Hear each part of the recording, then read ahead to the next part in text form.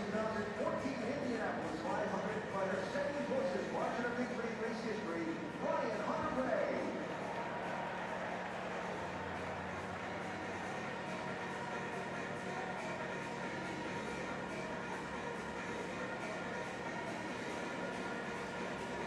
Here's row number 8, an Indy 500 rookie from Palo Alto, California, Nolan Siegel.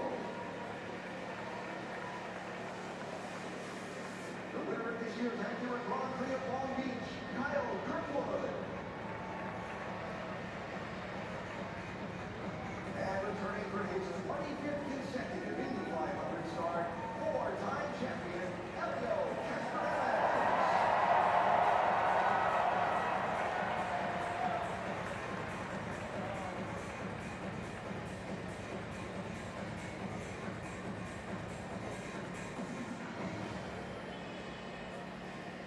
Here's row 7. He made his first Indy 500 start in 2022 from England, Camelot. The 2024 Indy Next by Firestone champion, making his first Indy 500 appearance from England, Louis Foster. And the 2024 Indy 500 Rookie of the Year, returning for a second attempt at the 1,100-mile double, Kyle Larson.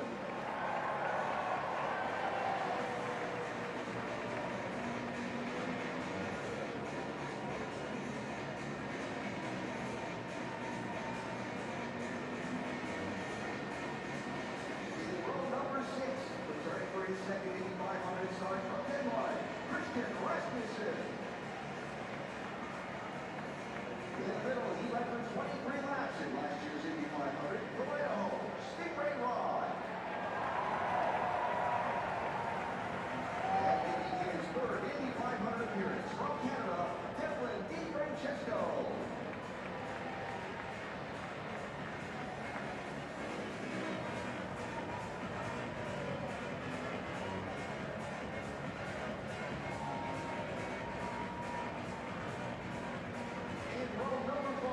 He's finished top 10 in every one of his Indy 500 starts.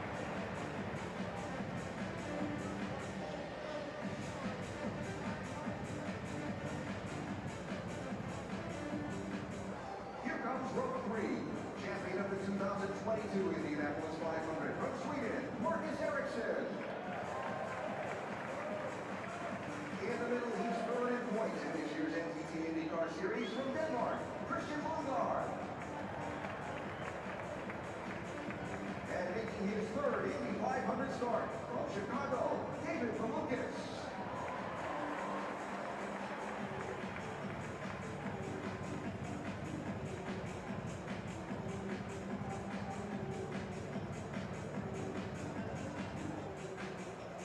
On to the second row, the INDYCAR Series points leader and winner of 4 races and 5 tries this season from Spain, Álex Palou.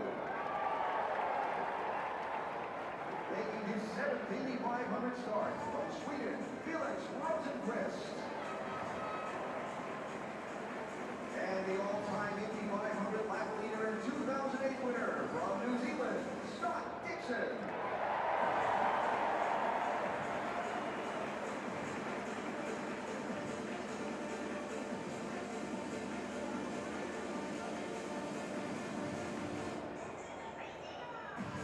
And now the front row, 2-time runner-up in the 500 who today starts on the first row for the first time from Mexico, Pato O'Ward. A 2-time Indy 500 champion in 2017 and 2020 from Japan, Takuma Sato. And on pole position, the first rookie pole sitter in 42 years of Indy 500 competition from Israel, Robert Schwartzman. Ladies and gentlemen, the 33 drivers for the 109th running of the Indianapolis 500-mile race presented by Cambridge. And a special thanks to DJ Oliver Heldens for his performance during our driver introductions.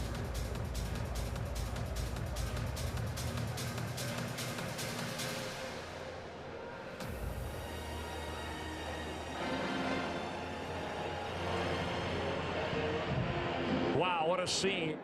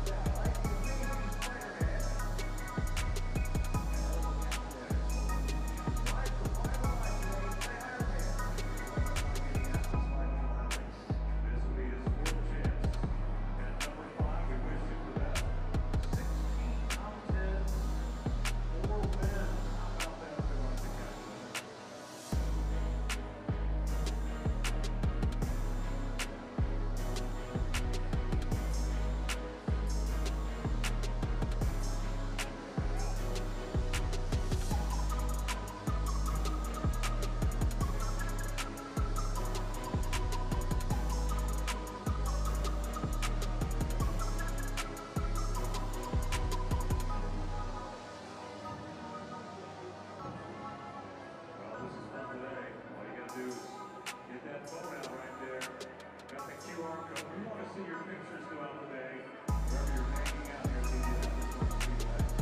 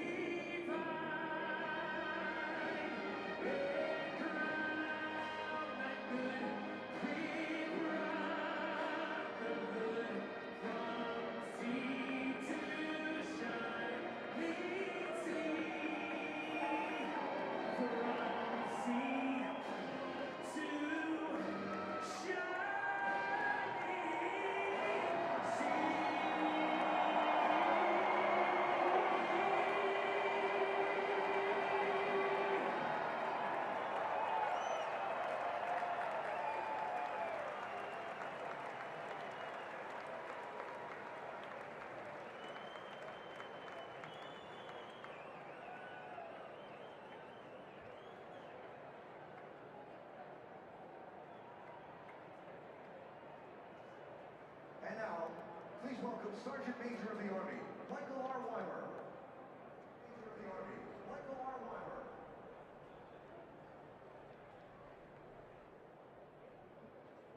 Wow, what a crowd.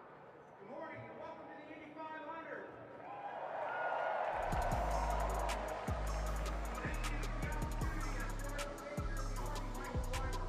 I'm honored to be here representing the U.S. military ahead of Memorial Day as we celebrate the lives of our fallen from all our services.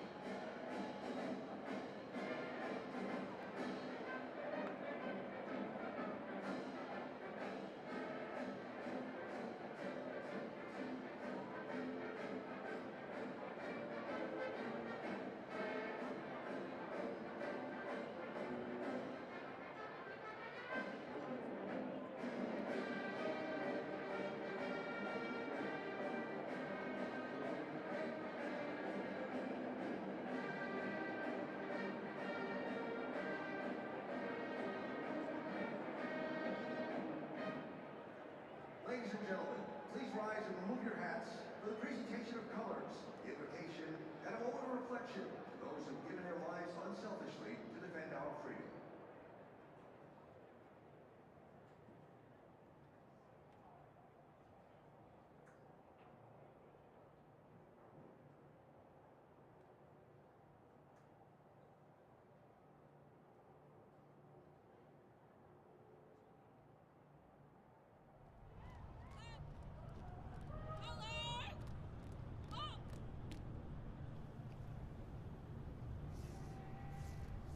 To deliver today's invocation, please welcome Indianapolis Archbishop Charles C. Thompson. Let us pray. O God, creator of all things, you have given us the gift of this day to show what is possible when we use your gifts and work together to achieve greatness. On this day, we remember all the men and women who have died to protect our freedom. We are filled with gratitude for their sacrifice as we commend them to your eternal love in heaven. May the 109th running of the Indianapolis 500, which brings us together in excitement and fraternity, inspire us to work together for unity and peace. Watch over these drivers, their teams, the officials, and every fan. Receive these, our prayers, and God bless those who serve to protect our freedom. God bless all those gathered for this, the greatest spectacle in racing. God bless our pacers, and God bless America.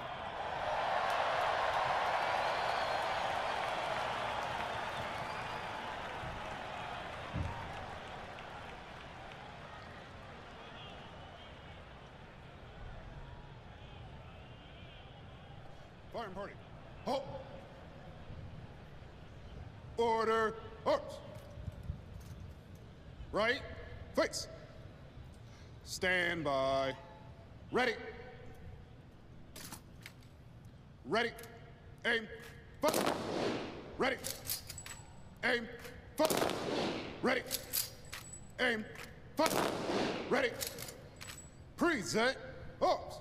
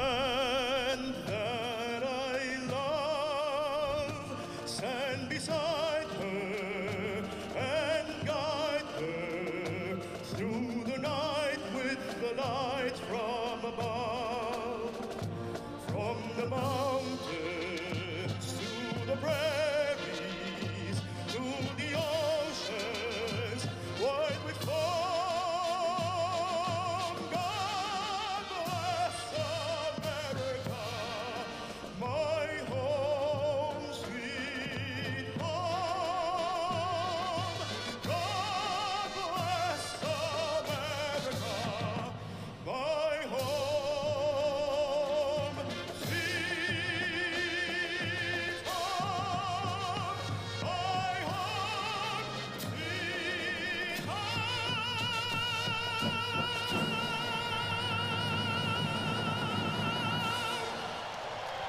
God Bless America was performed by 2024 International Opera Award winner Arturo Chacon Cruz.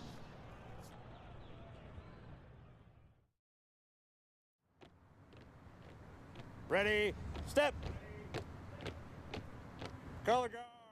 Color guard, right, face. Our way of life, our priceless liberty, our right to dream. In our gratitude, we owe them more than we can ever repay. To answer the debt, to acknowledge the sacrifice, that comes in how we lead our lives, in ways that honor the price they've paid, and the freedom.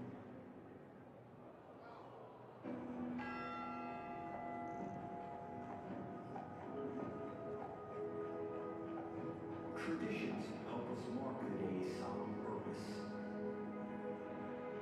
This tradition, held on Memorial Day weekend for decades now, allows us to celebrate the ultimate form of freedom. To be alive and in motion. It's what this day and this place, this sport and this spectacle give us.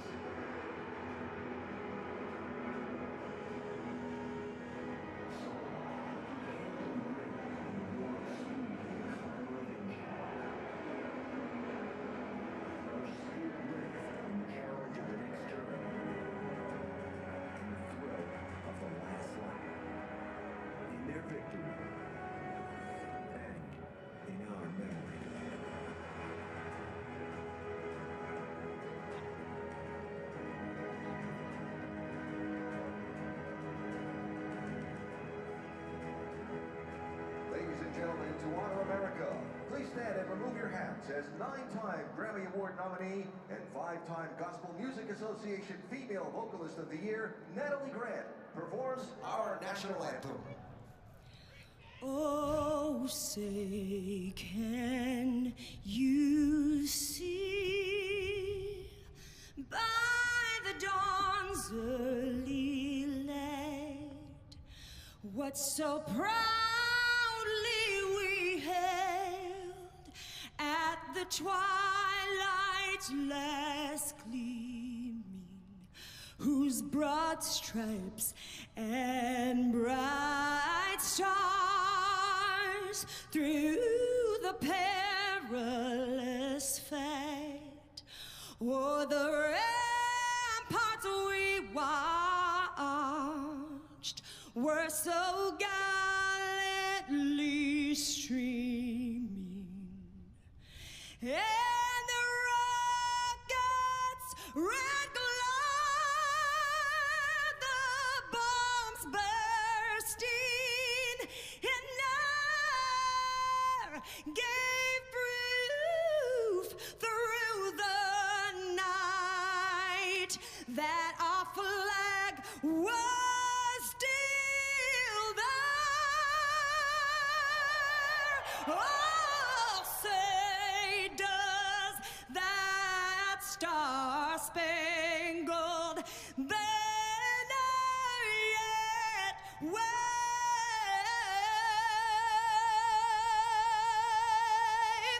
o'er the land of the free and the home of the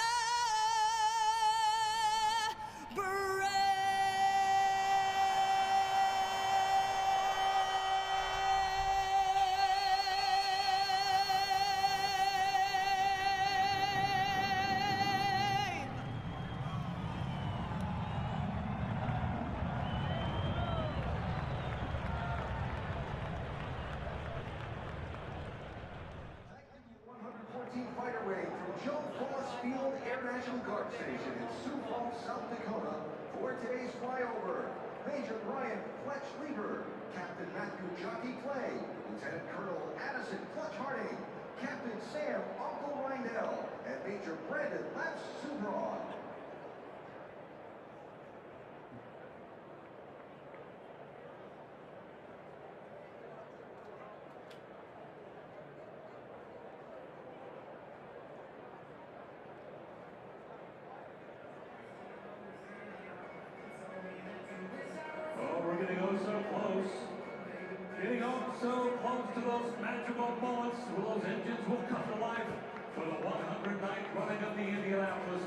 100. Dramatic finish last year. What will happen this year? It is so exciting, and that's what we come here for, right? To find out who's going to win, who's going to drink the milk, who's going to kiss the bricks. And all great candidates here are getting 33 today. We're just moments away from getting them started. So exciting. Just had a chance to see Graham Ray Hall. I'll get a kiss from the family, ready to go racing. We wish him the best. So all to our fans, thank you.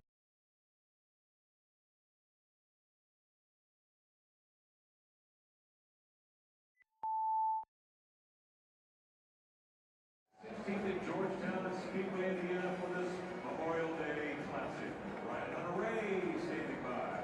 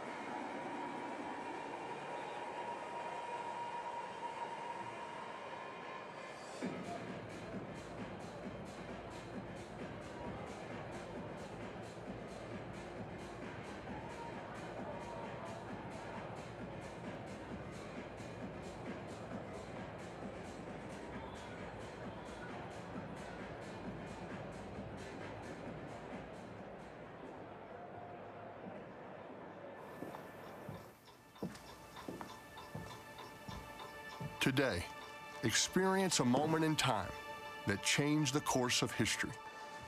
So, it wasn't the race we had imagined. No, it wasn't. Doesn't mean we were wrong.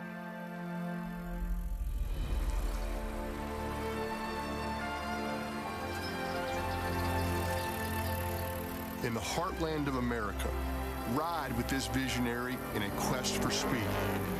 This founding father, convinced he could create what the world had never seen. Even if automobile racing is the future. We know it is. Even if it is, we can't continue to ask drivers to race on a track that isn't safe. An act of old-fashioned American ingenuity, inspiring an iconic raceway from the earth and furnaces of the great Midwest. I just don't see the way forward. In every sport, success goes to the bold, the daring. Afternoon. Calculating minds with a plan. What is this? Our way forward. Good afternoon. Good day. Welcome to the Wabash Clay Company. Mr. Fisher, welcome. Please, have a seat. Carl Fisher. Very happy to finally make your acquaintance. Likewise, I got your letter. So, what brings you all the way to Petersburg from Indianapolis? Bricks, Mr. Colbert. Lots and lots of bricks. That won't be a problem. Do you have a number in mind? Don't worry, it doesn't have to be exact. Well, I do have a number. I'm afraid I'll need about 3 million of your pavers to do the trick. Give or take a few 100,000, of course. May I please ask, what are you building? A speedway, Mr. Culver. The greatest speedway the world's ever seen. 2.5 glorious miles of track, all with your pavers. A speedway for automobiles? Yes. It's the future, Mr. Culver. Imagine a fleet of racers flying by at 60, 70, 80 miles per hour. Why not make it even 100? Why not 200? People will come from all across the country. Tens of thousands of fans will fill our grandstands to watch the race. And we shall toast our winner to boot. With champagne? Or something like that. And the trophy, Mr. Culver, the trophy shall be as grand and as proud as the driver himself. And our champions shall be remembered forever. Once only fantasy. To think, this all started with just a brick. Well, Mr. Fisher, that is some dream. It's no dream. We shall build it, brick by brick. It shall be the greatest spectacle in racing.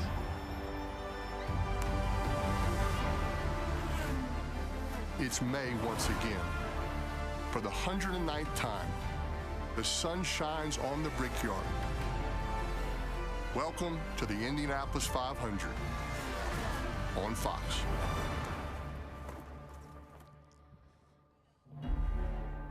Welcome to the racing capital of the world. Welcome to the Indianapolis Motor Speedway for the 109th running of the Indianapolis 500. The grandstands are packed. The fans expectant for this most momentous of occasions and this most historic of races. The expectation rises trackside, and we go trackside now. Please welcome today's Grand Marshals, 5-time World Series champion Derek Jeter, along with 14-time All-Star A-Rod Alex Rodriguez. This is the moment you've all been waiting for. Drivers, to your cars.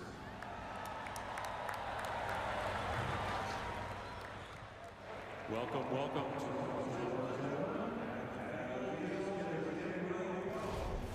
Well, it is here, finally, race day for the 109th running of the Indianapolis 500. Welcome to the Indianapolis Motor Speedway. With me, Will Buxton, with Townsend Bell, with James Hinchcliffe. Guys, nerves, pumping, expectation through the roof. I feel it. My heart is going boom, baby, when I watch that throwback piece to the creation of this magnificent facility. Thank you, Carl Fisher. Thank you, the city of Indianapolis, for building what has been the greatest magnet in my life. When I first showed up here, this place just simply devoured my soul and sparked an interest and a fascination and a desire to be one of these 33 drivers.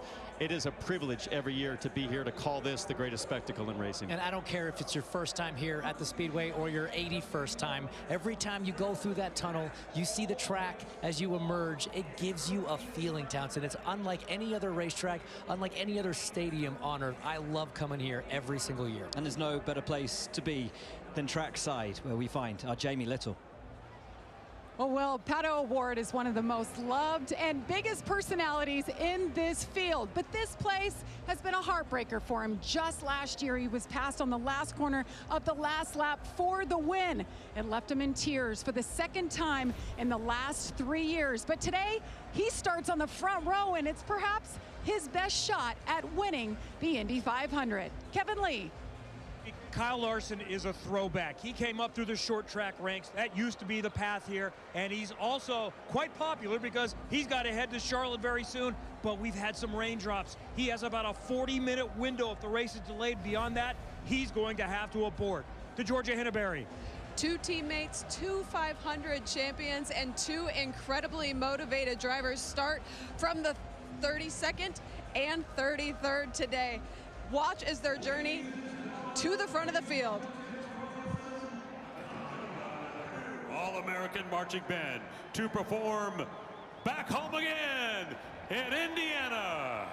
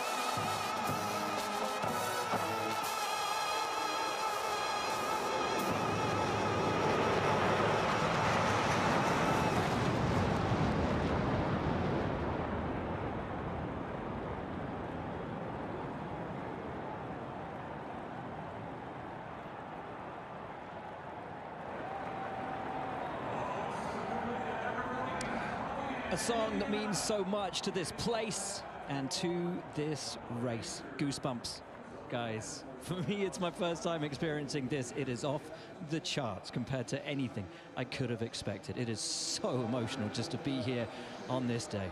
Well, you think about what this means right now for the 33 drivers that are waiting for maybe just a little bit of a raindrop to pause here, and then the chance to fire off and chase the biggest prize in racing. James, this is the time as a driver where you just don't know, hey, are we going right now? Are we starting the engines? What is going on? As if it wasn't hard enough to kind of manage the emotion of the situation. You know, this place is so special. Those opening ceremonies, guys, unlike anything else in sports, really.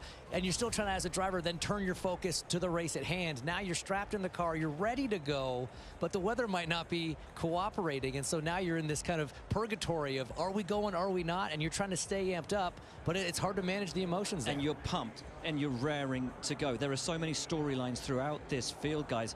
Let's start at that front row. Pato O'Ward, his first ever front row at the Indianapolis 500. Alongside him, a two-time winner of the Borg Warner in Takuma Sato. And then the pole sitter, a rookie in Robert Schwartzman. A rookie from Tel Aviv, Israel, and a rookie team. They have never, as a group, driver and team, they have never done an oval race. They have certainly never done an Indy 500. They start at the very front by way of a fantastic qualifying effort. But already, if I'm Sato or I'm Pato O'Ward, or how about Álex Palou in that red and yellow car in row 2, I'm starting to think this might throw the rookie even more than expected. We could pounce here and take the lead right away. I mean, how much grip is there in turn 1? Has the rain affected those levels at all? The conditions themselves already quite cool compared to what we saw on Fast Friday the last time, or sorry, on Carb Day, the last time that these drivers were in these cars. So going into turn 1, it's a bit of an unknown for all of them, even the experienced drivers. For a guy like this man here, Robert Schwartzman, it's even more difficult to calculate how much risk to take, how fast to go into that first turn. You talk about that second row, the experience there. Álex Palou, a 3-time champion. Scott Dixon, a 6-time champion. Palou, who has never won the 500. Dixon, for all of his victories and all of his success, has won this race just once and would so dearly love to do so again. But when we look in that top 12, 2 cars are missing. 2 cars we expected to be there. They start from the very final spots on the grid. 32nd, Josef Newgarden.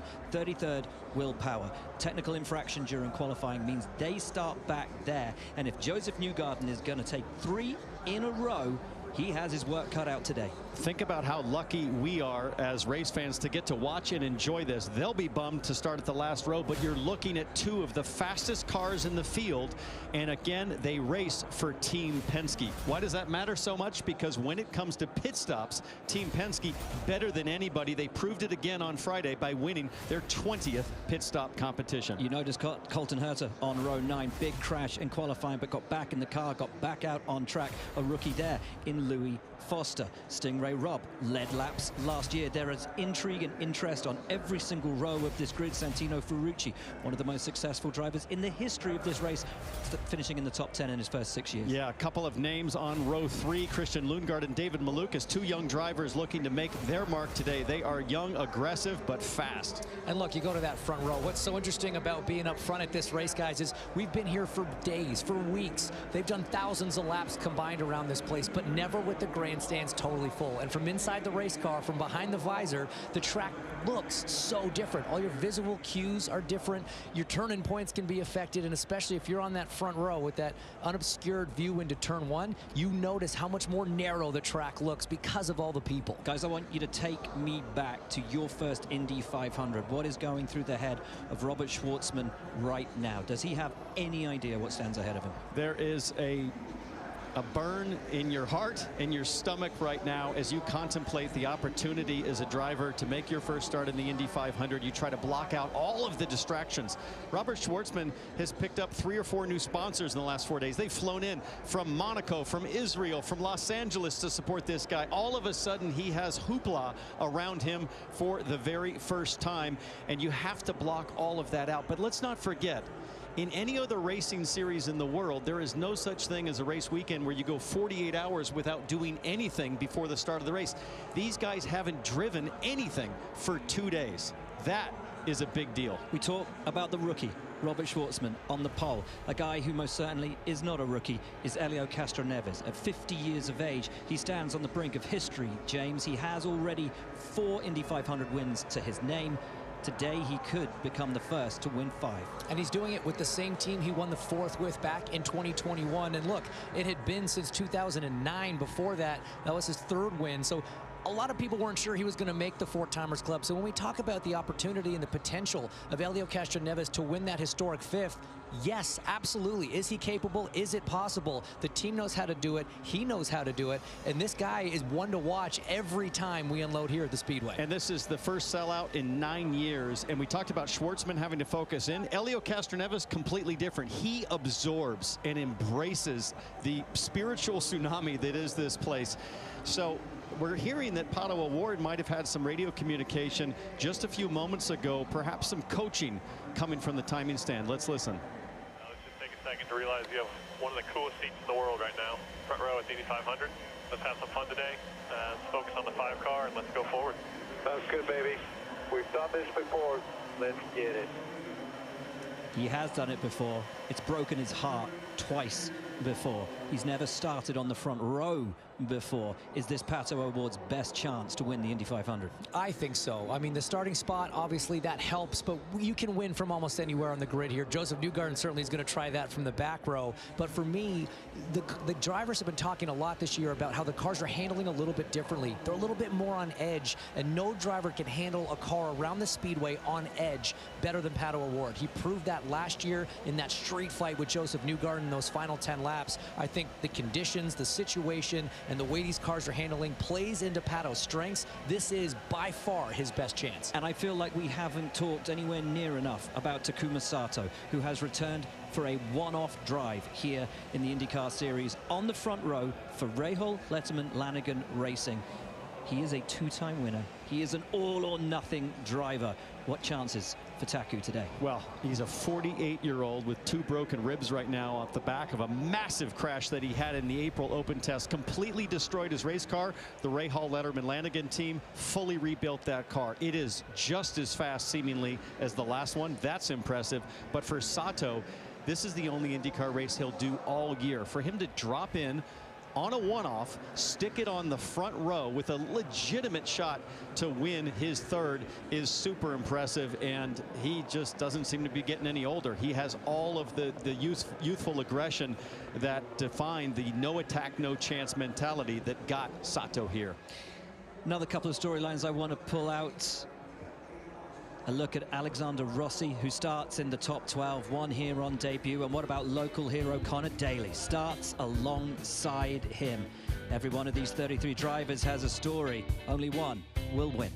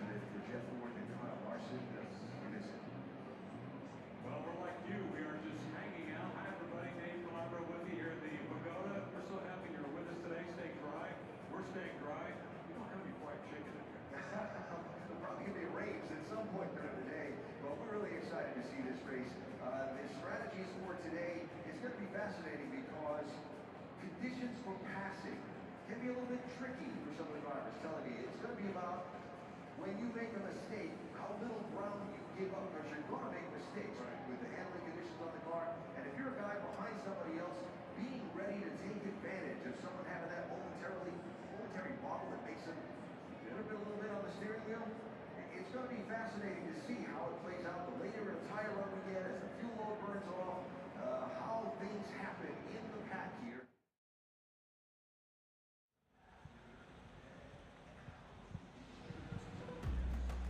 Welcome back to the Indianapolis Motor Speedway, where we are under a rain delay. Thankfully, it isn't absolutely thundering down with rain. It is light sprinkles here at the track, but with speeds exceeding 230 miles an hour, those small sprinkles serve to make an incredibly slippery and treacherous surface, and one on which we cannot, as yet, start the Indianapolis 500. So why don't we take this opportunity to take a look around the Indianapolis Motor Speedway on the Honda Track Preview. It is, of course, a 2.5-mile oval, one of, if not the most famous racing circuit on Earth. A perfect 4 turns at 90 degrees, 5/8 of the mile on the front straightaway, and down here in turn 1, it is rich with history. 40 years ago, Dudley Sullivan spinning while trying to pass Mario Andretti. He comes back and wins the race. What about this back in 1992? The one thing you don't want to do is spin early in the race. Early in the race, that was before the race even started. This is where the race basically ended last year. That incredible pass from Newgarden on the outside of O'Ward into 3 on the last lap. Look for more moves down there today. And turn 4, boy, this is a memory tough to watch. Back in 2011, J.R. Hildebrand leading. Last lap, last corner, gets into the wall, handing Dan Weldon the win. And that run down to the yard of bricks. And your opportunity for racing infamy. The closest finish in history was back in 1992. It was less than 1/10 of a second. And the guy who came second that day, Scott Goodyear, guys, started 33rd and last. Rose an improbable 31 places. If Josef Newgarden can do that today from 32nd, that's the 3rd win in a row. It has been done before. 31 places have been made up in an Indy 500. And let's not forget that Newgarden is the car that we circled all month long, James, in practice as the one, as the best. And then the Team Penske, I mentioned it before, delivered in the pit stop competition, dominating, frankly, record times on pit lane. That double combination, a great reason to think he can do it. We know the car's good. We know the team's good. And guys, Josef Newgarden does not seem to be fazed by what happened last week. He seems very confident. Last night, he crashed a house party in Speedway, Indiana. He was playing beer pong. Wasn't doing the drinking. He was doing the ping pong ball throwing. But he was cool. He was calm. He is very confident in his race car. Sounds like I got to bed before Josef Newgarden did last night. Now, you talk about being cool, calm, confident, getting it all together. What about this man, Mario Andretti? Practiced in a brand new Lotus back in 1969. It crashed in practice. He didn't race it, but the car he did take, he took to victory lane. Mario Andretti, 1969 Indy 500 champion. And we just so happen to have the legend with us today. Well, there are legends scattered all through the Indianapolis Motor Speedway today, but we are lucky enough to catch up with Mario Andretti. Now, this is the 54th year that an Andretti has competed in the Indianapolis 500. What does the Indianapolis Motor Speedway mean to your family? Well, obviously a great deal. I mean, this is a rodeo, you know. We love coming back here. As a family, I think we enjoy so much here over the years, as you can imagine, since 1965. So, and we'll keep right on going as long as we can. Father to Marco Andretti, now Michael Andretti. Michael, what advice did you give Marco before he strapped into the car today?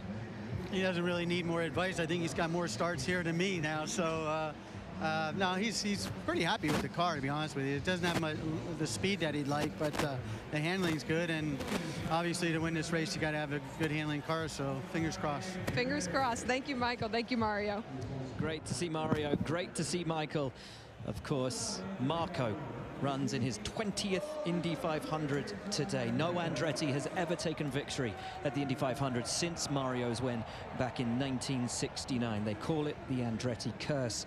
Can it be overcome today? Well, one guy who was a hugely popular winner here TK.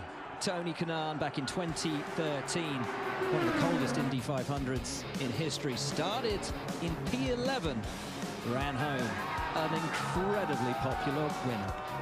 Today, though, he's the team principal at McLaren. And 9 top 5s in this race, and third as recently as 3 years ago. We know somebody like you could always jump in the car, but you might have to. Who's more anxious, Kyle Larson or you? You are the reserve driver if it rains for 45 minutes. I think I've never thought I was going to experience two pressures. One is to maybe hop in the car, and the other one to help run 4 cars. But hopefully, looks like it's going to break out. But we want Kyle to do the 1,100 miles. But if not, I guess I'm ready to do it. What is the timeline? What are the circumstances that would have you driving the car today? We're going to play by ear. Obviously, he needs to leave here on a hard like 4:07 or something like that, like 4 o'clock. So we still have time. Mr. H is here. I'm available, but if he takes the green flag, obviously it's over for me or anybody. So hopefully it's what's going to happen. But the deadline for him to leave, it's up to us to decide. If it gets too late that he's not going to do that many laps and they want me to hop in the car, I'll be ready to go. And just a reminder, there are no more relief drivers, so you would have to start the race. What if he pulls away and it starts raining again and never takes the green flag? Have you guys looked into that scenario? Yeah, if it's just under the yellow, they can actually, well, probably park it, and then I have to jump in and start it from, you know, last. So we'll see. Hopefully, I don't want to play all the scenarios, Kevin, but it is a possibility. One more question. We know you're good at this. We know you're one of the greatest ever, but you've had 20-some laps in the car, not at full speed. How would you approach if you got in and raced the Indy 500 today with virtually no practice? I have 200 laps to try it, so we'll see. Obviously, I'm not going to be out there thinking I'm endangering other people and myself, but at the end of the day, I think I'm a racer. It will take me a few laps to figure out the hybrid in traffic, this and that, and we'll go. If it's good enough, we go. If not, I'll figure out park it. I'm going to have to answer to the team principal, and in this case, will be me talking to myself. So we'll see. You know he's a racer. He'll be cautious, but if the car is good, Tony Kanaan would go for it. No matter what, we've got a fascinating story with the number 17 Arrow McLaren Hendrick car today. Kyle Larson hoping to take the start here at the Indianapolis 500. They say the track chooses you. Right now, it's not really choosing anything. It's just giving us a bit of a hard time figuring out exactly what's going to happen. But he looks pretty chilled. Or is he looking at his watch? He's checking his watch, man. He needs to, he knows he's got a hard time that he's got to get out of here to get back to Charlotte. He's desperately wanting to get this race in. Crazy emotions right now for Kyle Larson, and even more for Tony Kanaan. Can you imagine running a race team the last several months? He got that little 20-lap shakedown. Tony Kanaan might be jumping in cold turkey. They're going to have to maybe throw a seat in this thing, get the seat belts close enough, but there's going to come a moment where Tony's going to just have to flat get after it. That will be wild. And as the crowd does the wave around here, can you imagine the response from this crowd if Tony Kanaan climbs in to go for his second win? They love him here. They love him here. They absolutely adore TK, and with good reason. He has always been competitive around this circuit. He loves it, and they love him. I mean, he had so many strong runs here before he got that victory back in 2013. It was one of the most celebrated, one of the most adored wins that we've seen here at the Speedway. And you know, you see that ring that that's on his finger right now. That's what you get. It's one of the many things you get when you win the 500. He wears that thing every day of his life to remind himself and everyone else he's conquered this place. I will tell you one thing about that Tony Kanaan victory. The last time the Pacers played on Indy 500 Sunday was that day when Tony Kanaan won the Indianapolis 500. They play today. Is that prescience? That just seems like part of the magic of this place, and I think the look that I see there on Tony Kanaan is him starting to actually dialogue with specificity about, okay, we might actually have to do this, but we'll find out soon as the weather hopefully improves here shortly. Beat the Knicks, kiss the bricks, the 2 checklist points in Indianapolis this week. Well, the crowd are excited. We're getting ready for the cars to roll off. The studio follows, and we'll be back.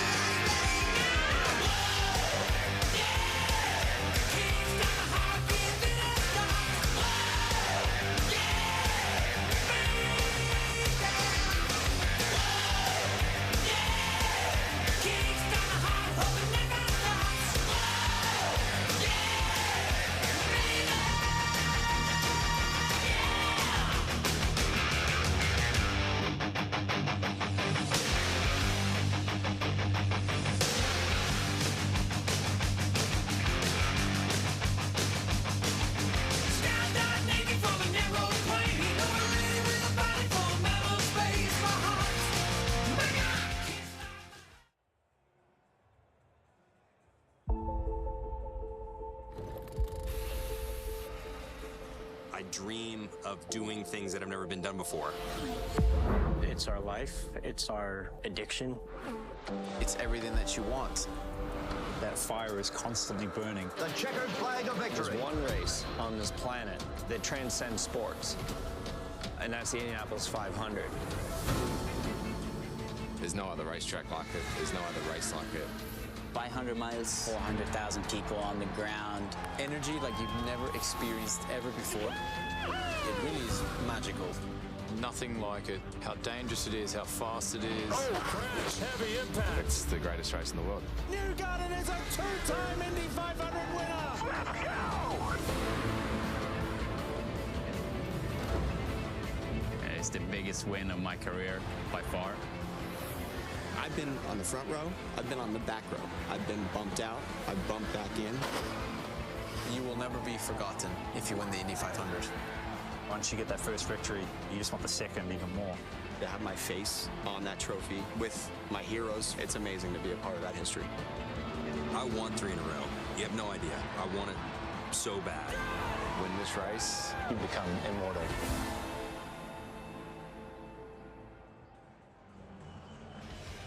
Fox Sports are continuing coverage live from Indianapolis Motor Speedway, getting ready to roll for the 109th time in the Indy 500. And a slight weather delay. It didn't show much on the radar earlier. We had some rain showers at different parts of the track, but our max Doppler radar weather is saying the showers have moved through. They did not lose the track. They are drying out the spots where a little bit of rain fell, so we should be ready to start the race in just a couple of moments. Thanks for being with us, along with Tony Stewart and Danica Patrick. I'm Chris Myers, our spot. We're back here at our set with the row. Thank you. Some fans have scattered, but the rain has stopped. The pagoda behind us and the row of bricks as well. Tony, I just want to ask, as we await this, what drivers, and you both have experienced different parts of this, getting ready to roll, you're fired up. Boy, those opening ceremonies got to all of us, and then a driver has to sit and wait. What's going on in his head? Yeah, that's the fun part that Danica and I were talking about, is we kind of have different approaches to it, but I think that's the great thing, is you got 33 different drivers out there. They all have different personalities. They all have different quirks. The thing that I would not like is I was so routine driven that when I got in the car, I wanted to get going. I didn't want any delays. I didn't want anything to be different or changed. So to sit there, and I guess I would probably be like Kyle Larson, who we just saw was looking at his watch, checking time already. I want to get going. Once I get in that car, that's my mode, that's my office, and I want to get to work. Did you wear a watch in the car too? I've never wore a watch. I still don't wear a watch. Exactly. I mean, from my perspective, I think this is an opportunity actually for the drivers to relax. Outside of Kyle Larson, who has a hard out, has another 600 miles to do after this 500. You've had so much going on before the race. There's a minute by minute all morning long. So many people, so many obligations, so much energy. You get to the car before you get strapped in. There's so many people there too. Now it's peaceful. They're all gone. You're just sitting in your car. You're making sure that radios work. Are you comfortable? Belt's all good. It's time to relax. So look, if this continues on, it does get a little arduous as a driver to just sit there very strapped in. But, you know, a little bit of time is kind of nice. Yeah, but a good sign that it's not going to drag on too much longer. I mean, we really should, within moments here, get rolling, because, look, that's Tom Brady, and you saw Michael Strahan earlier talking about being in the pace car for him as well, and the experience for champions of their sport to try and just see what a little bit of it feels like for the guys going through the Indy 500. How does Strahan look in that? He's comfortable? He genuinely looks nervous.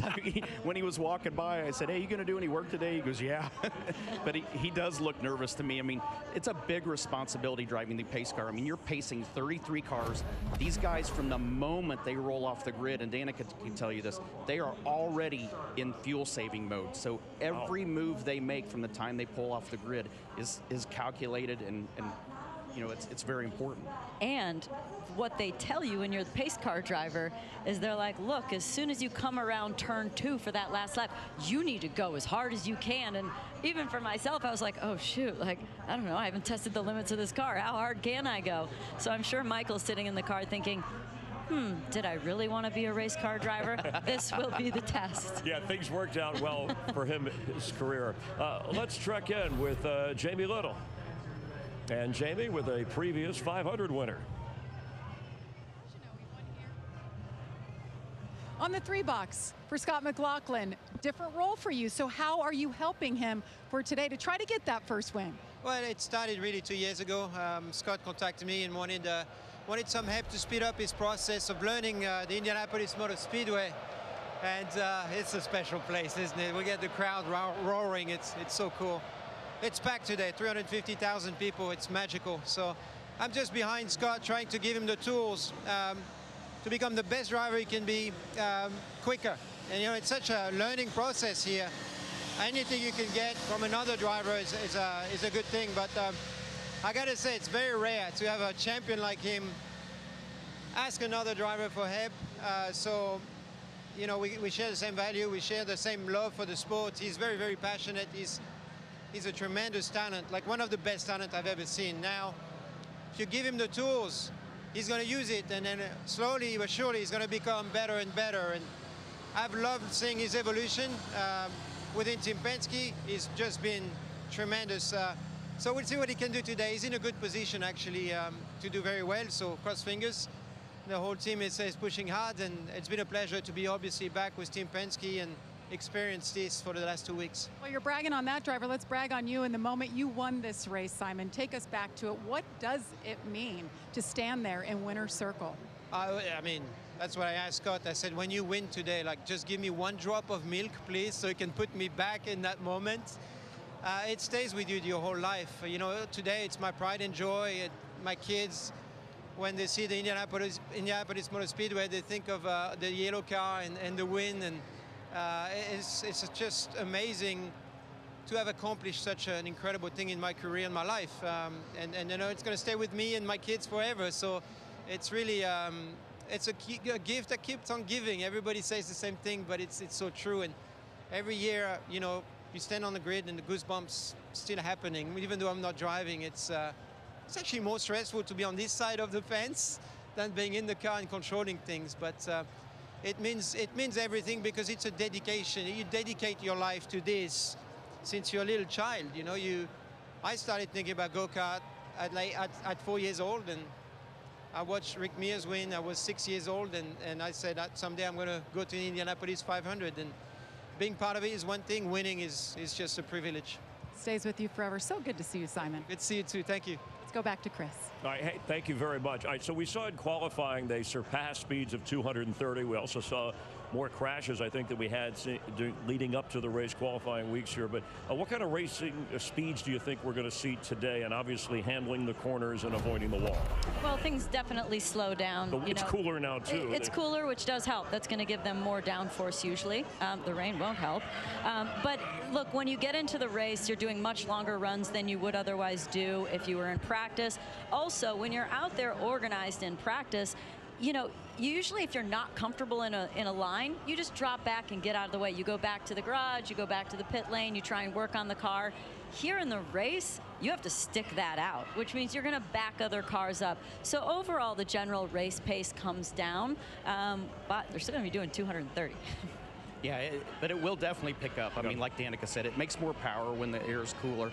The track temperature being down is a lot more grip as well. So the pace could be higher than what we anticipated, but at the same time, there's still going to be those comers and goers. There's guys that aren't going to hit the balance perfect because as the temperature changes up and down, then the car's balance changes with it. So everybody in this first stint's going to be thinking about the balance of the race car, and they're going to be feeling out and just kind of settling in this first stint. Yeah, as the drivers wait this out, you talked about checking their watch. I'm sure for Kyle Larson, right, he had that 40-minute window to try and do the double, something that you accomplished very successfully. So from that standpoint, in terms of his time and weighing on his mind, how difficult was that for you in terms of racing here, obviously, and then thinking, hey, I want to do well, but then I want to get to the next one. Can you block it out and stay focused in that moment?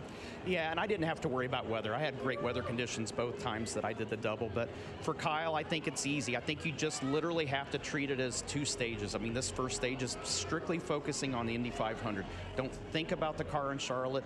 Don't think about what you have to do later in the day. Strictly focus on the task at hand. Once that's over, then you kind of have this little middle phase and intermission, I called it, of getting on the plane, getting hydrated again. He'll get an IV fluid once he gets on the airplane. He talked to me about the meal that he's going to have, a protein bowl, just to get some food in his stomach and get some energy back for the second half. But then once he gets to Charlotte and he lands, his mind will automatically switch gears without him having to think about it, of getting reacclimated to that Cup car, and it will take zero amount of time for him to get used to it again. He's not going to have salad on the plane. Kyle Larson is a salad lover. The bigger the salad, the better for him. Yeah. I mean, look, the good thing is, as a race car driver, once you're strapped in and you're going, you're not thinking about anything else. Your focus is completely on the job at hand. This is going to be the worst part. Right. The flight, sort of waiting it out. Can the jet go any quicker? Those are the things that are going through his head. But when it comes to the job at hand at 230 miles an hour, you're laser focused. Yeah, so these are the best drivers of the world, and when you think, hey, driving is driving, but the difference, and we know about the cars between a NASCAR and an INDYCAR, is it like just driving a car versus driving a truck? What's the best way to explain that in a very elementary way? It's like driving a tennis ball and driving a bowling ball. Oh, that's the difference. I mean, that's what I've always told everybody about the difference of driving here at Indianapolis. These guys can run wide open around this racetrack if their car is comfortable. You could never do that in a stock car. So imagine taking a tennis ball. If you want to make that thing change directions, you just bat it with your hand, and it's going to change direction. Okay. The bowling ball, you have to slow it down, then get it to change direction and get it to accelerate again. So it's drastically different, but this is not in his wheelhouse. This is not his normal feel. So thank God this is the first of the two races that he has to run. I think it's way easier to do the 500 first than it would be for him to have to run the Coke 600 first, then come here and run the 500. That's it. I never had you as a tennis guy. A bowler I could see. All right, but you did both. They drink a lot of beer in bowling, so it fits me very well. All right, let's... More of a pickleball guy. Let's check in once again with Jamie Little. Jamie? Well, look who I ran into. Michael Strahan at the front of the field. He is pacing the field. What is this moment like? You are strapped in. I'm looking in your rear view, Michael. You've got the entire field ready to go. Yeah, they're ready to go. I heard Danica and I heard Tony talking about me being nervous just slightly. But I'm ready, Danica. You saw that little piece we did early in the show. I could have been a race car driver, but I grew out of it. Too big. All right, what's your coach telling you here for these laps? Relax, be smooth, calm down. He's an incredible driver himself, so he just guided me through that. We're just having a nice, pleasant conversation, keeping it nice and calm in the car. A slight delay, getting to know each other a little bit. First off, this view. What do you think of this place and these moments that you've taken in so far?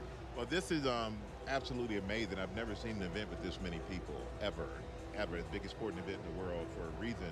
And I'm talking to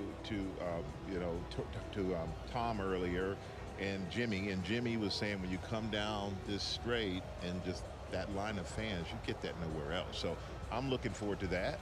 I'm looking forward to pacing the field. I'm looking forward to getting off the track.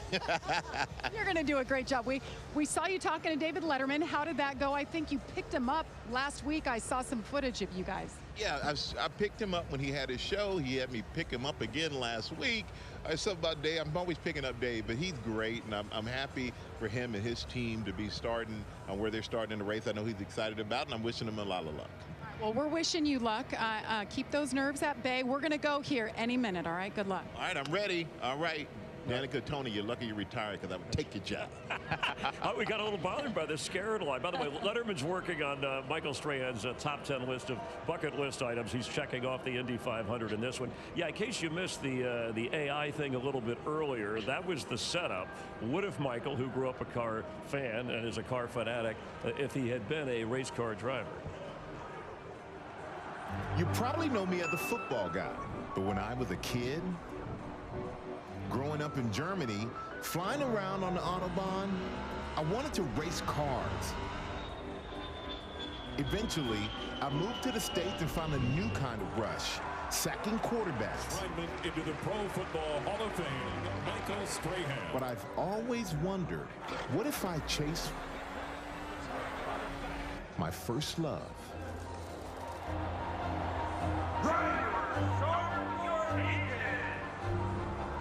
The target man and the target on his back once again. Mr.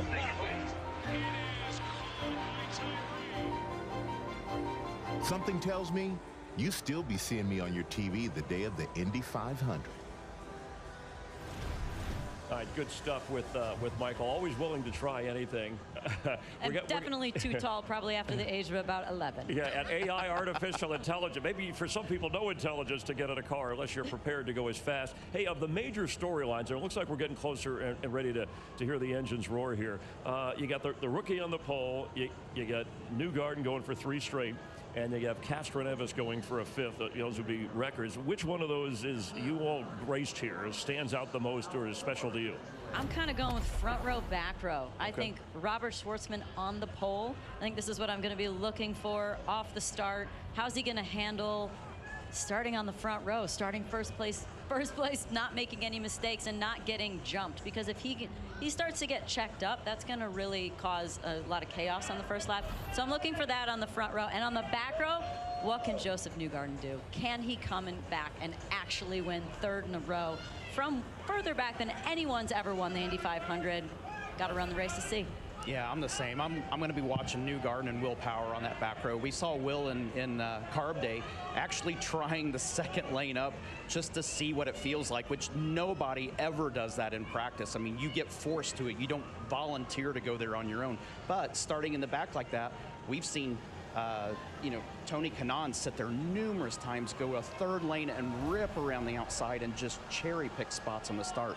I'm going to be watching those 2 guys in particular off that back row. And you're confident about Newgarden. You were before, but even though he's starting in the back, you still think he's the guy to beat. I do. I mean, when you've won 2 in a row and you're coming into a 3rd year behind that, and your car's fast and it looks comfortable, how do you not have the confidence in the guy? You can see the way he's driving the car this month that he has the confidence in his race car. I don't think you could start him a lap down. I don't think it's going to matter. He's got enough time in 500 miles. But this first stint is really, I feel like, is going to tell the story of what his true odds are.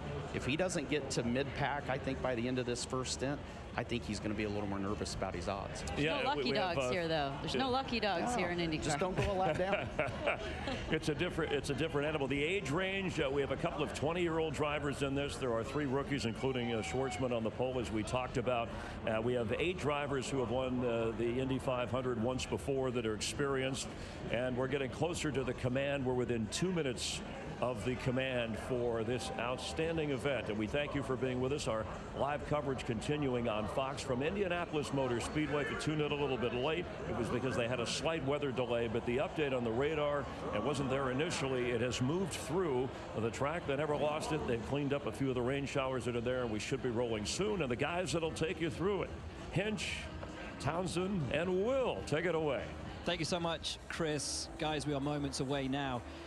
But who are you looking out for? Maybe a driver that we haven't spoken about yet today. Well, why not Scott Dixon? He's already won here once. He's a 6-time champion. He's the most successful driver in the INDYCAR championship in several generations, and he's a sleeper. He flies under the radar like a stealth fighter here, out of the hoopla. He's got a great Chip Ganassi car, an awesome team on pit lane. Dixon's one to watch. Look, if you want to take a little bit of a dark horse for me, Alex Rossi. That ECR team always has quick cars here at the Speedway. He won this race back in 16 as a rookie. He's had several great finishes since then.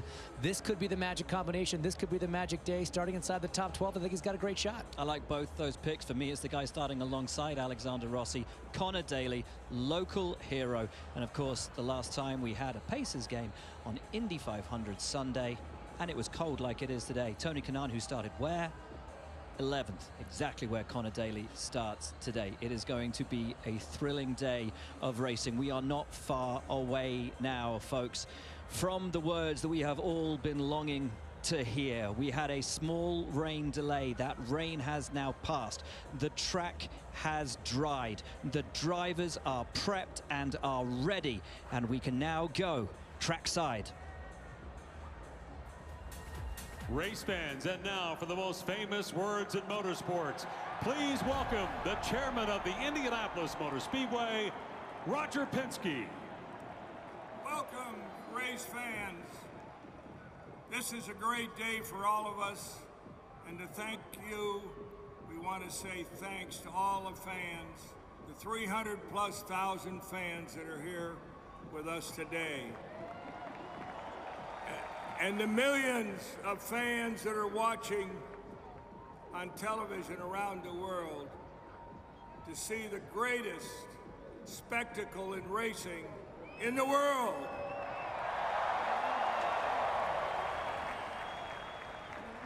As many have said, this is a day of honor. We honor the men and the women and the first responders that keep our country safe and secure. Drivers, start your engines.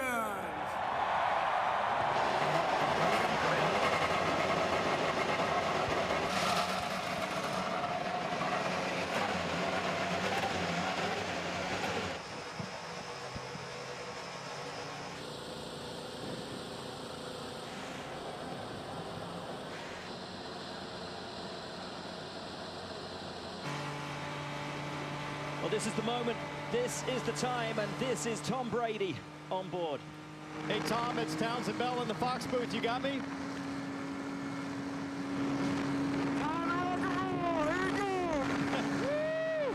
Tom, you just went blasting past the snake pit. I don't know if you can hear us. You won 7 Super Bowls with the best view in the house, but what are you seeing and feeling right now? It's incredible. Jimmy driving, all the fans here. I can't believe this is the first time I've ever been here. Hey, thanks for throwing the ball around with me backstage there. You throw a tight spiral, my friend. Hey, you had better hands than I thought. I might have replaced you with Edelman. Edelman out. Get you in there. All right, well, have a great day. Thanks for coming. Thank you, guys. Have a great broadcast. Great to see Tom Brady and Jimmy Johnson out there. And what about this? Guys, this is the pace lap for America to honor Memorial Day and the U.S. Army's 250th birthday. To all the men and women of the U.S. Army and the 160th Special Operations Group, happy birthday from all of us. This is something special.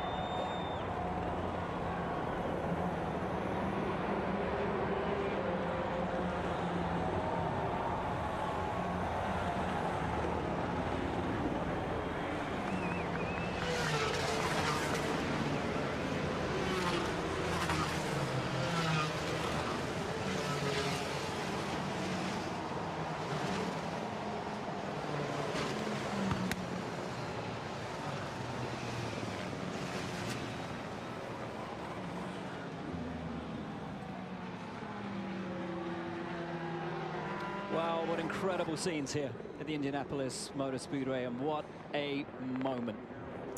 I mean, this place was born to test one thing, James. How fast can you go? And I guess the second thing, of course, how big are you going to go to win the biggest prize in racing? Your starting grid along the bottom of your screen. There, your back row. And some famous names back there, and all the way littered through this field. Every one of the 33, an equal opportunity. And this is why they do it, guys. These shots of the grandstands, the people here, this is what makes this race so special. 108 years of history. We're about to make it 109 here today. And just seeing the place absolutely packed to capacity for the first time in 9 years, it just gives me chills. And talking about chills, we're going to go down to Michael Strahan in the pace car. Michael, it's Hinch up in the Fox booth. You got a copy? I got you. All right, we saw AIU driving the Indy 500 back at the top of the show, but now you're doing it for real, buddy. How does it feel out there? I'm doing great, you guys. I got the great coach in here with me. This car is amazing. We are doing 105 miles per hour right now. Do I punch it coming out of this one? Not now. I got one more. I'm ready to punch this thing, but we are moving pretty good. I love the enthusiasm. It looks smooth as silk out there, bud. You've been on the field for Super Bowls. You've seen big crowds, but being there in front of 350,000 people, what does it feel like for you? Oh, it feels amazing when you come down the straight and you see, I've never seen so many people in one area in my life. It is absolutely incredible. And I mean, this is a thrill of a lifetime. Something I never thought I'd experience, but I'm glad I am experiencing it. And I am also realize I'm not meant to be a professional racer, but I am meant to come out and do this at least once in my life and take it off the bucket list, and I thank those who made it possible. Well, we thank you for being here as well, buddy. You got about 23,000 horsepower behind you ready to get unleashed, so we'll let you focus on the rest of your job. Appreciate you being here. All right, thank you, bud. Have a good one. And the great thing here, folks, is seeing that that track does not look too slippery. It appears pretty dry. We should be good to take the green. Let's take a listen to some radio from our Fox Sports colleague, normally a pit reporter, racer today. Let's listen in. Guys, I just want to say a huge thank you to everyone. This has been the best month of May I've ever had, just in terms of being in the team, and I've just loved every minute, so thank you everyone. Just have a great day today. It's great to see that. Great to hear that from Jack. Thanking the team. It takes a tremendous amount of effort from everybody. Oh, no, we've got a crash. Scott McLaughlin. And we were talking earlier about Guerrero back in '92. The one thing you don't want to do is to have your race ended before it's even begun. It is over. Sorry, bud. It's okay. Don't stress about it. That's all right. We're okay. 1992 was cold like this as Scott Dixon, the #9 PNC car, smoking, and you have to wonder, was there contact or is that moisture on the track? And maybe there was still some moisture from McLaughlin in his spin, but his left front suspension is destroyed. His day is over. Scott Dixon is on fire on the left rear. What has happened out there on track between these two? It's his time, Scott. Two of the favorites coming in, two very strong contenders. See a massive fire inside the left rear tire there at Dixon. That's in the brake system. It's behind the left. He didn't pit. We heard the call over the radio to pit this lap. They left him out there. That could be a huge issue as we see the devastation on Scott McLaughlin's face and his body language. And that is what it means. That is what it means to have your dreams wrenched away from you before you've even had an opportunity to make them real. Galling, utterly galling for Scott McLaughlin. And I wonder, guys, Scott Dixon on row 2, McLaughlin on row 4, how could they have come together? They're 2 rows apart. Well, we don't know if they had contact yet, but let's get a report maybe on what's going on with Scott Dixon's car as the EMR safety team goes to work on McLaughlin. Kevin? So listening to the #9 radio, it does not sound as dire. They need to just cool the brakes. Michael, his strategist, is telling him, let's just cool the brakes. It's all going to be fine. They are not planning to pit at this moment. And they have the benefit. Felix Rosenquist, who's right behind Dixon, can radio in and get some information because there's a relationship between Chip Ganassi and Jim Meyer. Here's what happened with Scotty Mack. You're right on board. with McLaughlin warming his tires. Oh no. Oh no. Warming his tires, swerving just to put some temperature into the rubber, and just loses it. The track is cold. The tires are cold. These cars are set up to turn left. They don't do straight very well, Townsend. And when you light up the rear tires to try to get a bit of heat into them, it is so easy to have that happen. Well, especially if there's any of that residual rain moisture on the racetrack. And for Scott McLaughlin, the worst feeling I can possibly imagine as a racing driver. Trying to come to grips with what seemed like the most bizarre moment of his life. Jamie, the 3 out. Yes, I just talked to his strategist, Ben Bretzman, and he said exactly what you guys just saw. It's a cold track. He was trying to warm up his tires, swerved too much to the left, hit the inside wall, and I just asked him, is there any chance that can be repaired? He said, no, we are done. And obviously, with the cars still circulating, laps are counting now. So the lap count has begun at the Indianapolis 500, even though we haven't officially started yet, because of course you only have a set number of pace laps before the race officially begins, but it is behind the safety car and under caution. Lucky for Dixon to be able to get that out, because had the diffuser, the carbon diffuser, actually gone up in flames, now the whole car is alight. So it was a gamble, but it's paid off, as we understand Dixon's left rear braking system has cooled back down as Scotty Mac's Yellow Submarine, the Penzo #3, goes back to Gasoline Alley. But my concern would be, is the brake system okay? I mean, that caliper inside that left rear wheel was on fire for quite some time. There are very delicate brake lines, and he's being told to stay off the brakes right now, so I'm not sure he even knows if the brake system's okay. We wait to see. Scott Dixon waits to see. We wait to go race.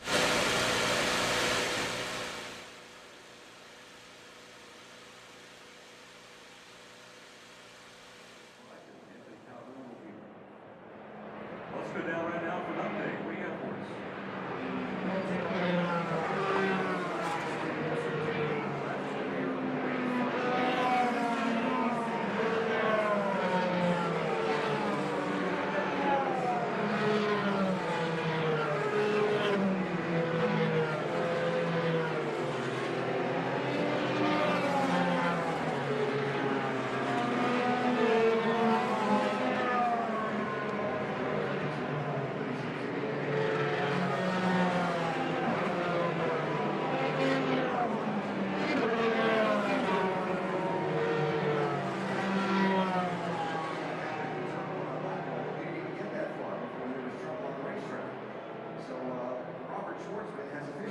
2 laps in the Indy 500.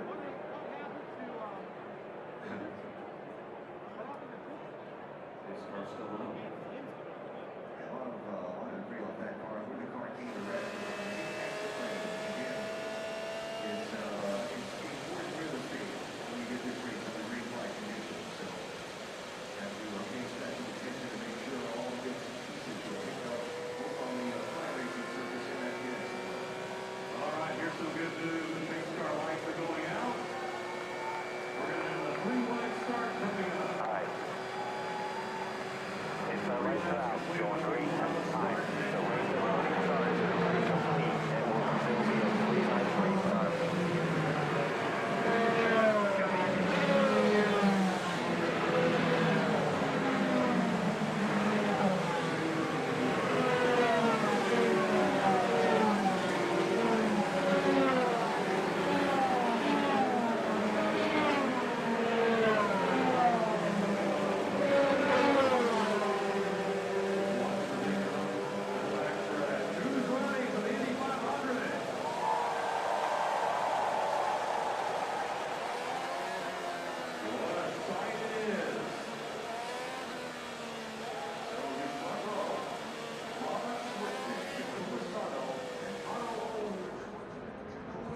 $350,000 people rise in their seats to salute the field.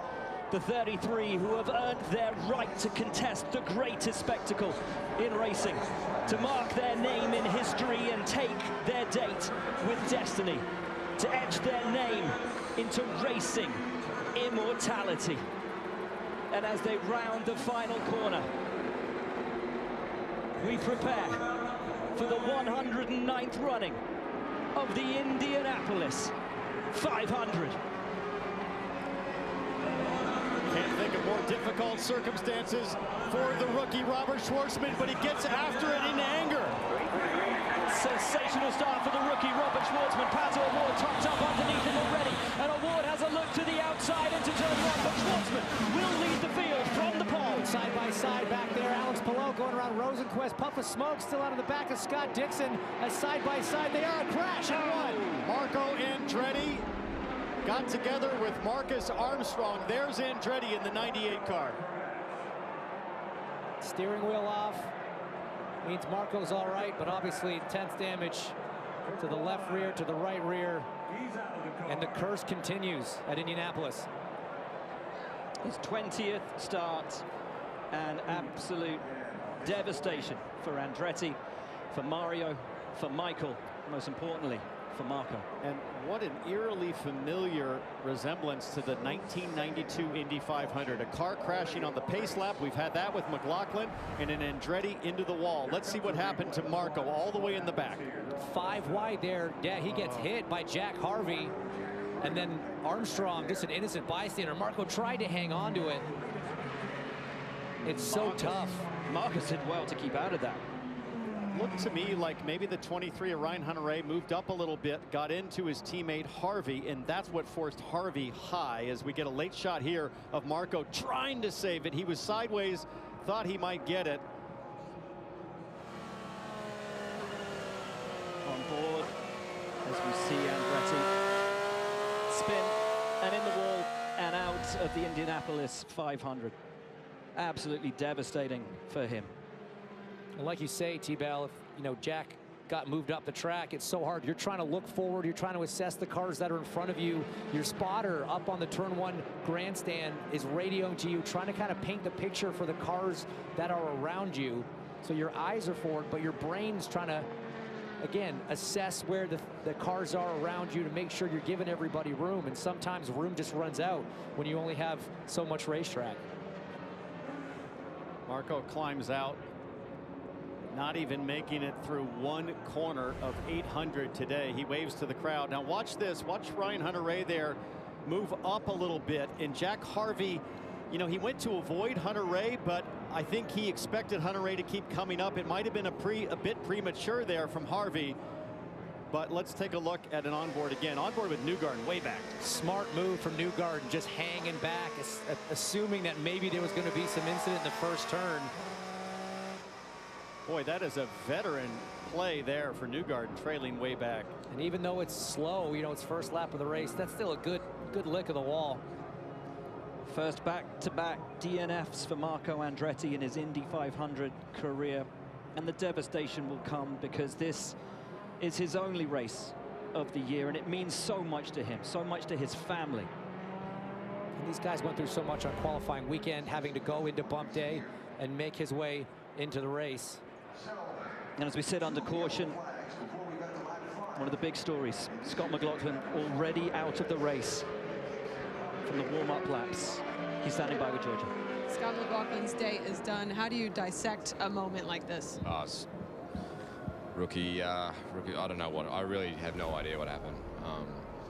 Just really upset for my team. They built me a fantastic car again. I'm really sorry to my sponsors, my fans, my family. I don't know what happened. I can't believe we're out of the race. I just had so much hope today, and yeah, it's by far the worst moment of my life. So I'm just, I know it's probably dramatic, everyone's whatever, but it's just like I put so much into this race. Everyone does, and I'm just didn't even get to see the green flag. Devastating moment for Scott McLaughlin. And this is the thing, isn't it, guys? This is more than a race. For so many drivers, this means more than a championship. It's an entire year's worth of work as we get stops under caution early doors for these drivers. Will Power was in, Josef Newgarden was in, making up a couple of places there ahead of Marcus Armstrong. Rinus VeeKay just ahead of him. but you hear the worst day of his life for Scott McLaughlin, and you, more than anyone, guys, having raced in this incredible event, will know exactly how that feels. I can't imagine what it feels like with McLaughlin, a favorite for this race. Had a massive crash on qualifying weekend that destroyed his primary car. Team Penske, as McLaughlin pointed out, worked tirelessly to build an equally as quick backup car. He's starting inside the top 12, and for it to go down like that, James, is just, it's impossible to put into words what he must be feeling. I mean, it's so hard for a driver to reconcile, you know, with that kind of thing. As he said, didn't even take the green flag. It's not like you can talk about the lack of downforce back in the field, or maybe the track conditions are a bit off once you're up to speed. But look, greats have done the same thing. It is not an uncommon thing to see on ovals. It is just, we say it's a tough one to swallow. I will say this, though, Will. Track temp at 72 degrees. We haven't seen an Indy 500 with a track temp that low for a very, very long time. The last I can think of, 1992, which is where Roberto Guerrero, as you documented, spun on the backstretch on the pace lap before the green from pole position, no less. And it was a day filled with many cautions because of the low track temperatures. How much will that come into play when we finally get back to racing? Here's the news, though. Robert Schwartzman from pole managed to hold off Pato O'Ward for all of, well, what was it, 1.5, 2 corners until that caution came out for Marco Andretti. But it was a good start for the rookie. Did everything he needed to do, kept his head and his wits about him. Now he has to contend with his first Indianapolis 500 restart. That's true, but this is a lot easier to deal with than taking the field to green 3 wide. Schwartzman will have tire temperature in his Firestones. Through turn 3, the field single file as Schwartzman prepares to take the 109th running of the Indianapolis 500 back to green. He weaves to try to get that final bit of temperature back into his tires. When does he pull the pin? It's now that he floors it. Schwartzman through turn 4, and we're racing once again at the Indianapolis 500. O'Ward tucked up in the toe, wants to have a look around the outside of Schwartzman into turn 1, and O'Ward will lead. Behind Sato, got a bit of a slow start. It gave Dixon a chance. He got blocked by Rosenquist, who gets around, and now on the outside, it looks like, is that Ericsson trying to make a move? I see Álex Palou now rounding turn 2 in that yellow and red DHL car with a good run on his teammate Scott Dixon. And now Takuma Sato looks to make the move on Schwartzman. Sato goes to the high side. Sato to second, Schwartzman down to third, Rosenquist next. Then it is Marcus Ericsson. Álex Palou has made his way past Scott Dixon. Then it's Malukas, Alexander Rossi, Connor Daly, Santino Ferrucci. Single file right now, but all still very close. Defensive move from Malukas as Rossi tries to make a move. Schwartzman under threat now.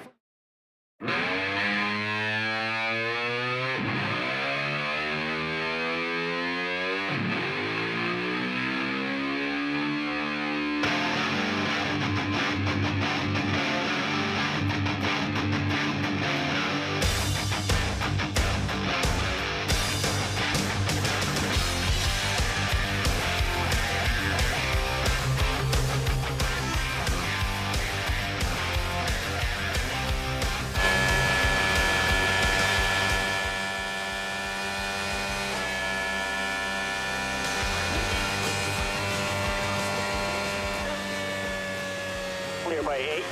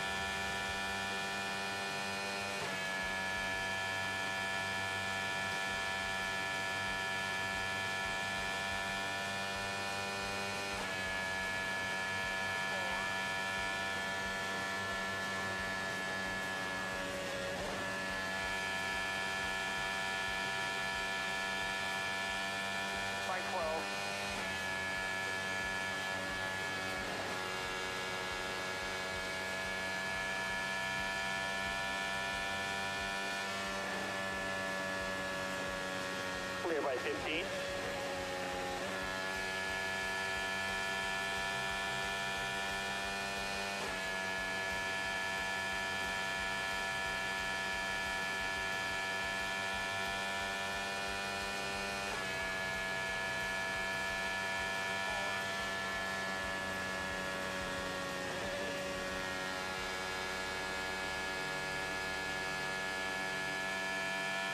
By 8.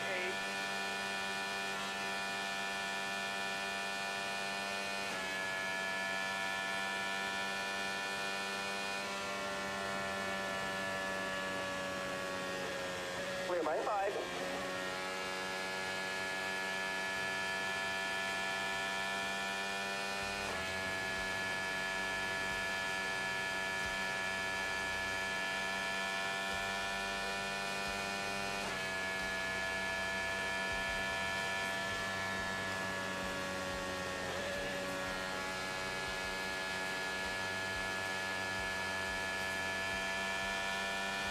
And back 5. 15 laps complete.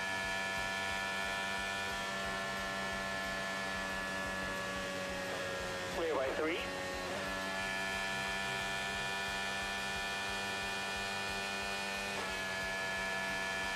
Clear by 5.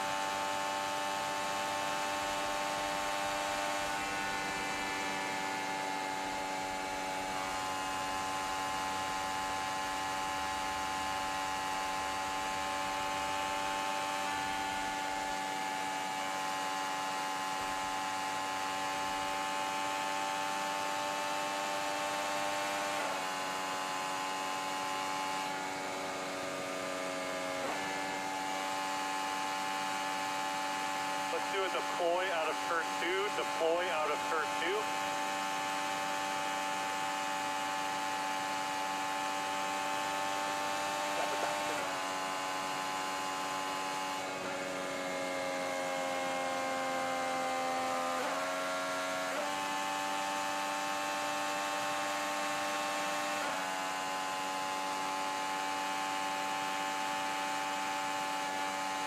Six back.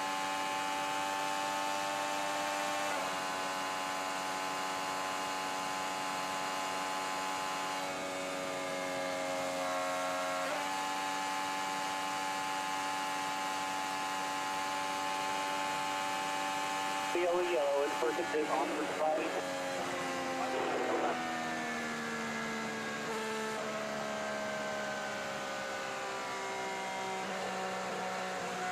All right, slow her down here.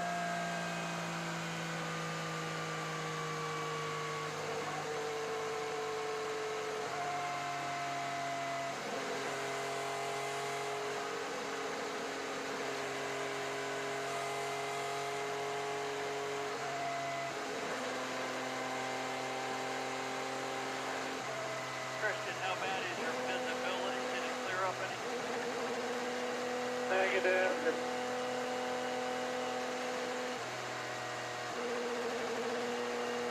Copy that. Yeah, I need a steer off to really be able to see what's going on here.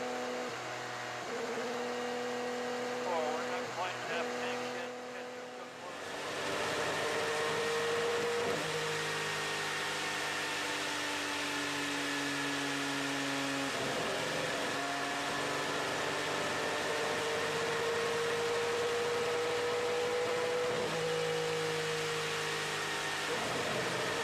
All right, we're not sure if they'll open the pits during this or they'll wait for conditions are better, but when they open up, we're likely coming in. We're looking to add at least half a turn of front wing. You good with that? Yeah. Yep, I'll let you know.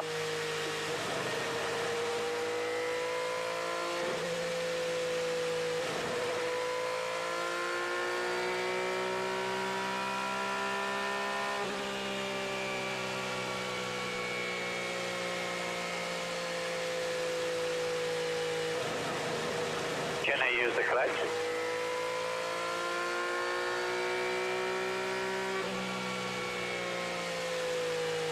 Do not need to do that now because we're going to be filling the car.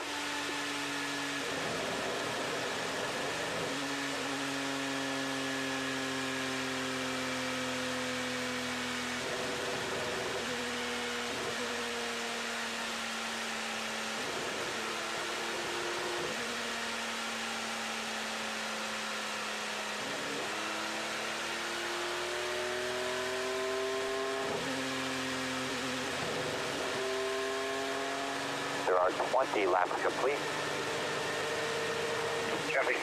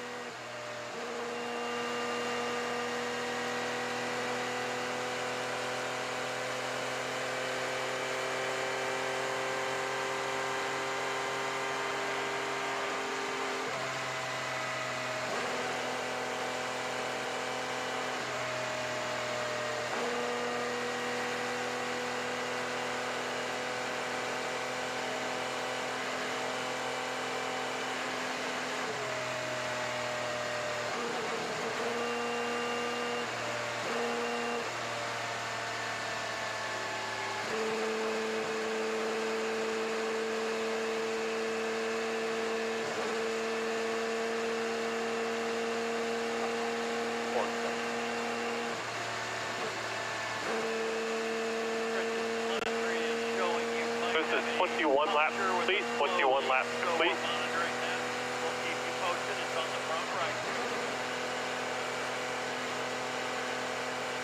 Okay, copy that.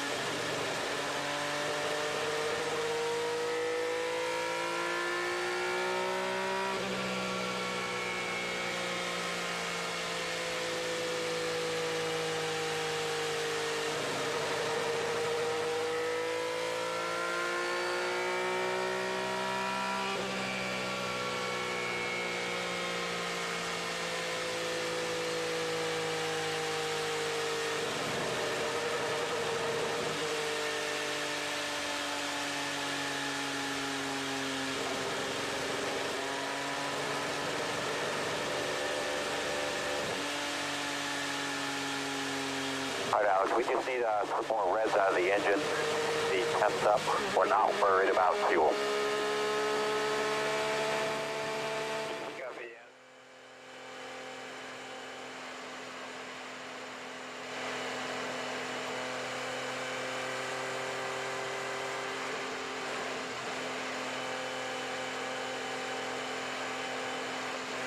Pits are open. Pits are open. Christian, pits are open. We're going to pit off a turn. Question for you: if 5 cars stay out and we pit, would you want front wing?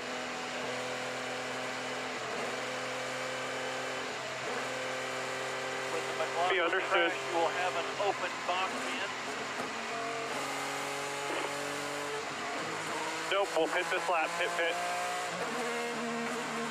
Okay, box. Simpson's aware behind you that you're pitting. He is also going to pit.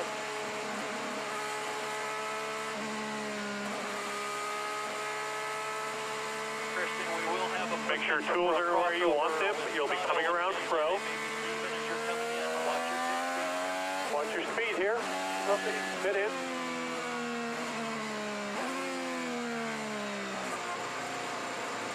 Pit lane, coming to you. Pit in.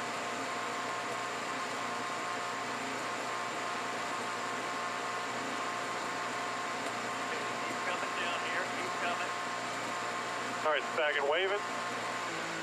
3, 2, 1, on the mark. 3, 2, 1, on the mark. Clutch.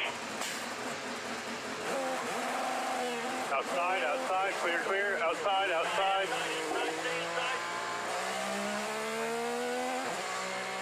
And tools if you need them. Got pro following you out. Kirkwood ahead.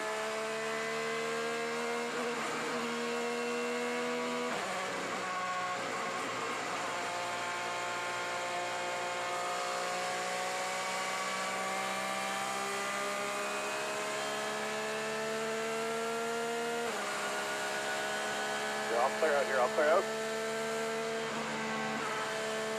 Field to the exit, turn 3 now.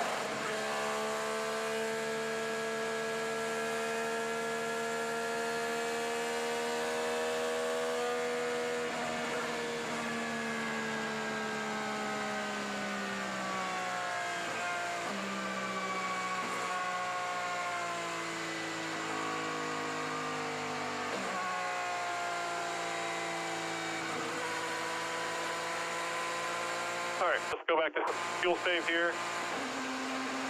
So there were roughly 6 cars that did not take that. Did we tell race control to not slow down on the main straight? That's kind of dangerous. We're coming at speed.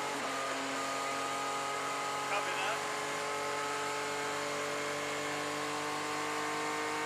So there were 7 cars that did not take that. 7 did not take that. We are P3 on our strategy. You have Pato O'Ward ahead of you, Pro Palau behind you. Copy.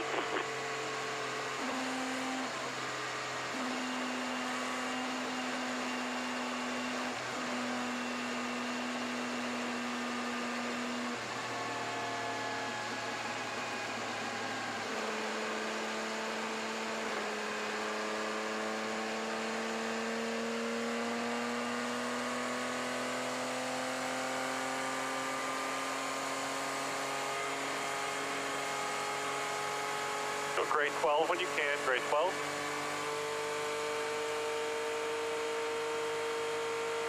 Not sure how long it'll be, Christian, but let's go map 10, put some heat in it.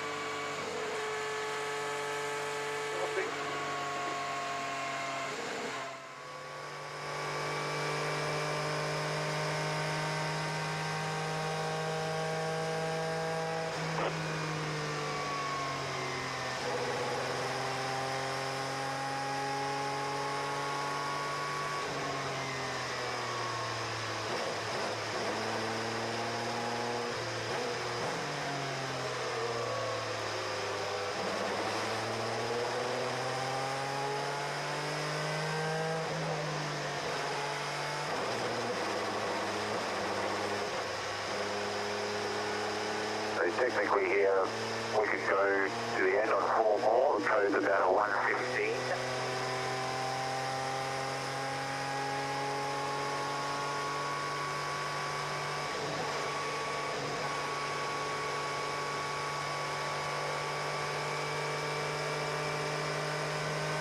I think just keep saving here as much as we can, and then we can make a decision as we go.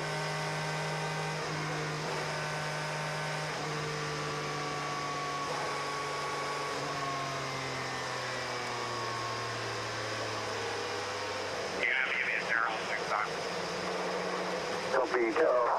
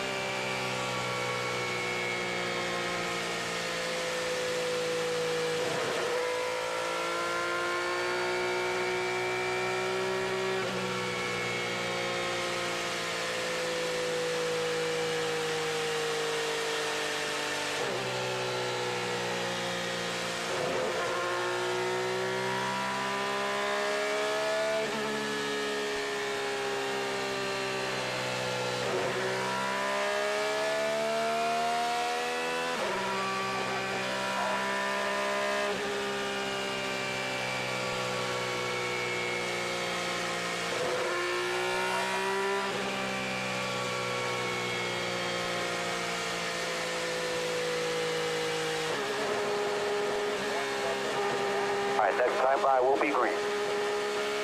Copy that.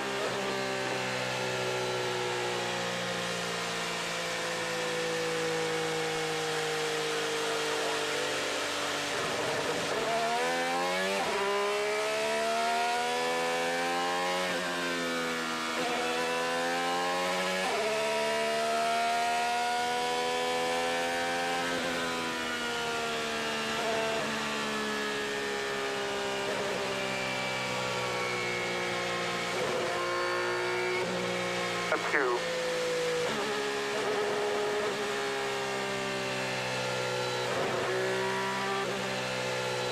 Here's in the middle of the back, going slow.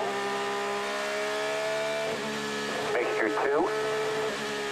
Heater is steady. So you're going into 4 now. Barry's got you. Let's be ready.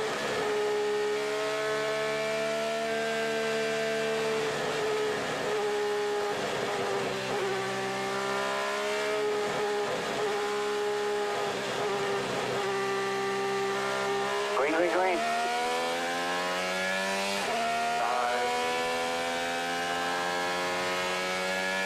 Inside, full wide. Inside, there's car popping outside.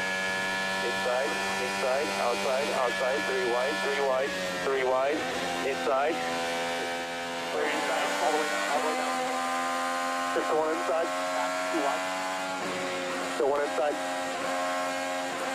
Still one inside, clear there if you want it. Inside. Looking outside, outside, outside, still there, still there, still there, still there. You're clear. Still there, clear, clear, clear.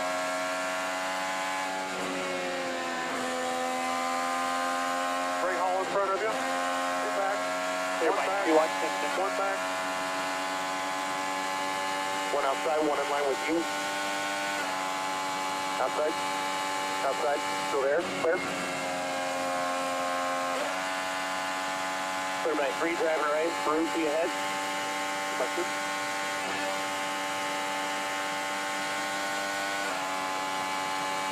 Map 2. Newgarden 2, Matt. Inside, still there, clear, clear, clear, clear.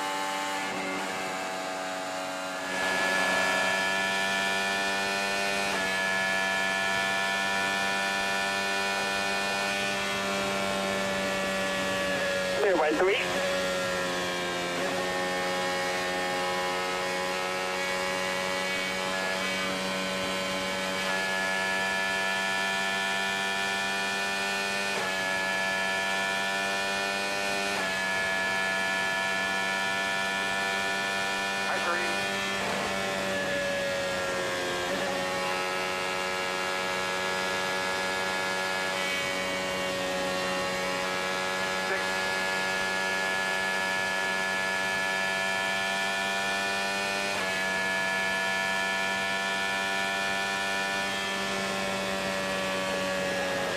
By 5.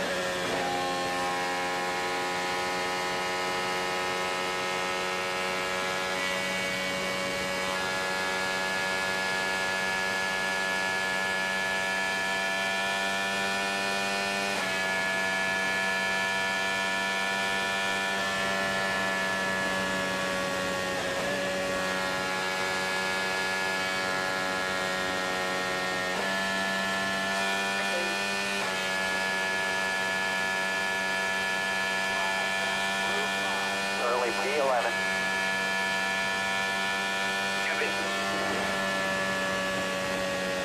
Clear by 5.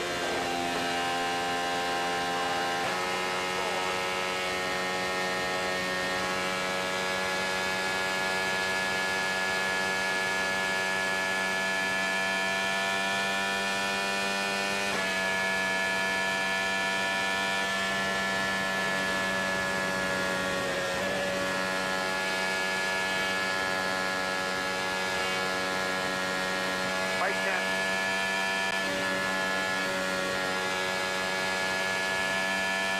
35 laps complete.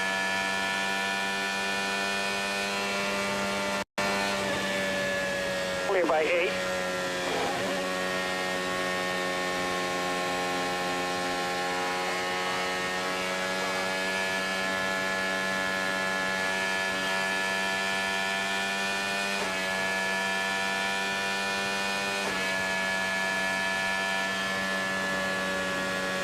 By 3.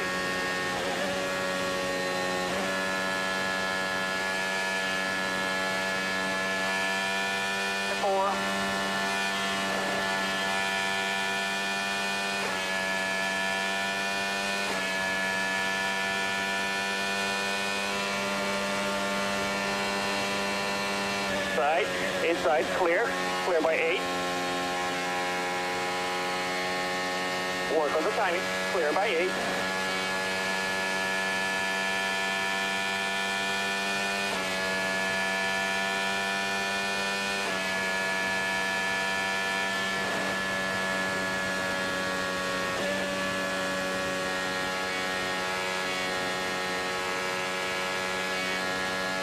Clear by 8.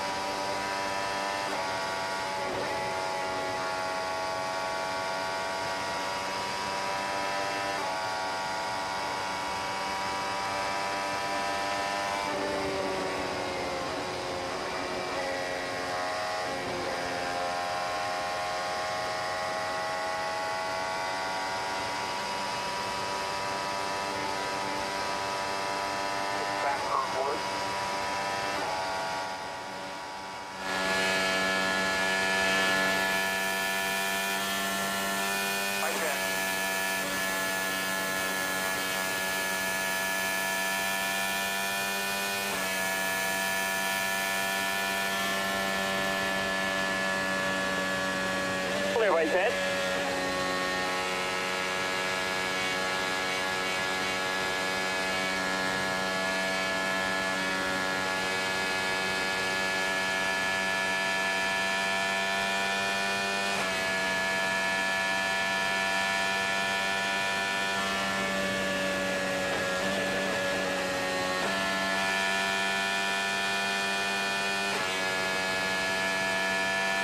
Right 12.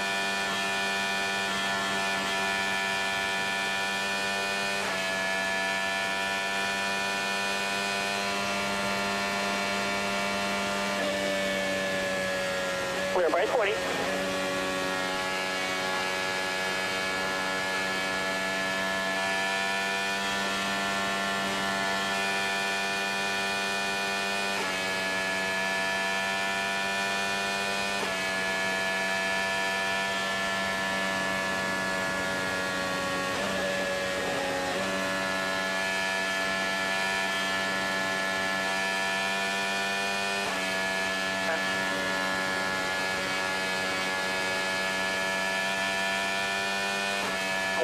Complete.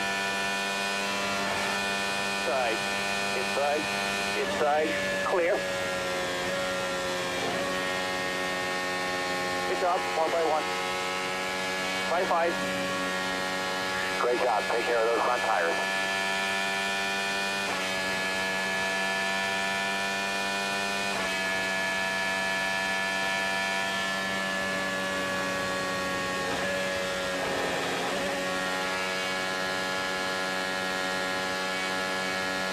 Right 10.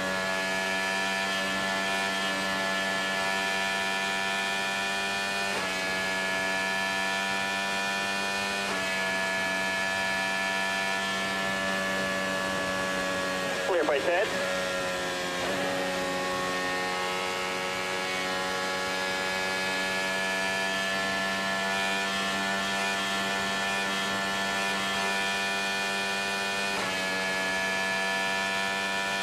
Cars up front are starting to set up now. They'll be coming in soon.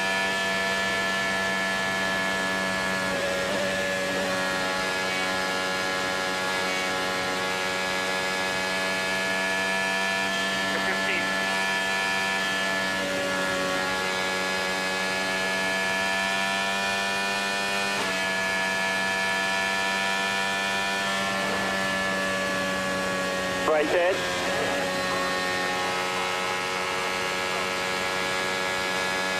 Clear by 50. You're currently P7.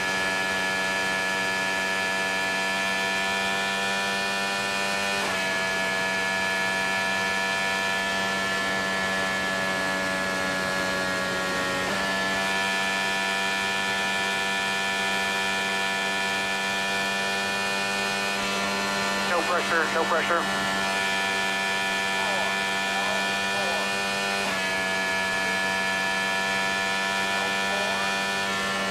Pressure.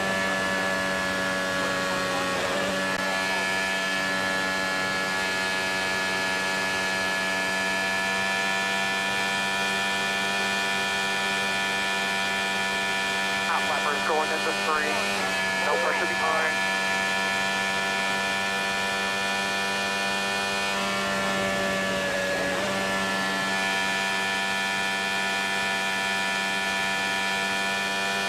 No pressure.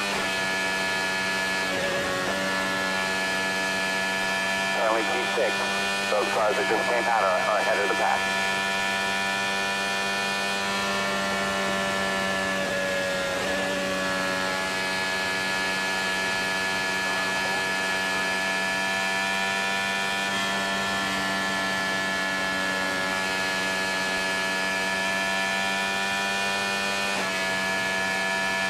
Ahead of your group.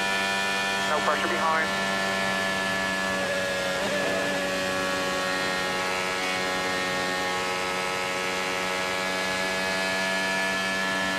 No pressure.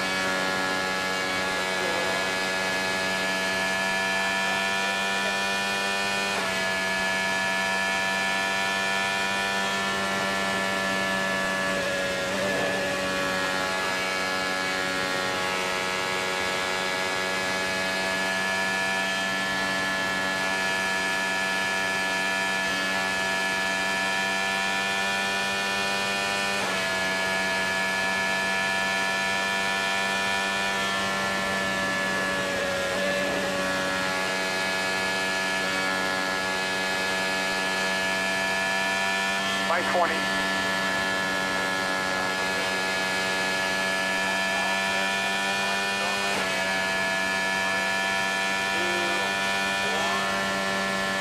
Clear by 20.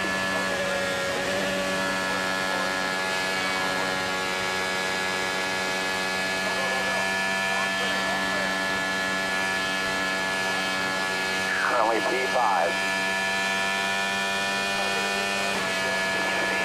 That's Jerry.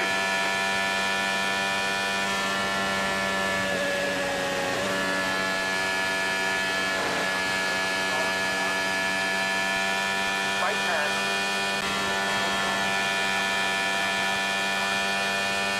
When we come in, do you want +1 or +0.5? You call it. Copy, we'll do +1.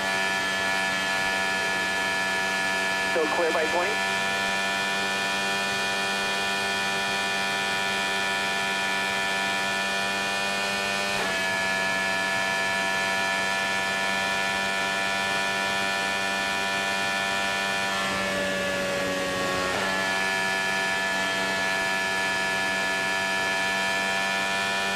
By 20.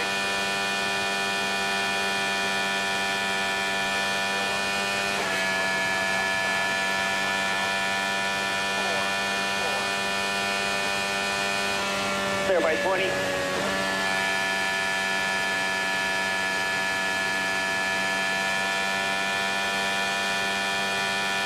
All right, the leader, Pato, is starting to catch those 4 cars that are just ahead of him that are the tail end of the lead lap.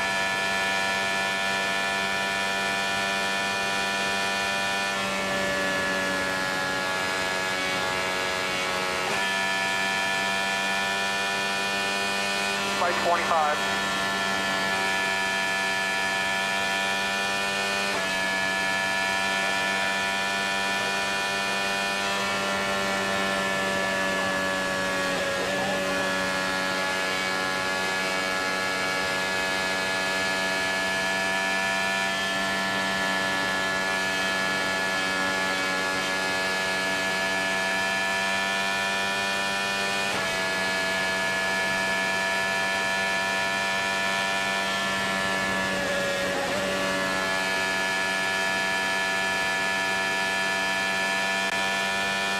By 20.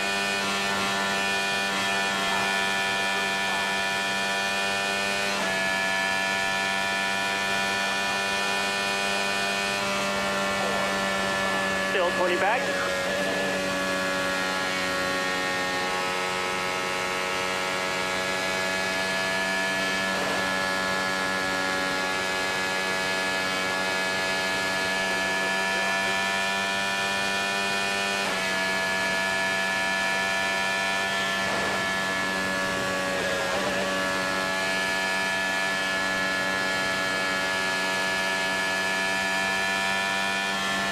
By 20.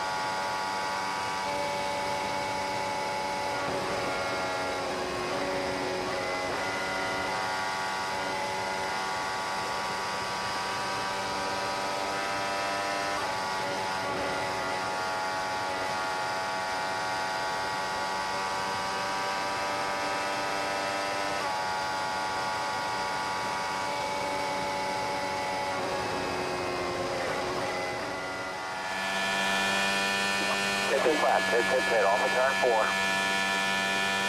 1 back. Clear 8. Yep, pit. Pit off of turn 4.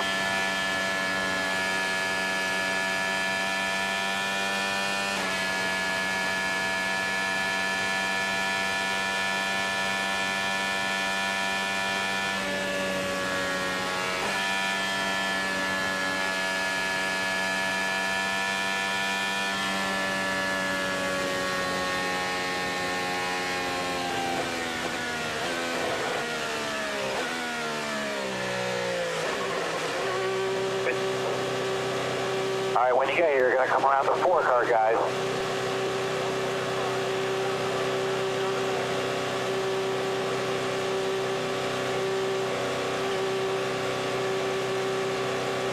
Come around the 4, he's ahead of you. 5, 4, 3, 2, 1.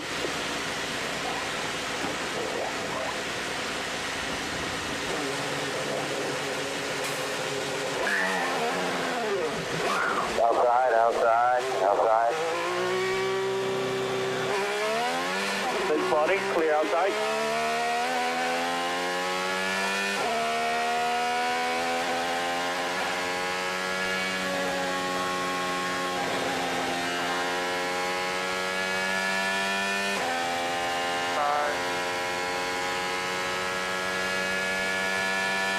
Clear. 6 to 1.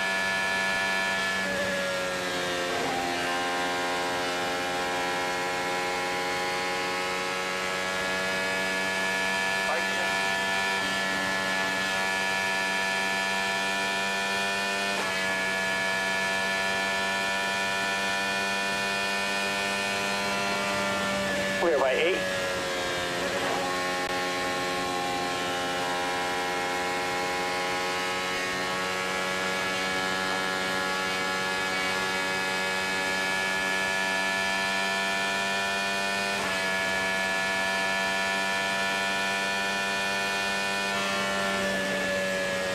Three back.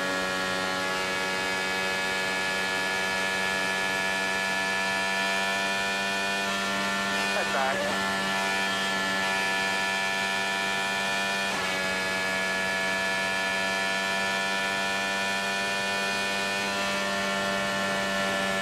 Clear by 8.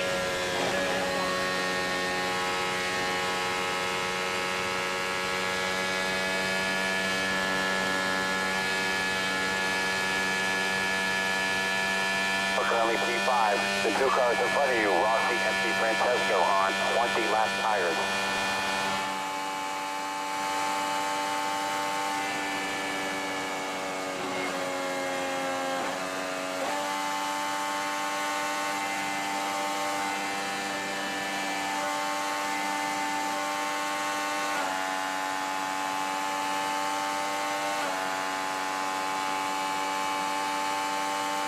Complete.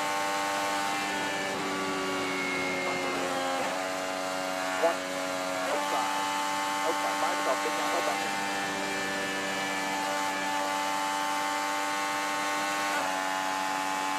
Head back. Island.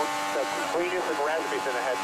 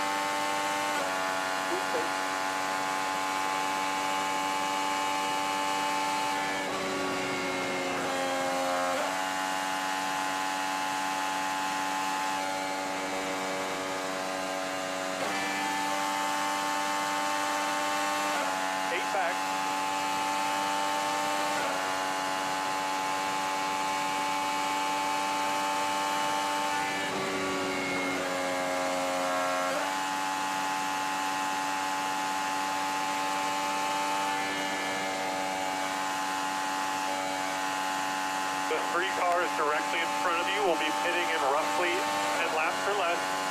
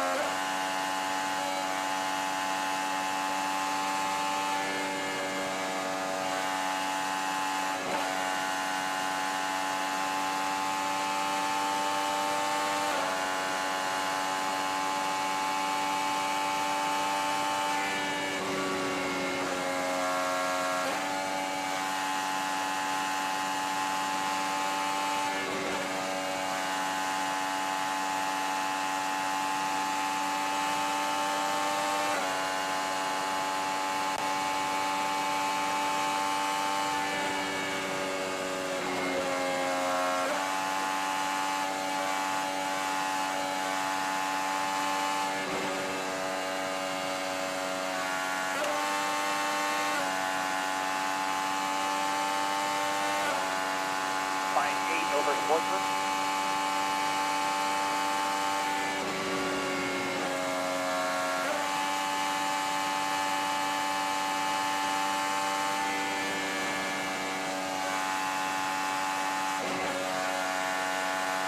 Still clear by 10.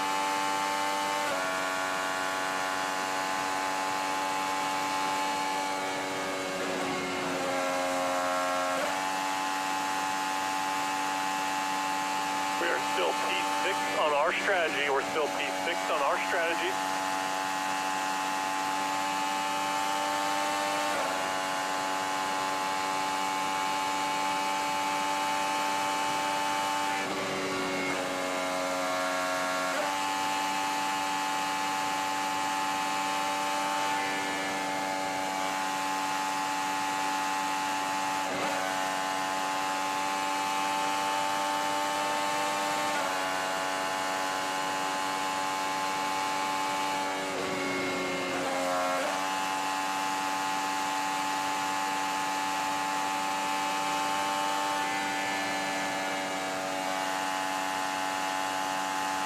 Get back.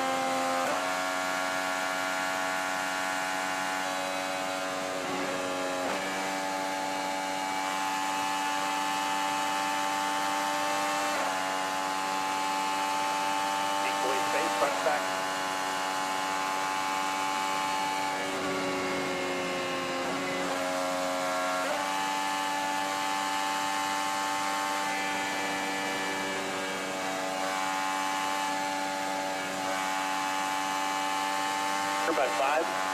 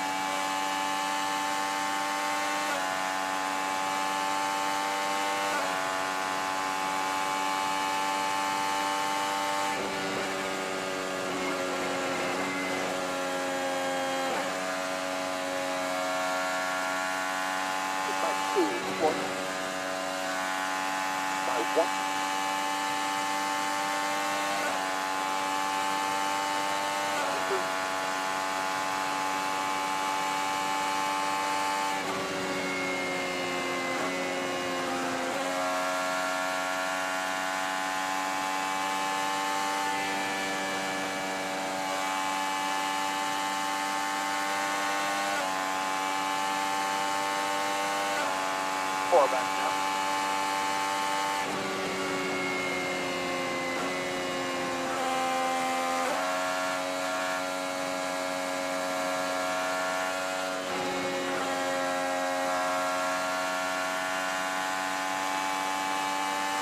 Clear by 4.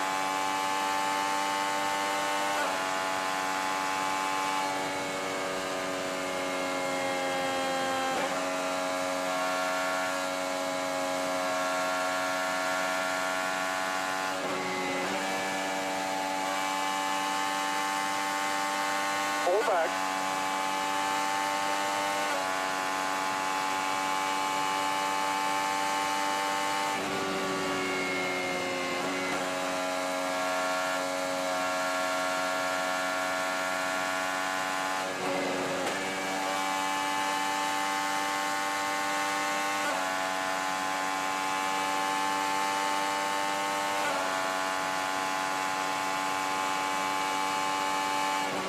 Back in line.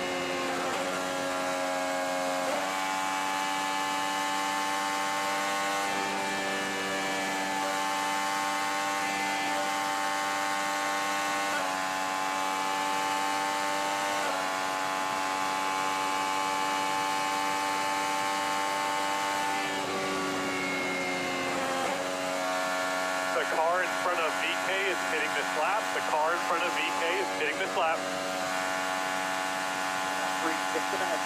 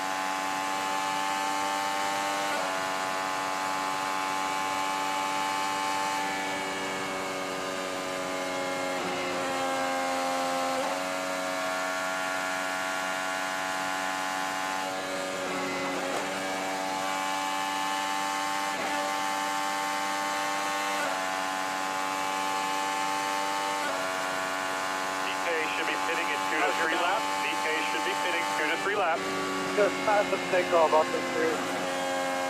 Copy that.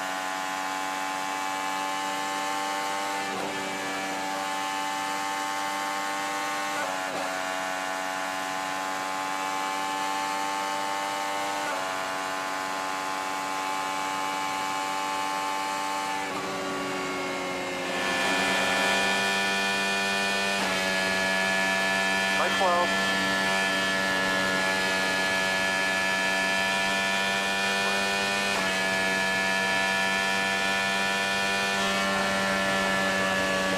Everybody 5.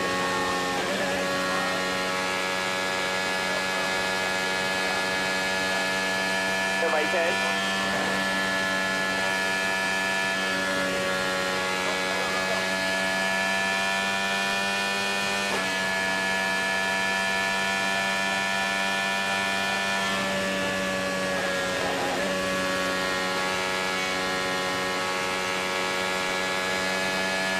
By 8. 18 laps on these tires. How is the balance? Copy. Spencer, but he's still on the steering. Especially 4 and 2.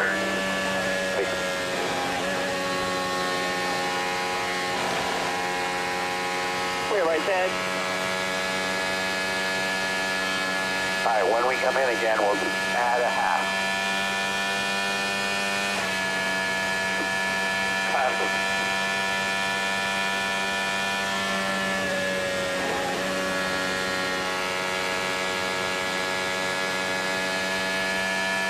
By 12.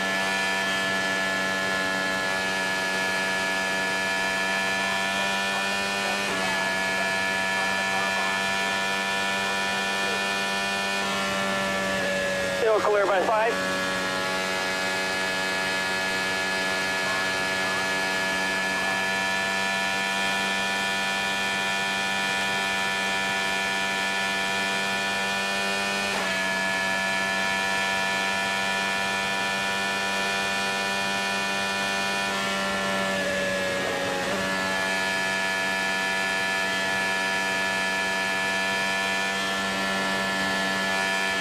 Pressure. Running order is Pato O'Ward, and then in front of you, Rasmussen. He's 1 lap down. Here by 15. Hello, yellow. Pit entry, car, pit entry.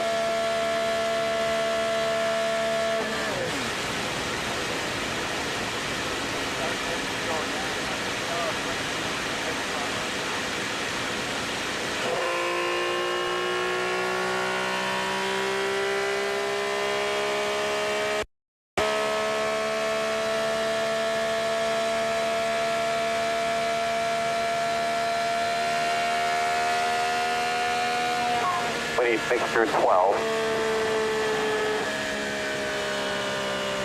Sorry, I thought I was on mixture 12. No problem, man.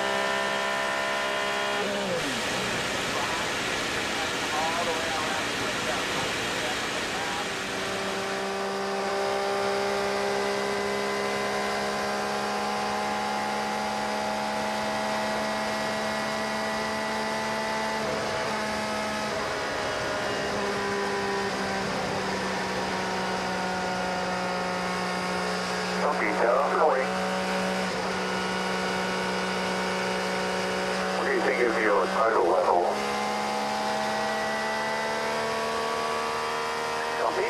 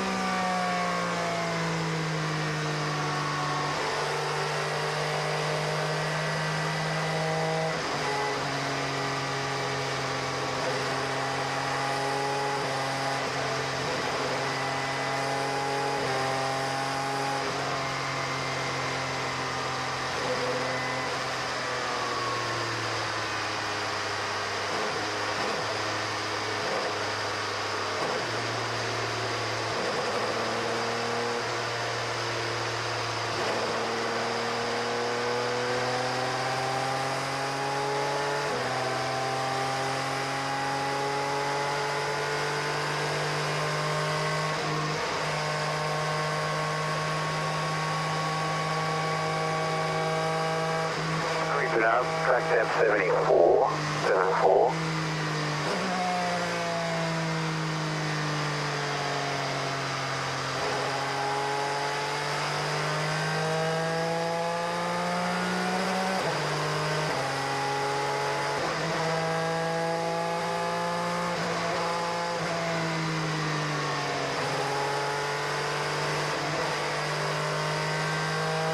Yes, sir.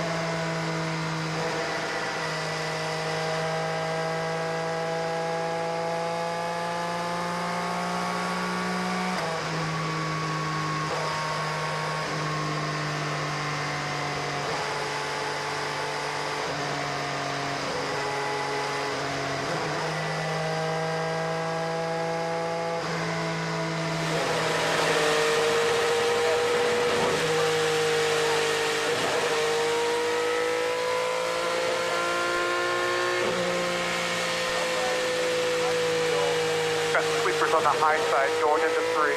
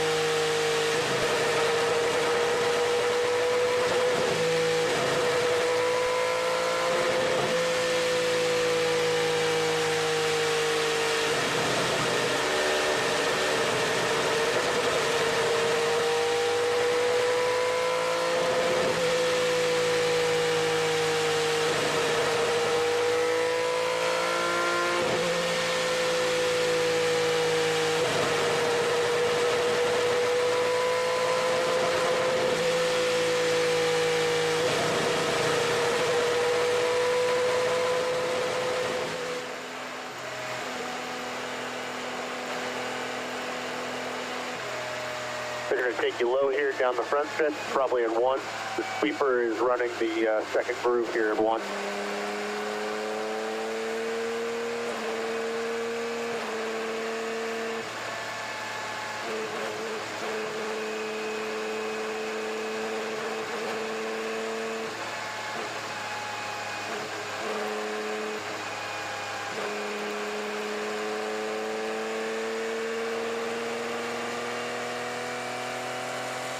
They're still working on cleaning up pit lane. They're still working on cleaning up pit lane.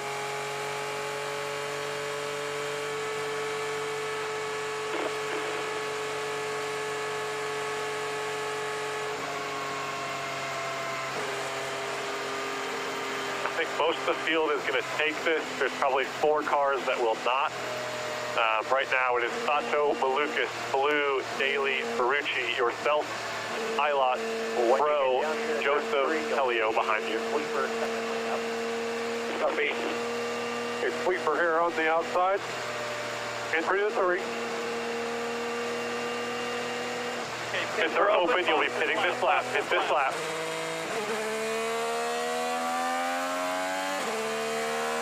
Copy. Bunch up here. You ready?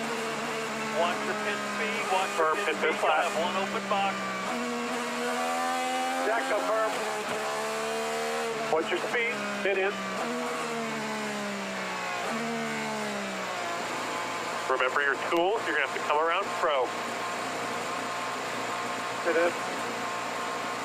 Copy, coming all the way down. We're going to watch the 75 and 76. They may leave on you here. I think you're going to be good.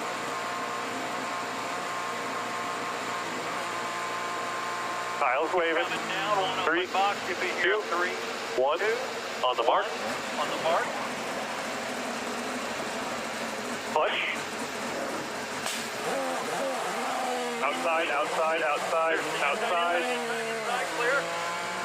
All good there. Here's the following you out. That's Daly, Malukas, and Palou ahead.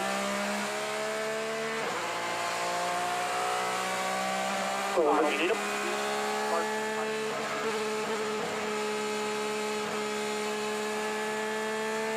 Got the safety truck outside of 2.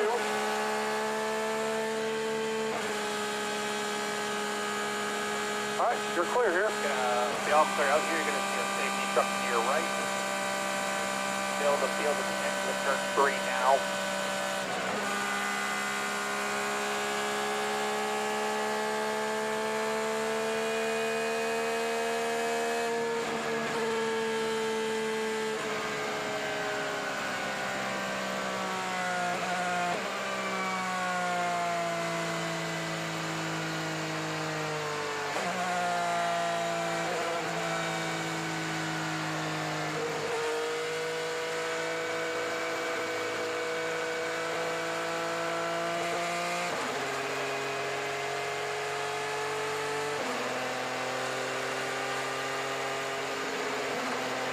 All right, Pato, there are 4 cars who did not take this.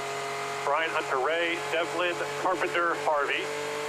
You are P4 on our strategy. It is Álex Palou, Malukas, Daly, yourself. Behind you, you have Newgarden and Pro. Copy.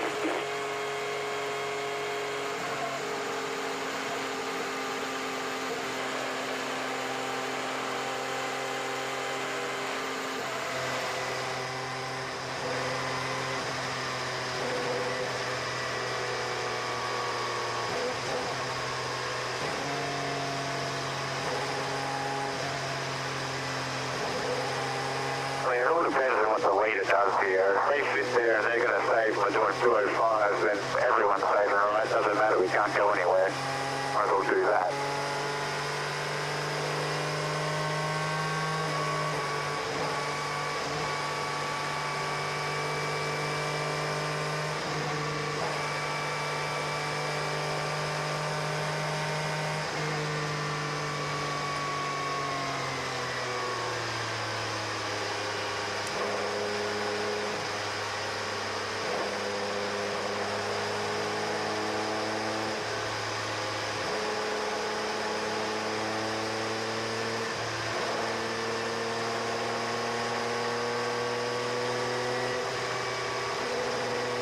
time lane work here for you? There hasn't been much, but everybody's kind of been saving fuel, so not much at all, really.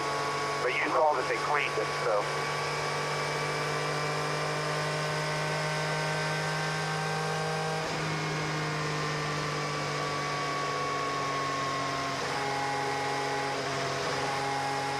Affirmative. 2 passes on it on the second lane.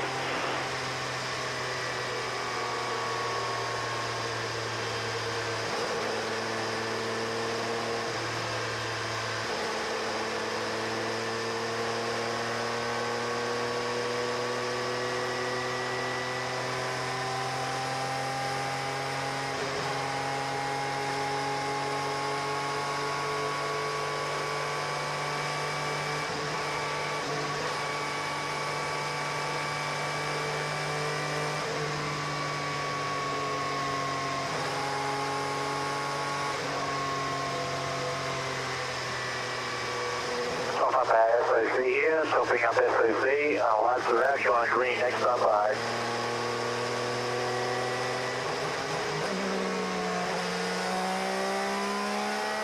$147.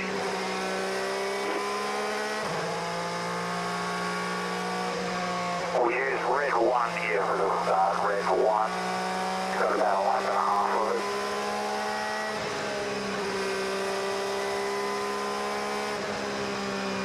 Just let you know that corrosion quest behind you was working that second lane a little bit.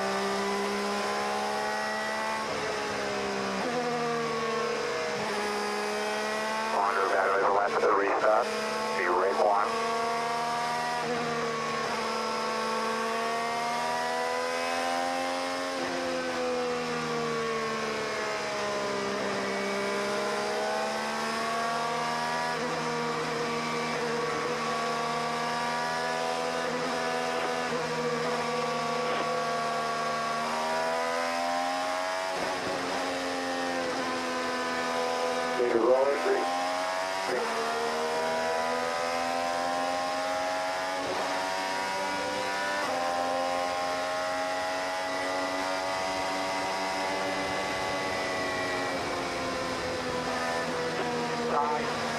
Clear.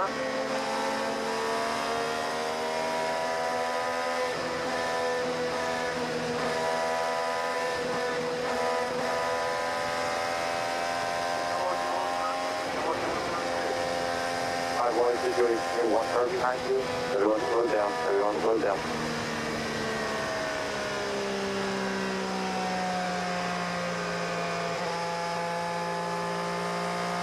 Big side here. Big fuel there.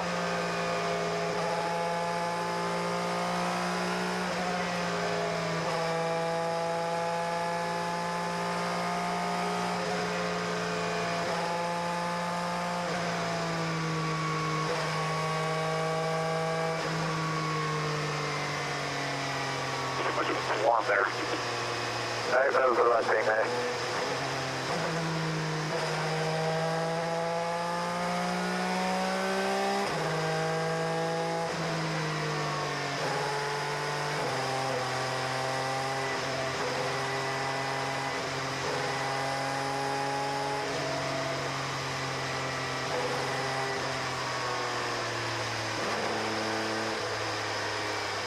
And so save it all weekend here. I think once we get back going, it's going to look like a 105, 110 to the end.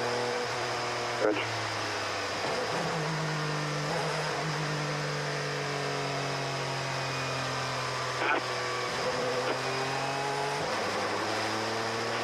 Copy, positive.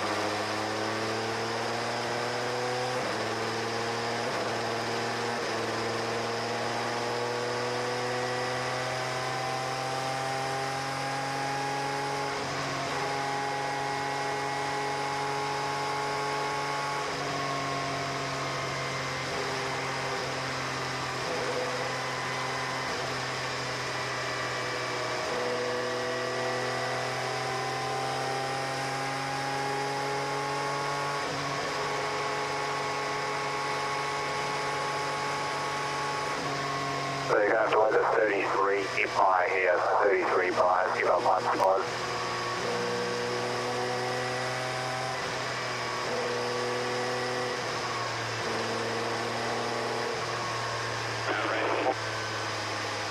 due north. Hey guys, 18 laps, 15 laps pitted.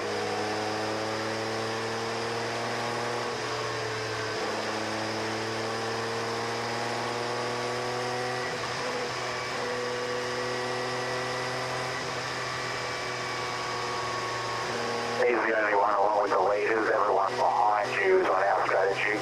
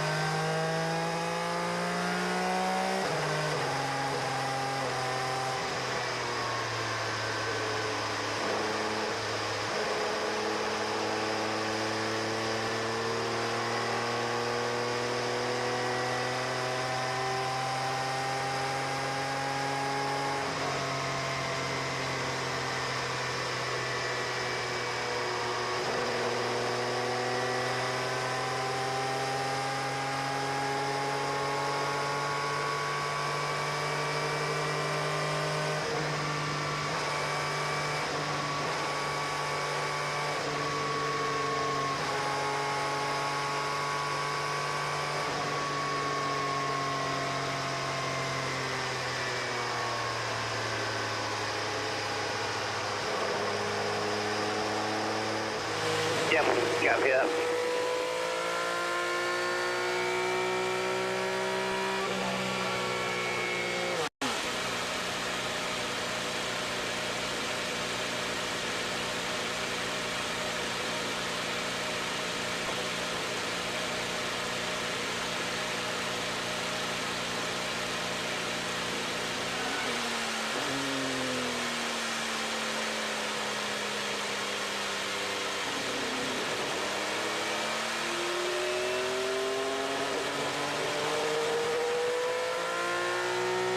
All right, let's go to second gear and use more revs to get the engine temped up.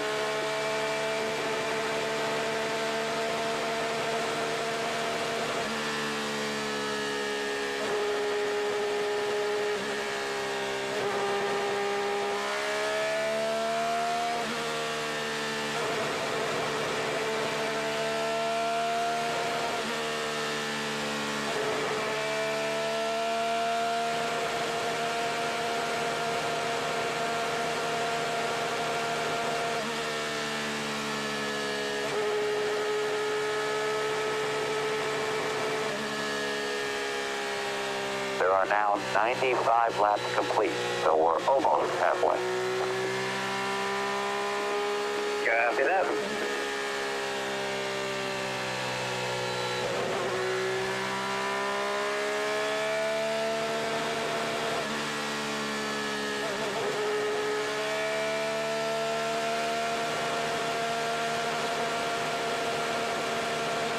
Based on the yellow situation, other than Hunter Ray, looks like everyone ends up being on the same strategy from this point forward.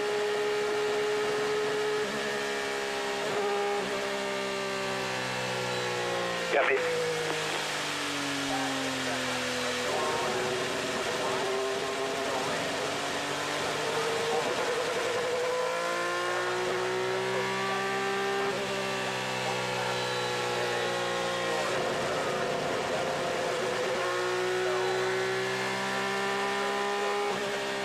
Stay out, stay out.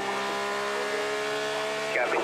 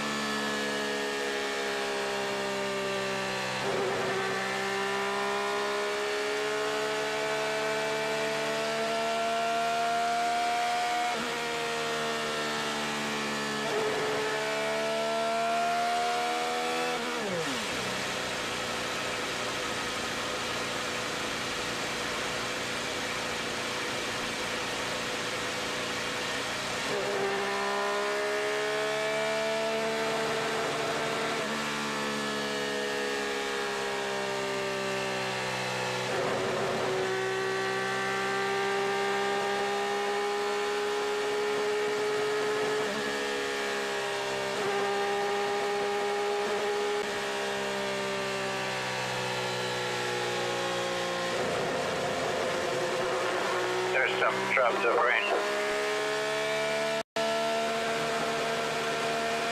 Copy.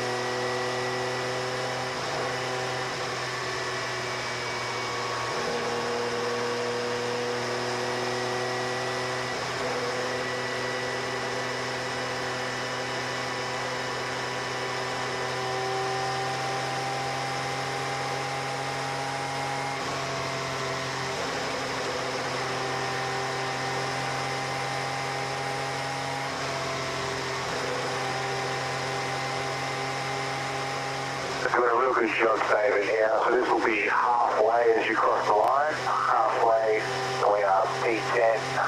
So we'll go down to P6 once the other alternate strategy guys get out of the way.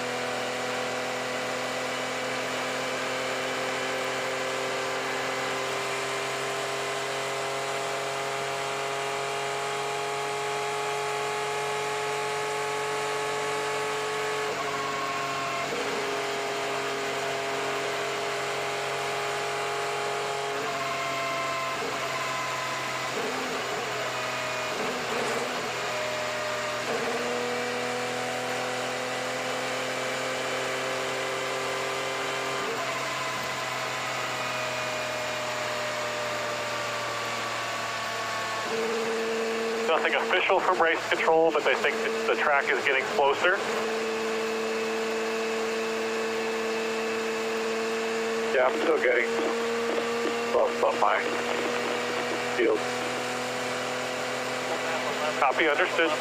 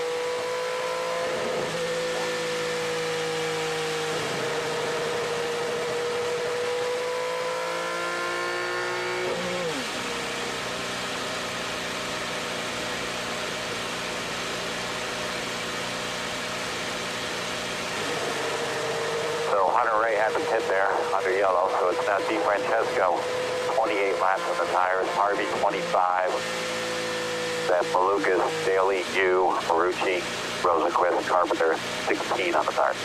Obviously quite a few under yellow. Copy.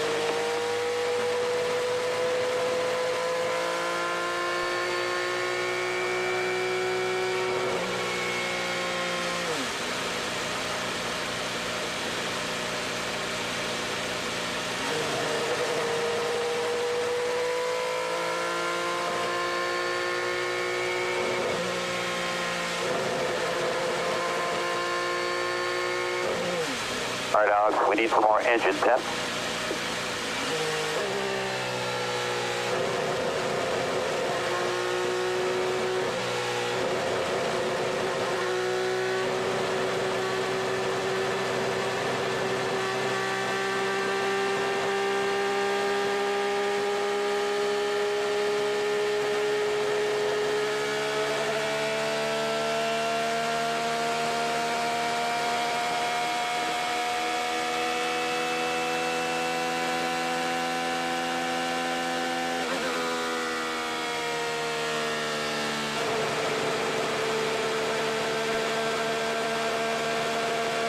1 to go at the line. Copy.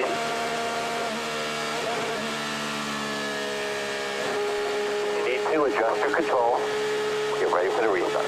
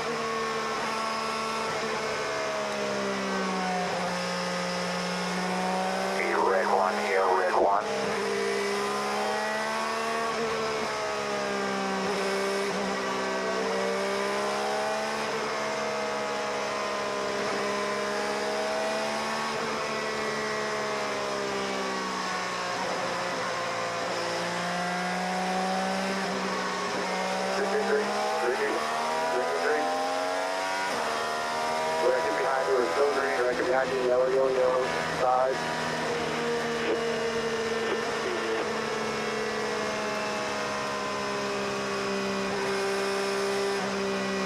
Yo, restart just needs to fucking go.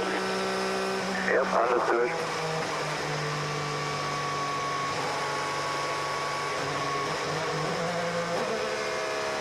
SOC up, SOC up.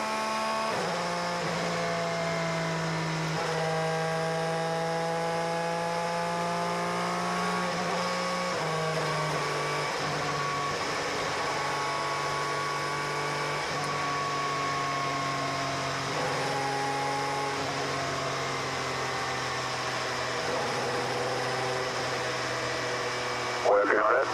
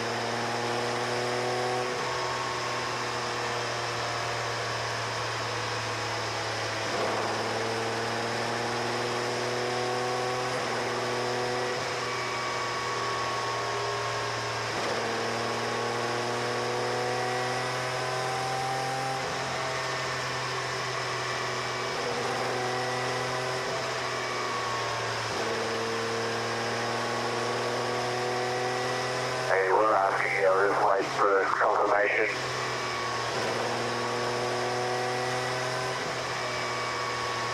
Order is correct.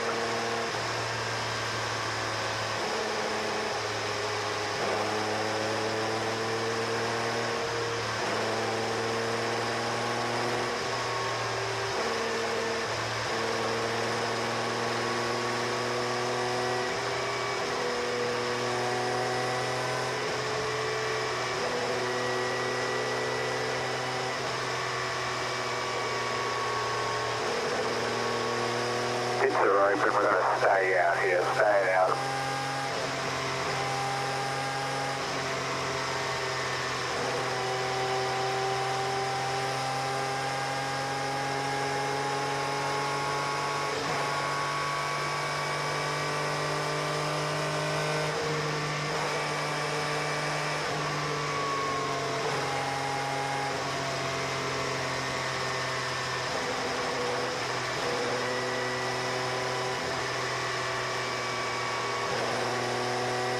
I don't know how these guys aren't pitting. Yeah, they could probably only go another 7 or 8 laps once we go green.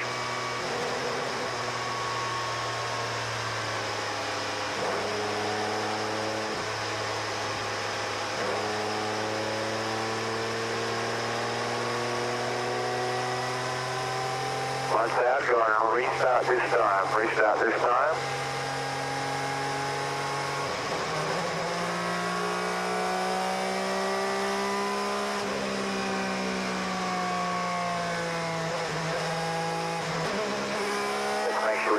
pretty much a gap ahead. Reminder about the offset, it'll be red one, red one.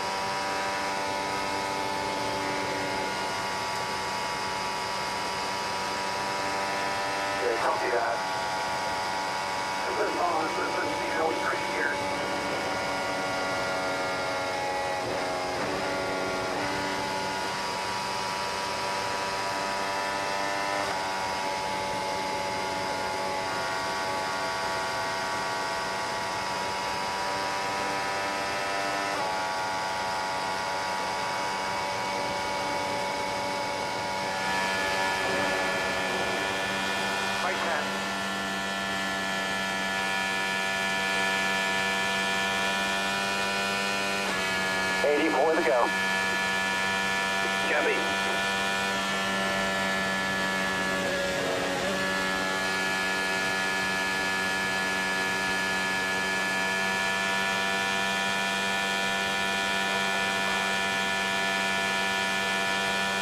The fuel mixture you are in now is good. You can use fuel anytime you can pass somebody.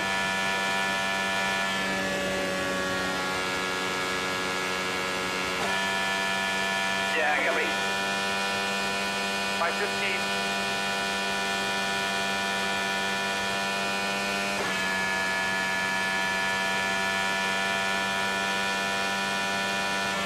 Still 20 back.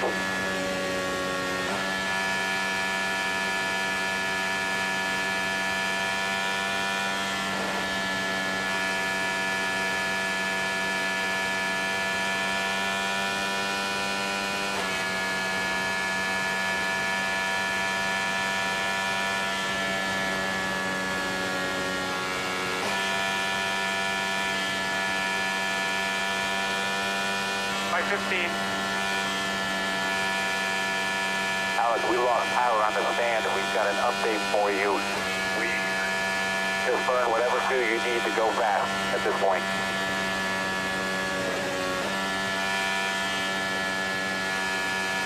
Copy, I can tell you numbers if you want.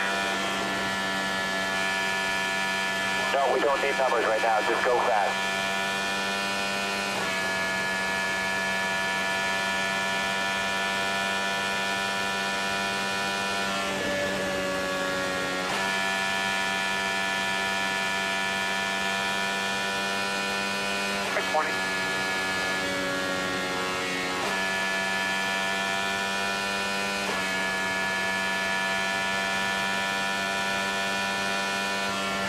Right 15.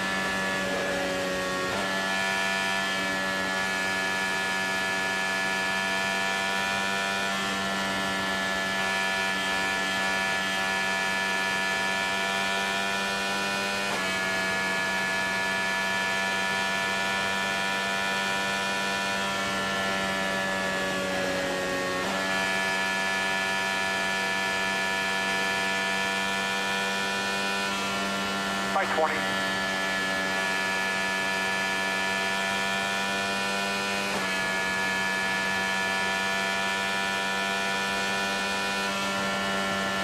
Clear by 15.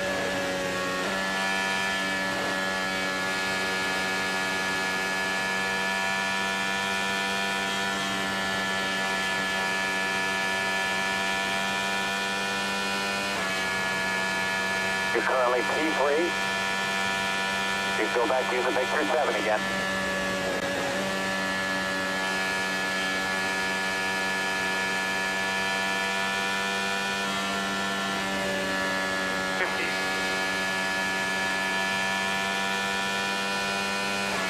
Fuel number we need is 4.6.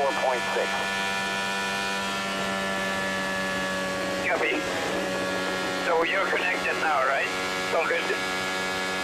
Yes.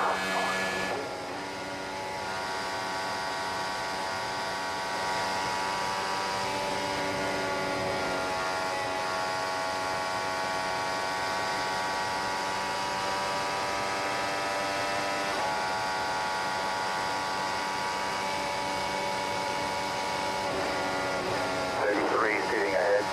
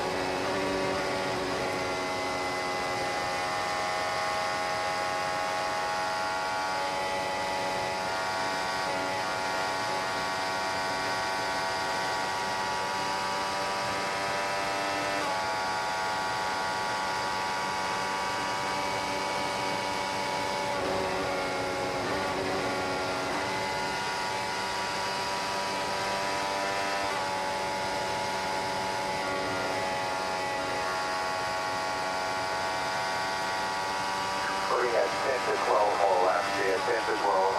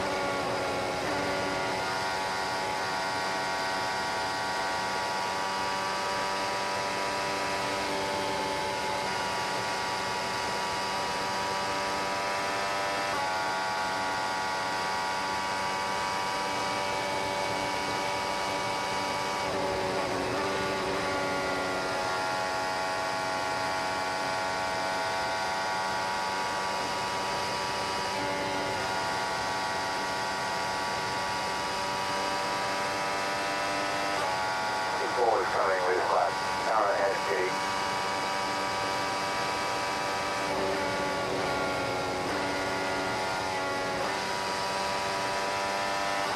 He's going to do one more ahead. He's not kidding, he's going to do one more.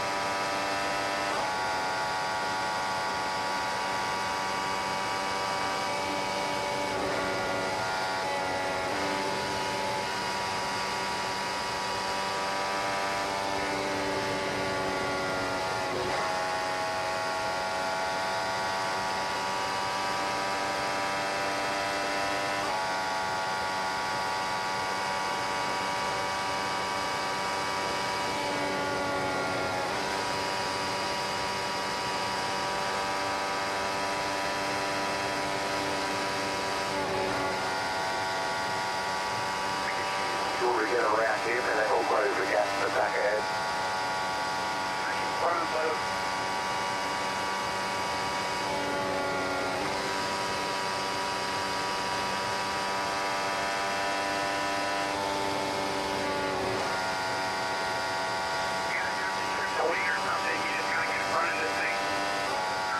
Understood.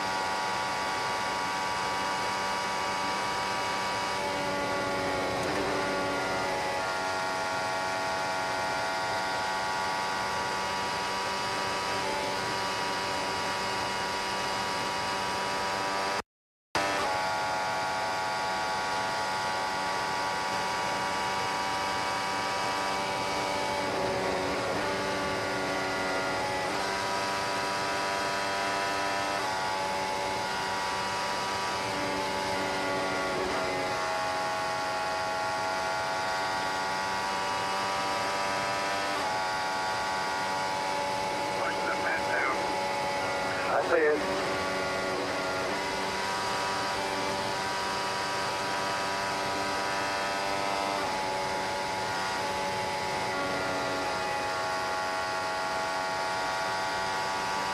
We can't go forward, we're saving fuel.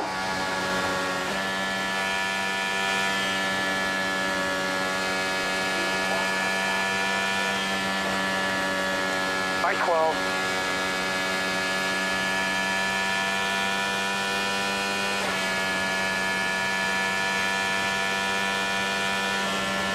Clear by 5.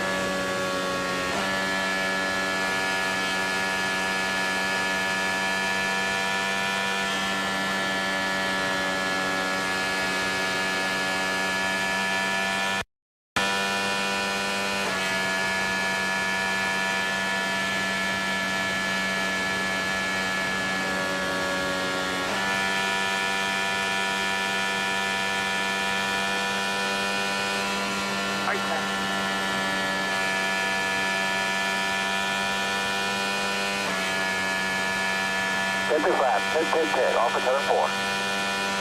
Copy, remind me. I will.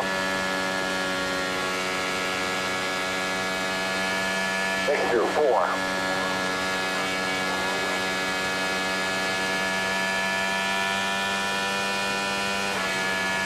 hip. Adjust your controls if you need to.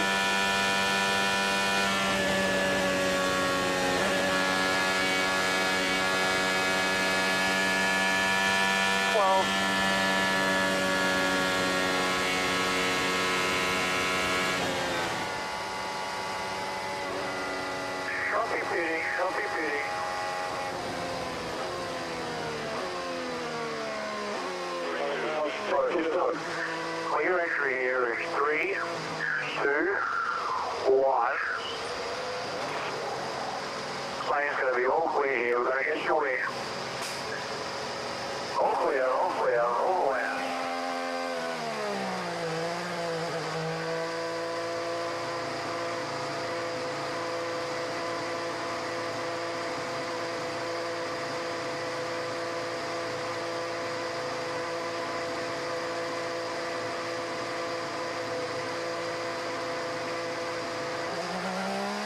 Let's take short finish line. Turn 1.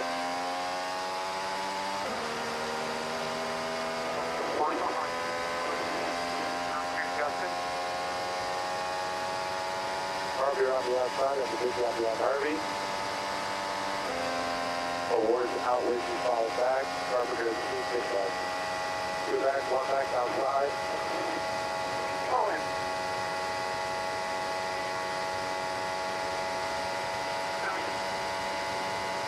This is the fuel pressure problem. The fuel pressure problem.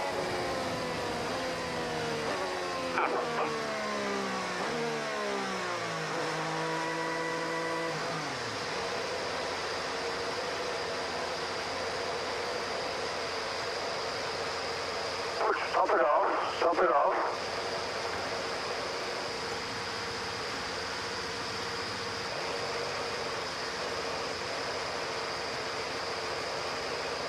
All right, we're good. Okay.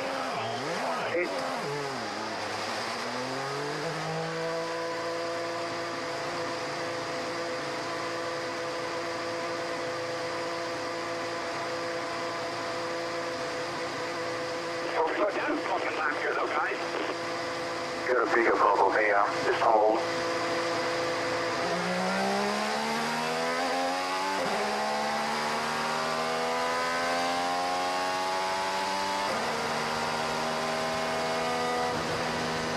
Justin. Grab the pin on the outside, so you can behind the yellow guard. Sit back, over the 5, 2, outside, 3 back, 2 back, 1 back. Following you through here.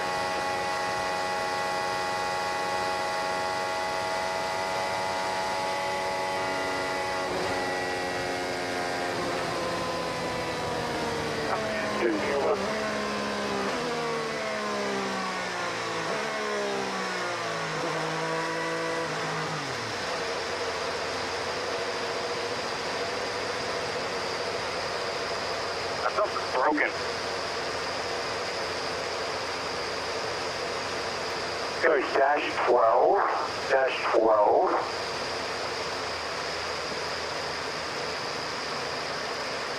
Back to dash 1.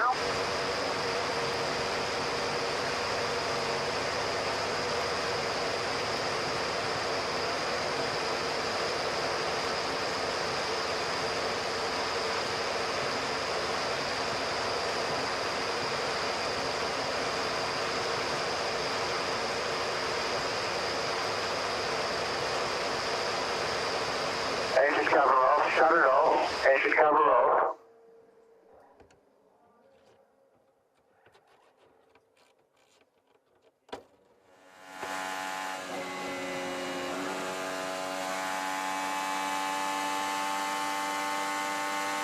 Clear by 6 overtaking, aware.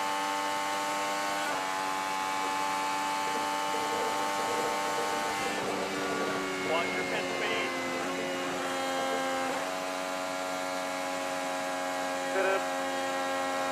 Copy, you'll be wide open once you get past Dixon Screw.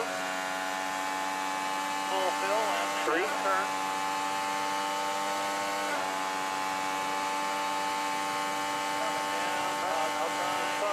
You're clear. 2,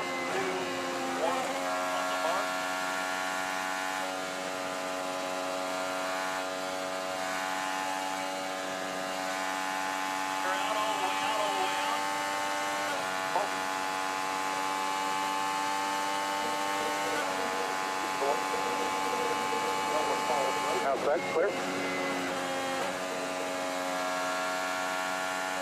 Excellent, Armstrong.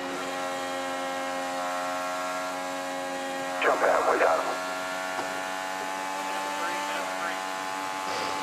Ball gap here, outside, two in the incline. Still there. Outside, one more outside. You're clear, all clear.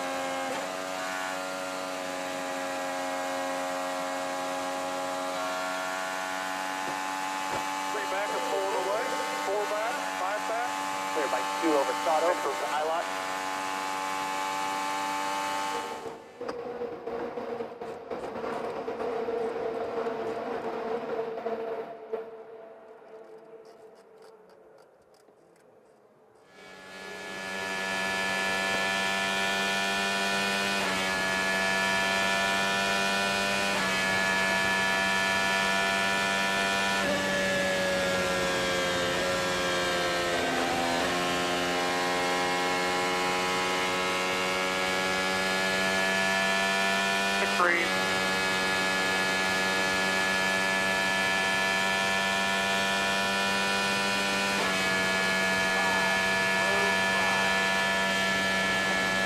Clear by three.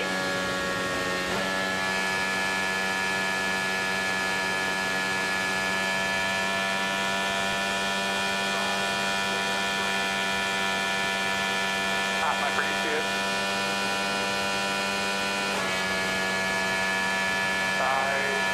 Side clear.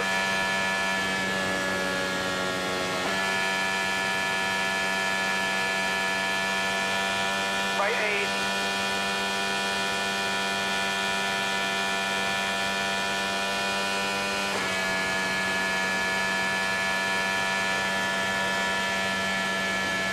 By 8.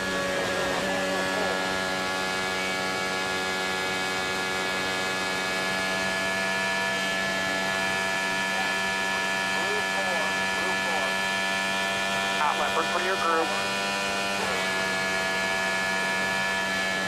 3 back.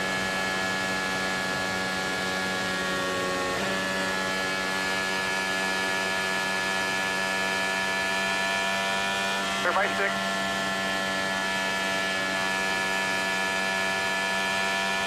$57 to go.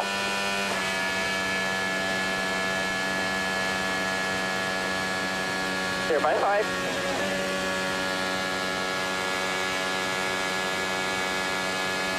By 8.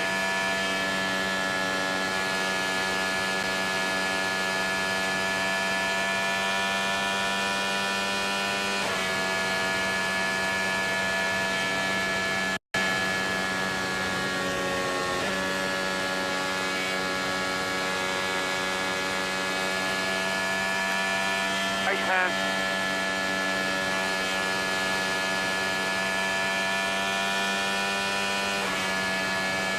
Currently running P4 here. Doing a great job with the fuel and maintaining your position.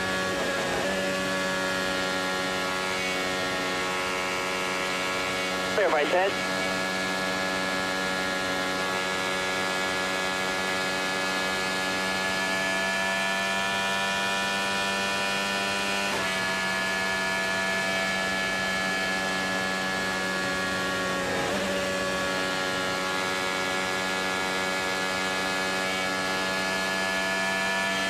By 10.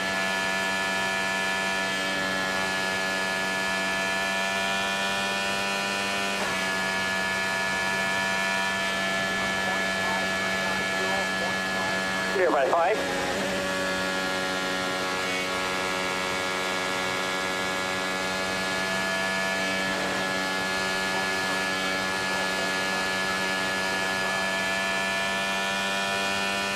Four back.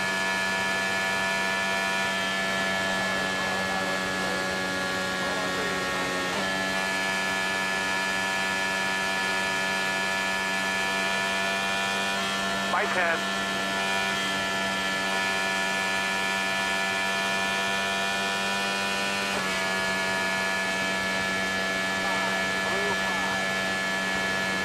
Clear by 5.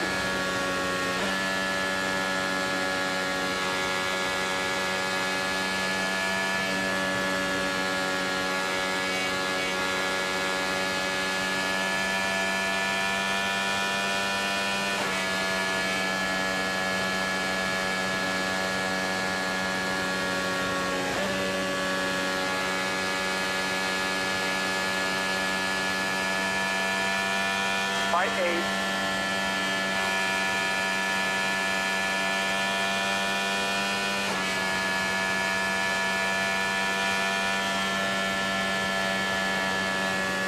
Clear by 5.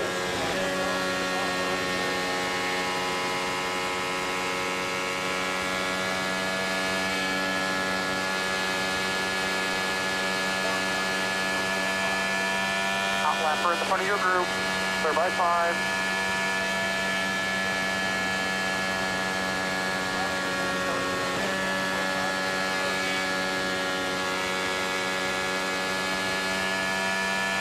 Clear by 8.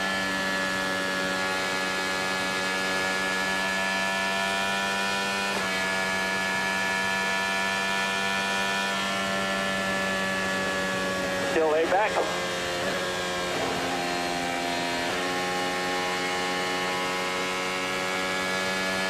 Back.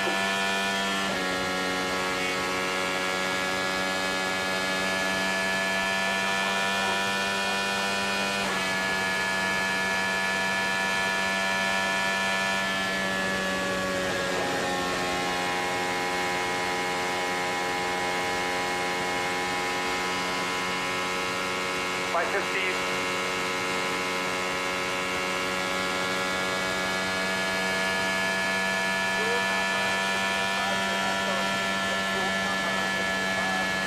Right head.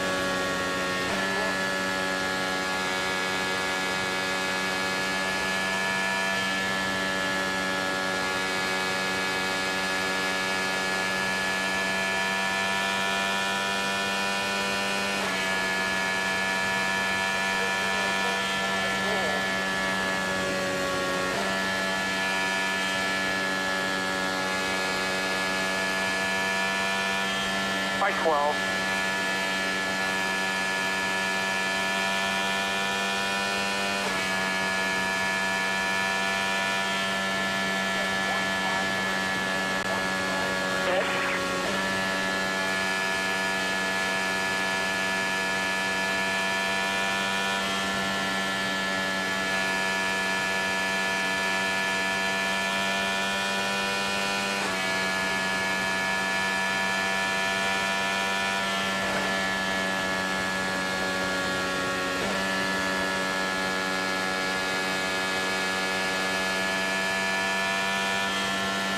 By 15.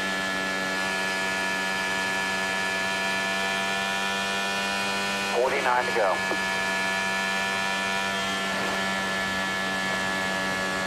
By 15.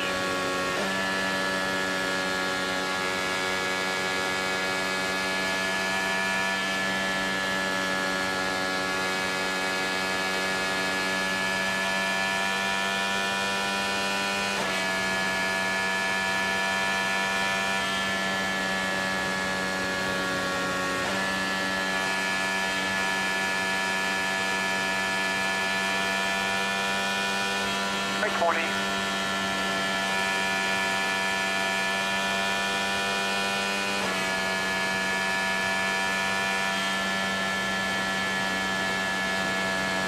By 20.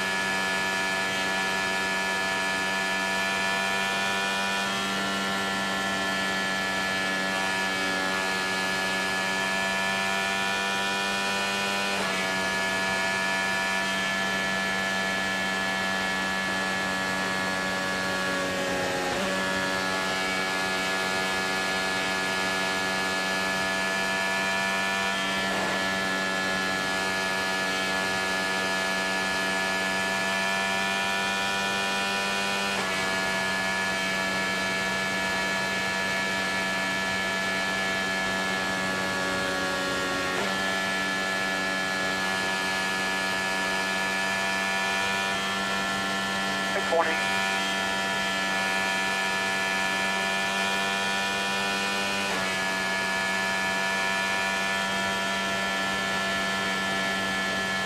by 20.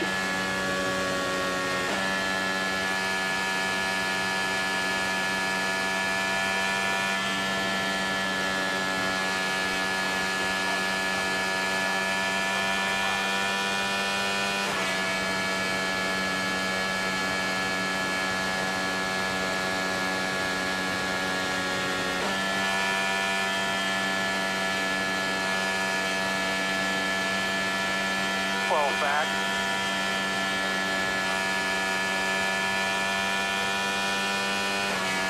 45 to go. Clear by 15.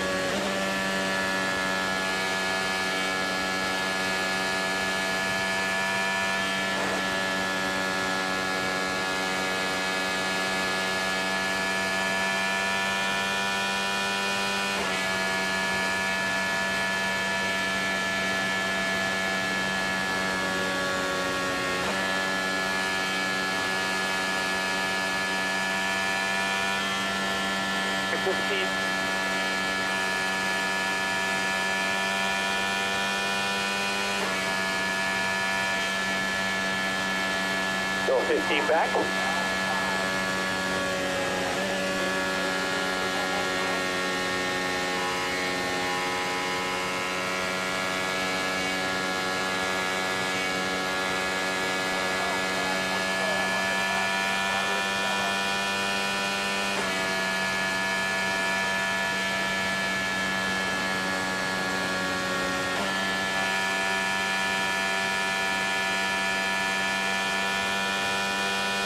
By 15.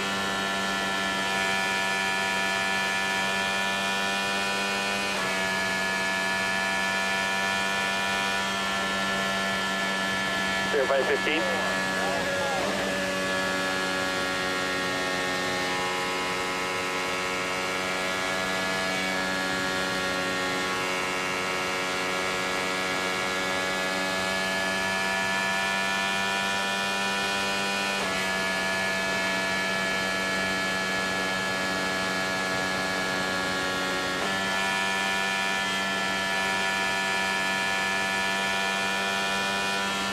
By 15.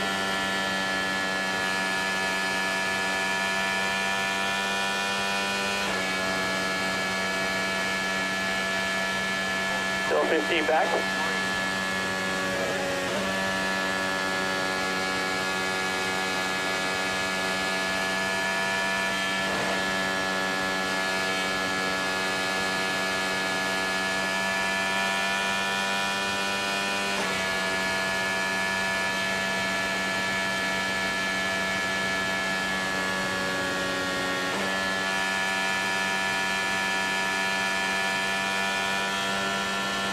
By 15.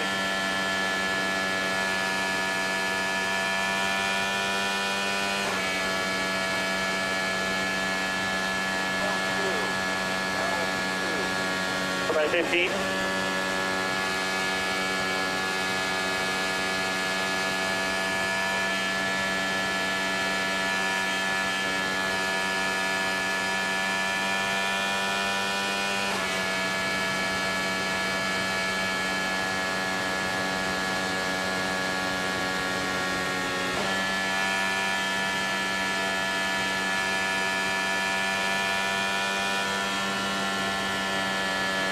By 15.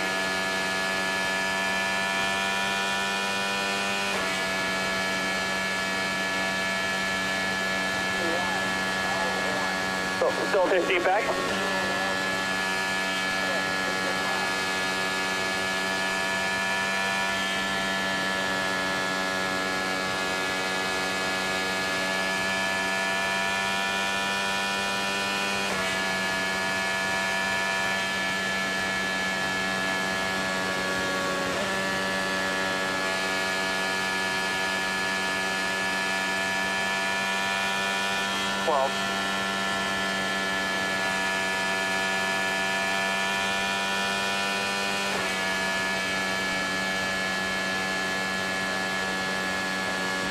Clear by 15.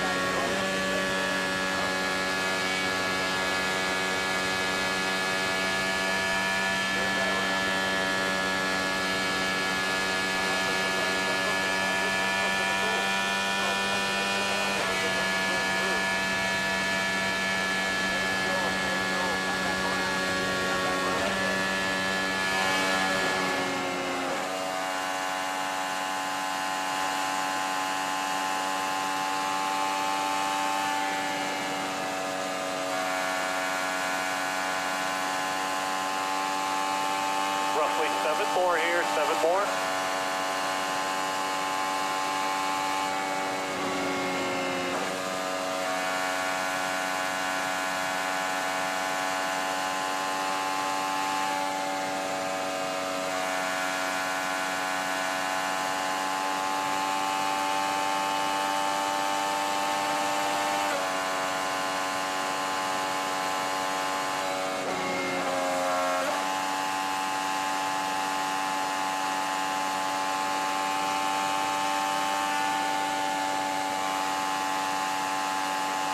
Still 10 seconds.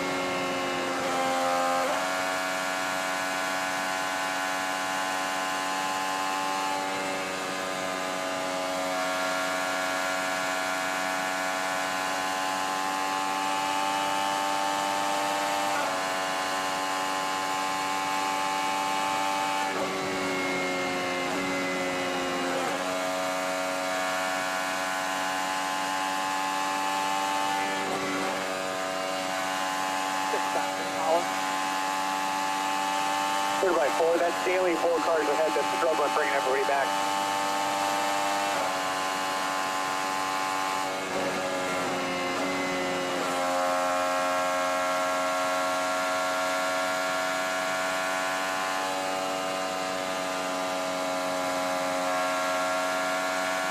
Four back.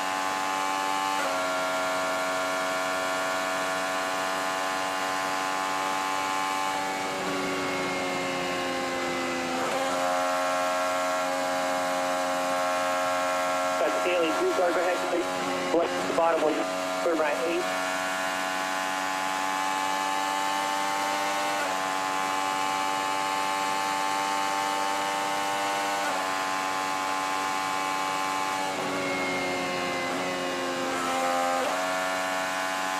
Daly's now in front of you.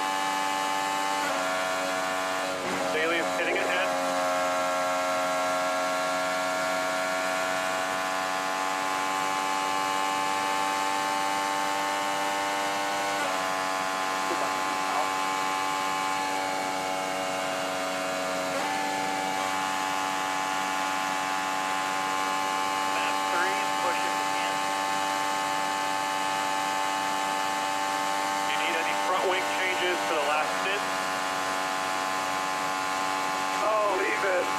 Do another step on the side rotor. Copy, understood.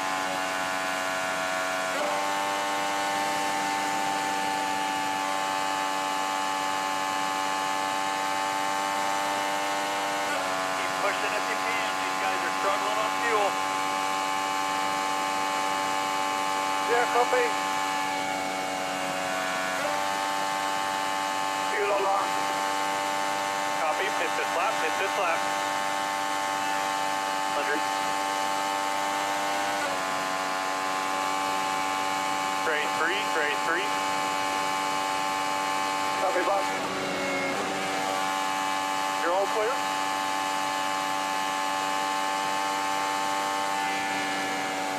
Speed here. Pit lane. All right, right now we got 3 open boxes. Nice and smooth, everybody.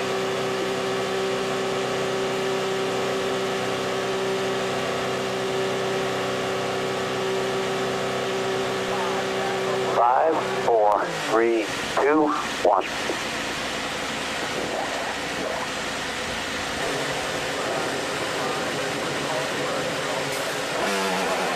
Clear.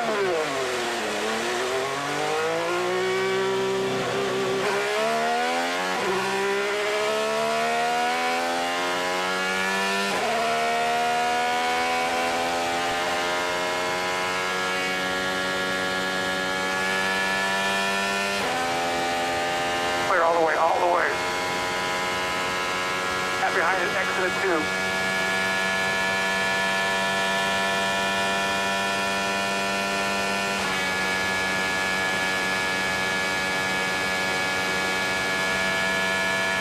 pressure behind.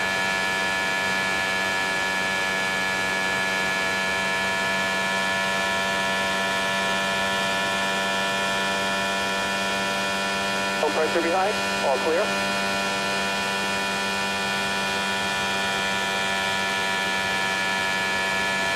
Mixture 4.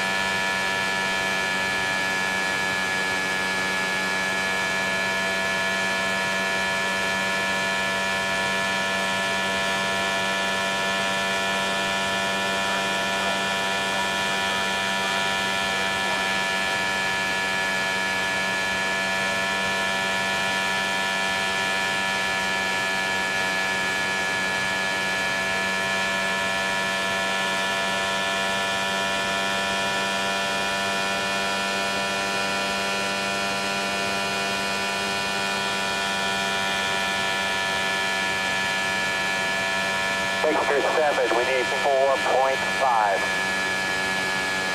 Hot lap where you see it.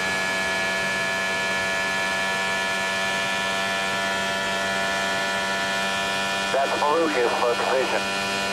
Stay behind him. 4.5?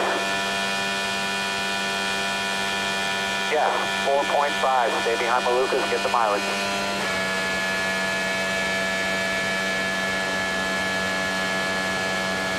Pressure behind.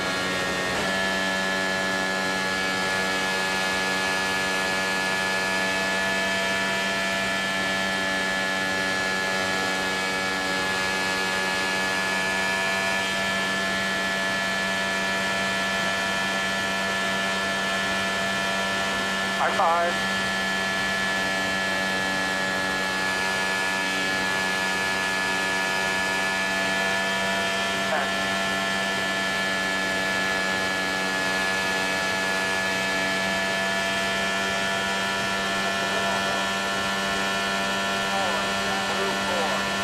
Clear by 3.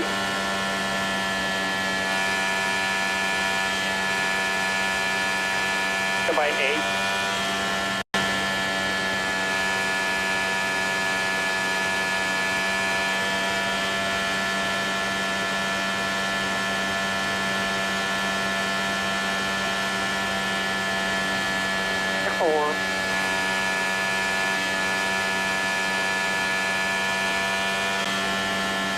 By 6.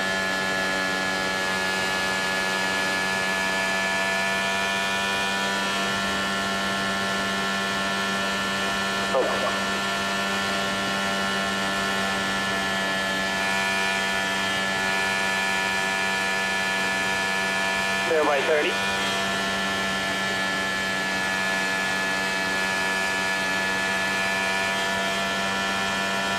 Car behind you still needs to make another stop.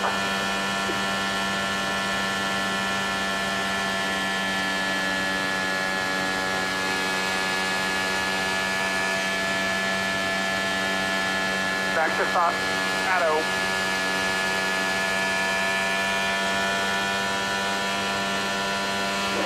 Back, 3 back, 2 back, clear in.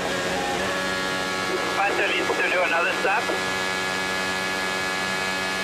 Negative. He stopped the same as us.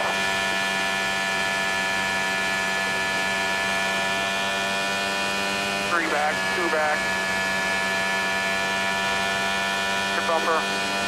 Outside steer. 6-6.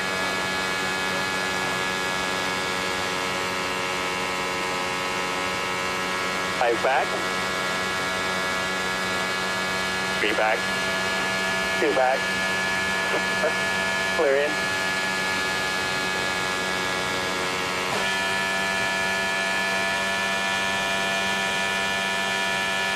Car in front of you, Foster, just came out of the pits.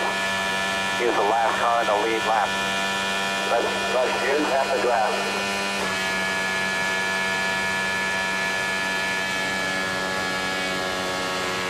What about Ericsson?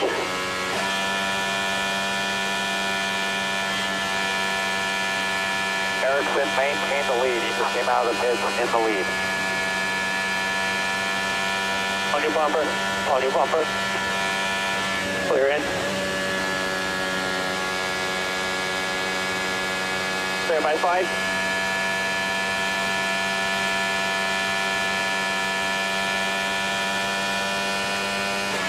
We still need at least 4.5.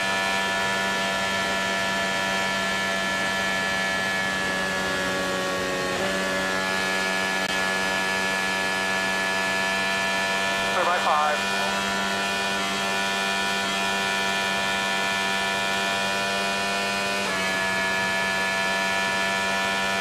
Three back.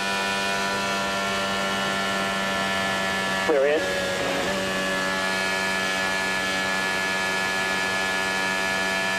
Clear by 5.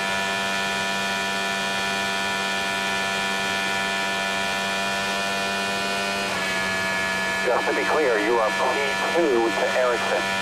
The cars in front of Ericsson are the cars at the end of the lead lap.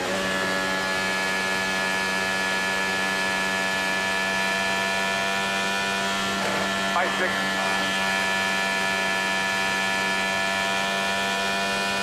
All right, we still need to average 4.5 or better. Clear by 2.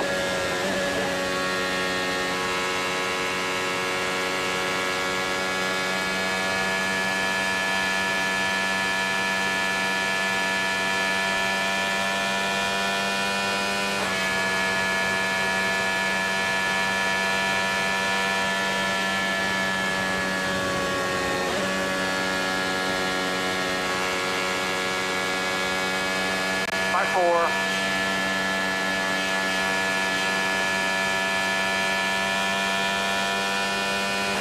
One to go. Two back. Clear in.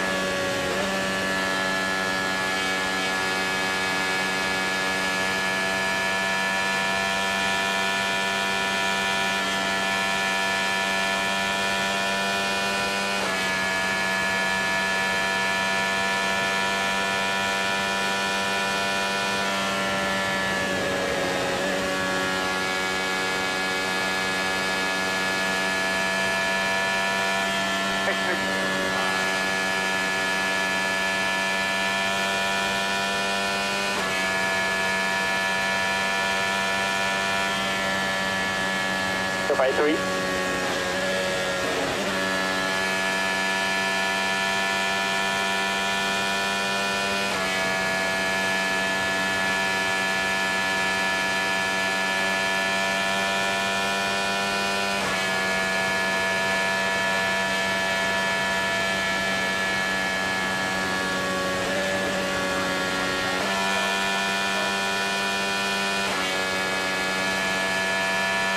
By 10.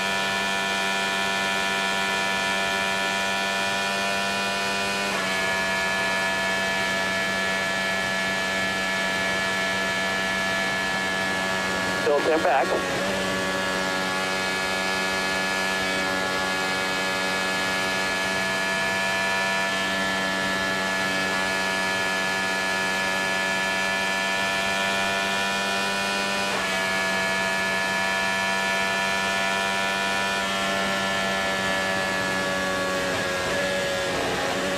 Check up PCS, so clear by 8.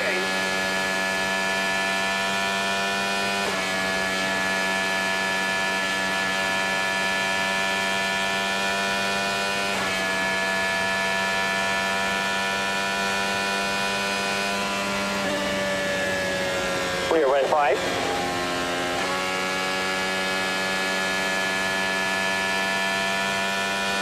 Still 5 back.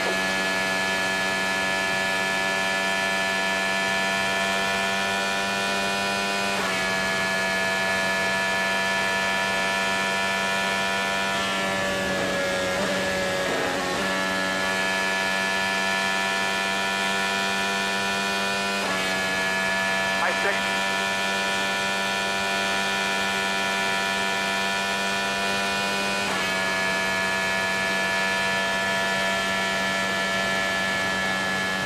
If you can get Ericsson, get him.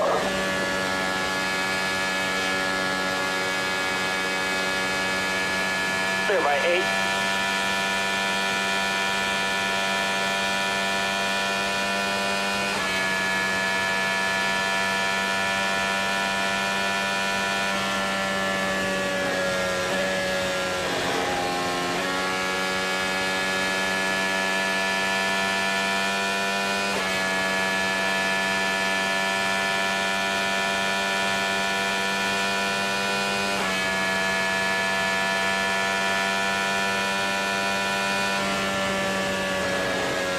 by 10.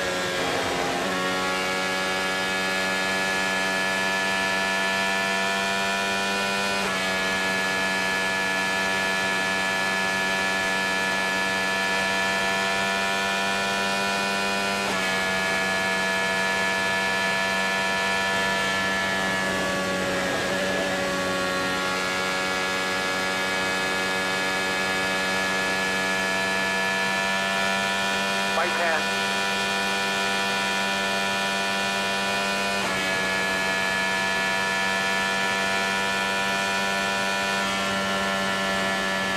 Still 10 back.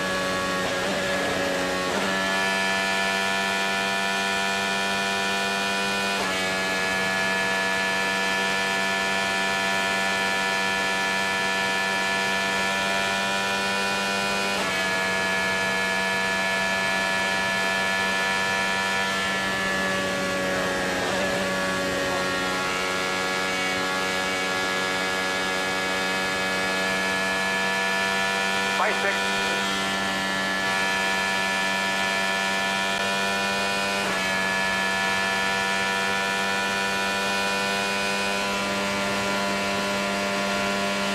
Clear by 8, outside, clear. Stop, clear by 3, clear by 5.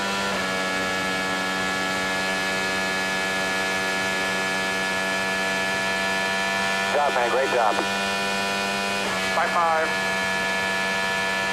You need 4.3 to the end. Do what you need to stay up there.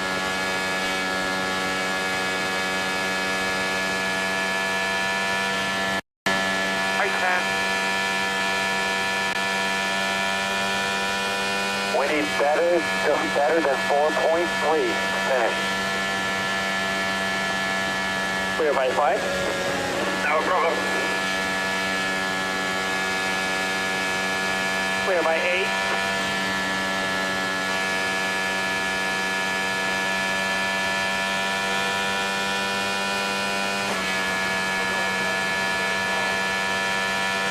Back.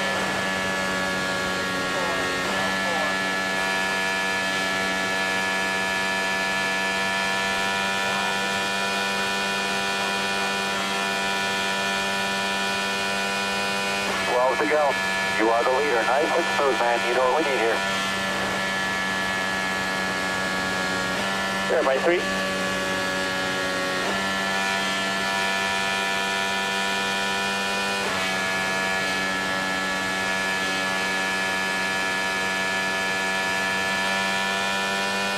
We're back.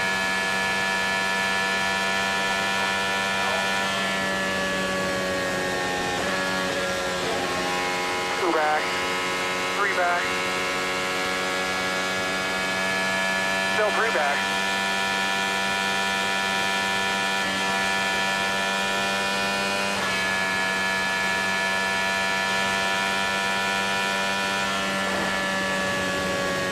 Clear by 3.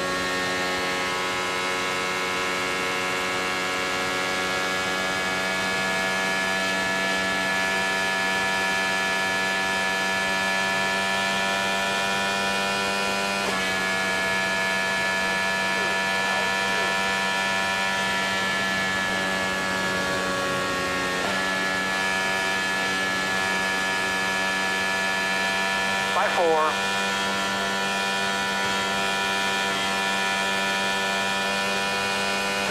Time to go.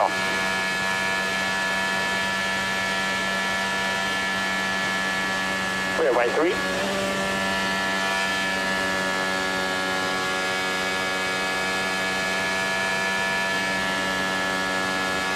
Mixture 2.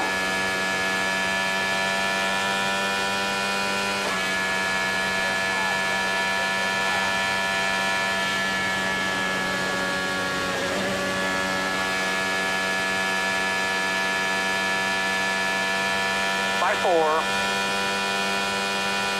We need just 4.1 to the end.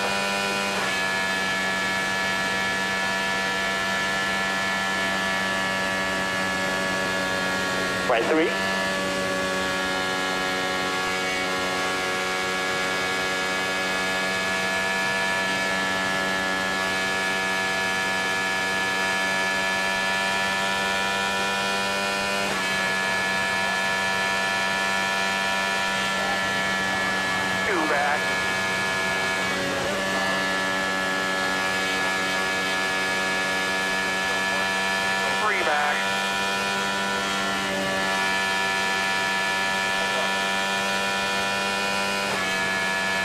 to go.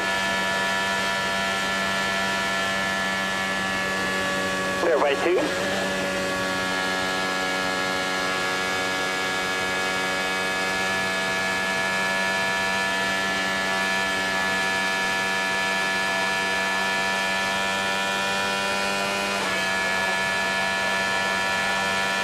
Three back.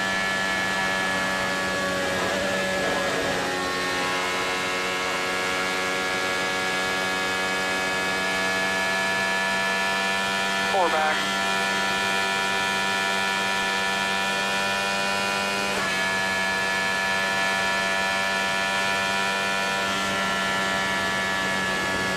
Still 4 back.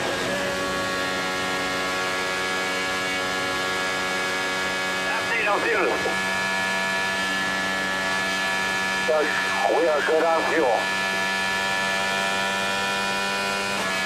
What do you mean good? Like push, no saving, but stay behind those cars in front of you, it'll still help.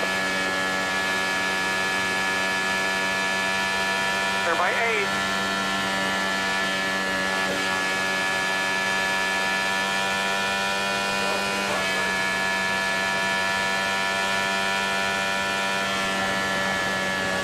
Clear by 3.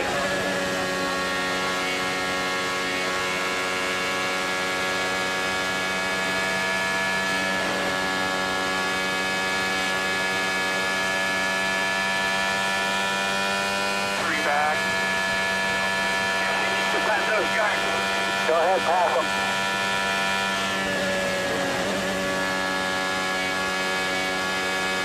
Better off at 4 than Erickson. He's a little bit better off at 2.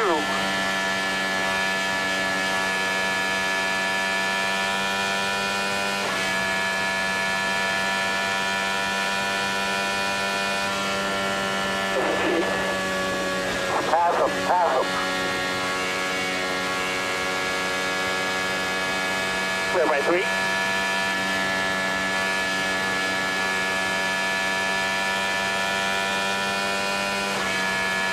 All the fuel you need. Burn all the fuel you need.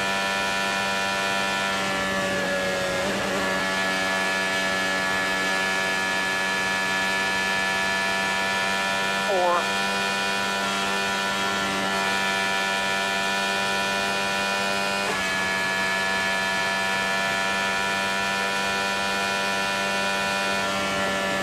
Clear by 3.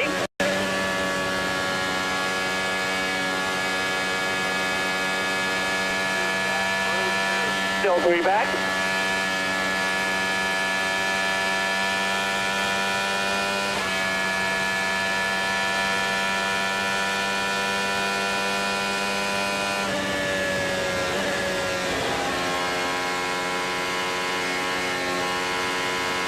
By 2.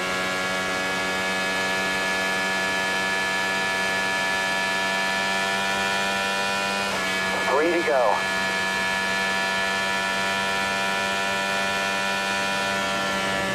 Clear by 3.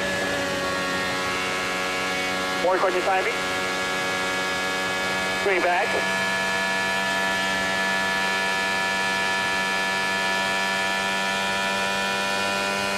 Two back.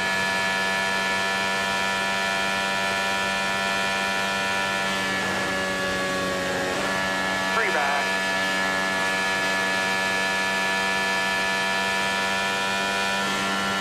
Four back.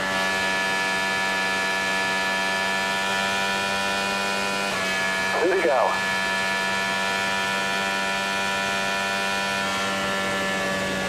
Go by 4.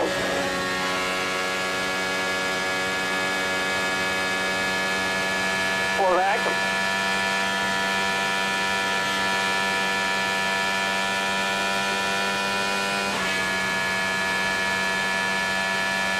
Four back.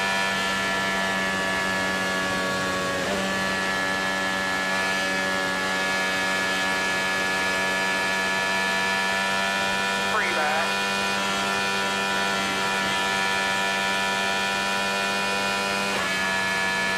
Last lap.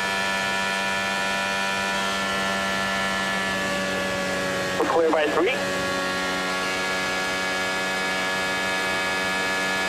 2 back, getting a run, 1 back. 4 back.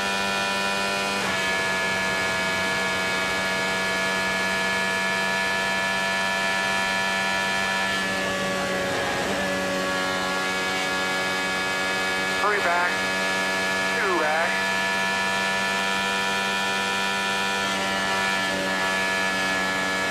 Yellow, yellow.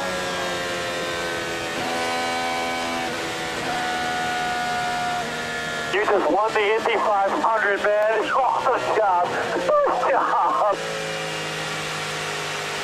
Let's fucking go! Yes! Yes! Thank you, guys. You guys are amazing.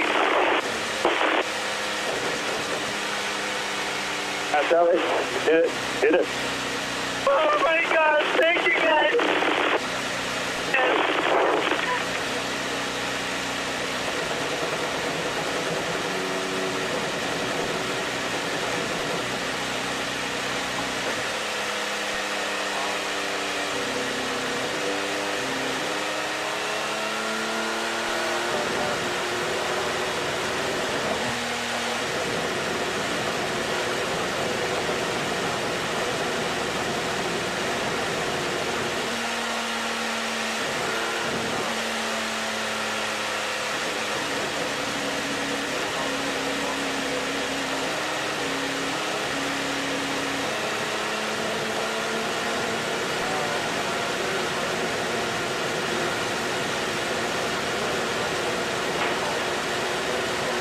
Oh, you guys are distracted.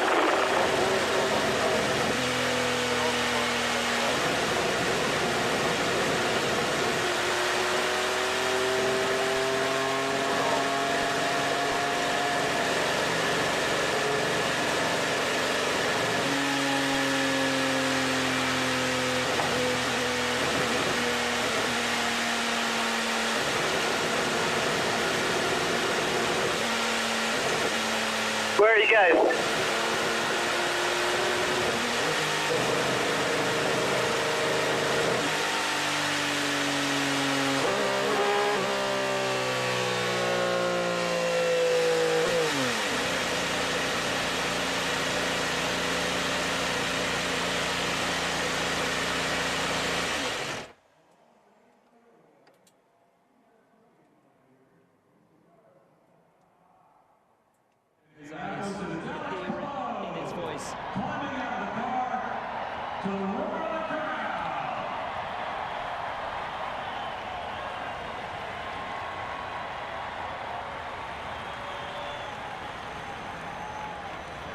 He might take a victory lap. Throws the gloves away. He's jogging down Main Street. This generational talent, how is that for an image? Álex Palou, pumping his fist. Here comes. Careful, guys. His dad. Look at this. Pure joy along the Main Straightaway at the Speedway. You did it.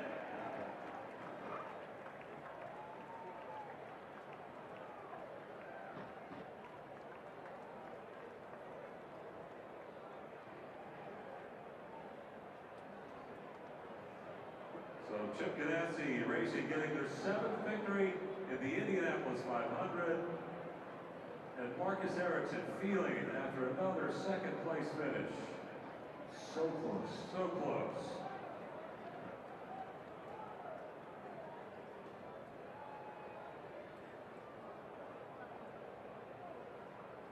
Crew Chief Ricky Davis, strategist Barry Wanser.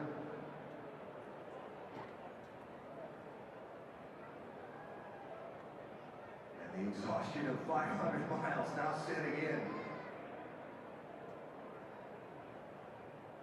Get that guy to victory lane for a cold bottle of milk. He's not done celebrating down there.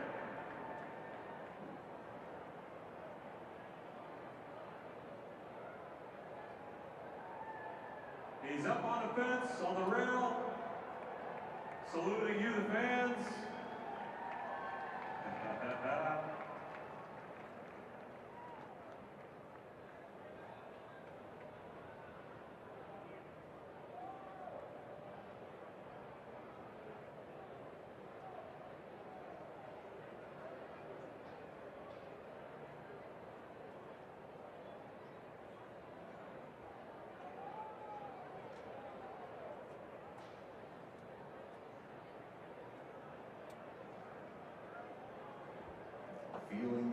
emotion of the moment. Certainly is. Ran 500 miles and then ran about another half mile down the main street. There's Chip. Congratulations to the owner. There he is, Chip Ganassi.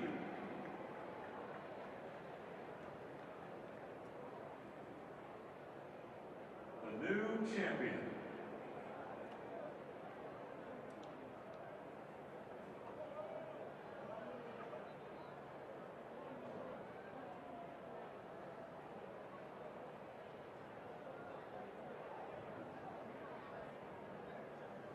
Well, the walk up back toward the car and the victory podium and all that comes with winning the Indianapolis 500. And we may get to hear from him somewhere in there.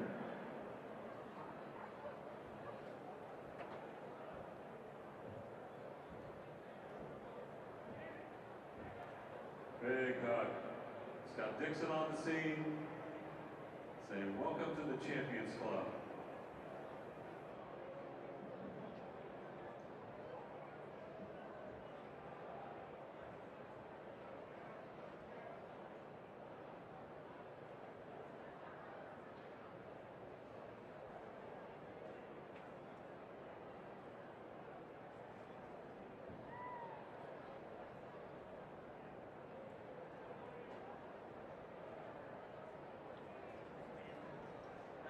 There were some moments that I felt really good in the race, but at the end I didn't know if I was going to be able to pass Marcus or not. But yeah, made it happen. First of all, win. What a better place. 29 started on an oval, and you just mentioned it. You hadn't gotten a win until today. How much of a challenge was it just to adapt to this style of racing and to do it right here today? It was tough conditions up there, especially when you were like third or fourth in the pack. Even leading, like, the MPG, the fuel consumption was super high, so team didn't want me to lead. I wanted to lead, obviously, but yeah, made it happen. I already lost my voice and I haven't even started celebrating, so. How about the moment when you ran down pit lane and you saw your team and you saw Chip Ganassi? Yeah, it was amazing. I don't know why they let me be there alone. I told them if we were going to win, that we were going to be there, but yeah, amazing. Best celebration ever. Your wife and your baby girl are waiting in victory circle for you. Thank you for all the fans, all the support. It's amazing. Thank you so much. That's Álex Palou. He is the Indy 500 winner. Yes, he is, and the celebration in victory lane is about to kick off now. Team retrieved the car from the main straightaway. They've got it on the lift to go up to the victory podium, where there's a bottle of milk waiting. Here's Dario Franchi with Palou. Pretty special, isn't it? Pretty special. Look at that big smile. So he's going to walk his way down here to victory lane, go up on the podium. The celebration will be on. The board trophy, the wreath, the milk. He'll be climbing on board. Pace car will take a ride around to salute you, the fans. A lot of those yellow and red shirts on the backs of some very happy fans, for sure. And we hear the Gordon Pipers. That means it's time for a victory celebration.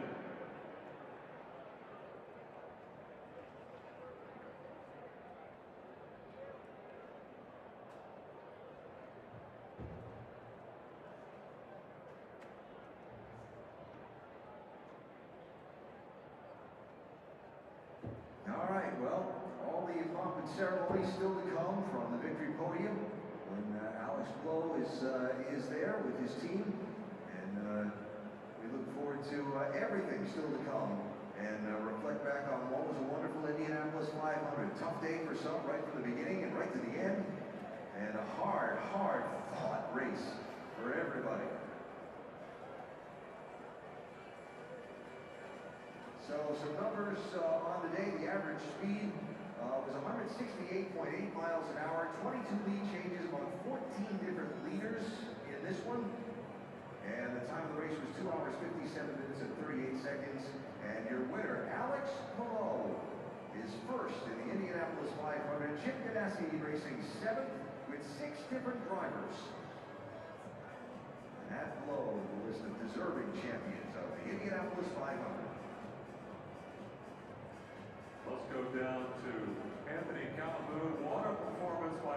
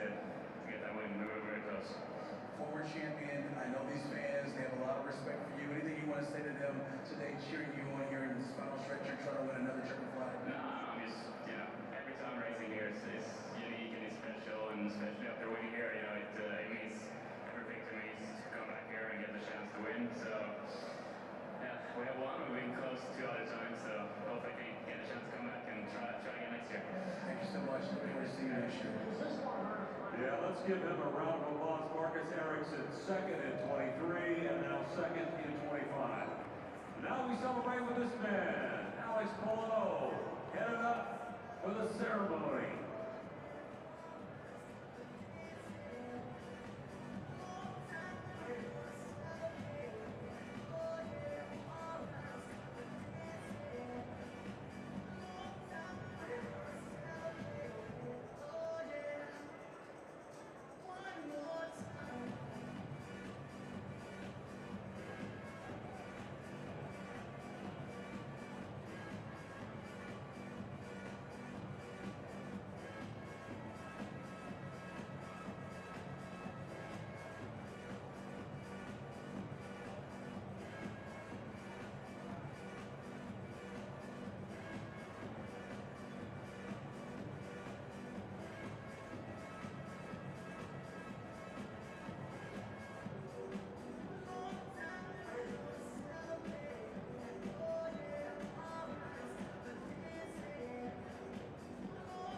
Here he comes, folks. Álex Palou.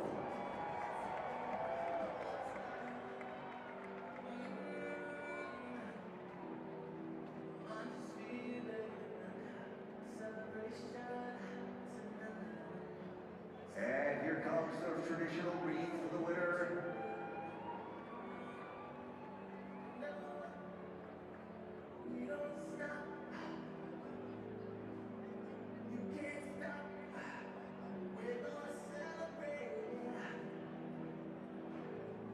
And now here it is, he's got the milk.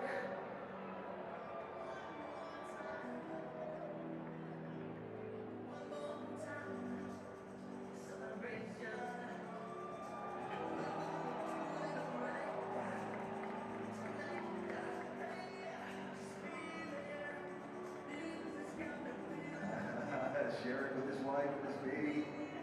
Very nice.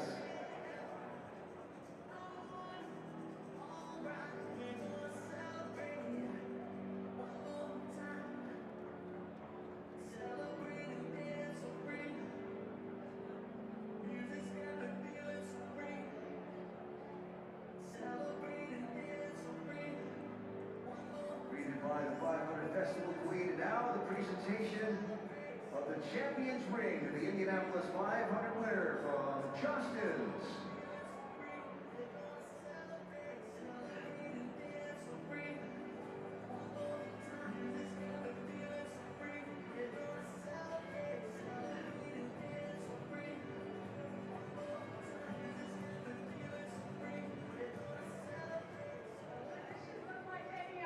You got the ring, you got the milk, and you got the ring. It's official. How does that sound? Absolutely. I mean, best milk I've ever tested. It tastes so good. I'm going to get a little bit more. But what an amazing feeling. The ring looks awesome. It feels great to be here. Amazing. Thank you, everybody, all the fans. You guys have been amazing all year, but especially this month for me. So it's amazing. Put this season in perspective for us. We haven't seen a season start off like this since A.J. Foyt in 1979. What you guys are doing is incredible. Thank you, thank you. I agree. It's been amazing. Everybody at Synchronized Racing, all our partners, HRC, like, it's just been amazing. DHL has been giving us as well all the support we needed to be here today. So all my family around, so it's amazing. Honestly, they make all the team around that I have, they make me look good on track. Hey, Chip is drinking out of your milk bottle here. You were toasting with your wife. How about some more milk for the man, Chip?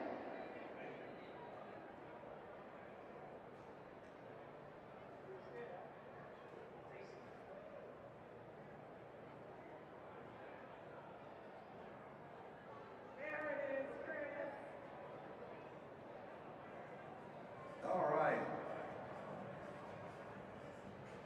The traditions of victory at Indianapolis. And a hard-earned victory it was.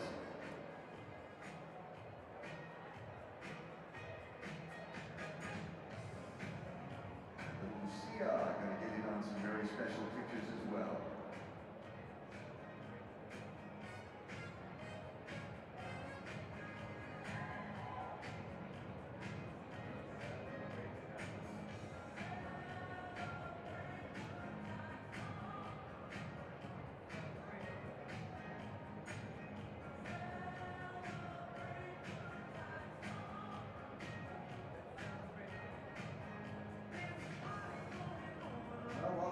celebration continues on the victory podium. Let's hear from another driver who had an excellent day today at Indianapolis. He's with DJ Clark.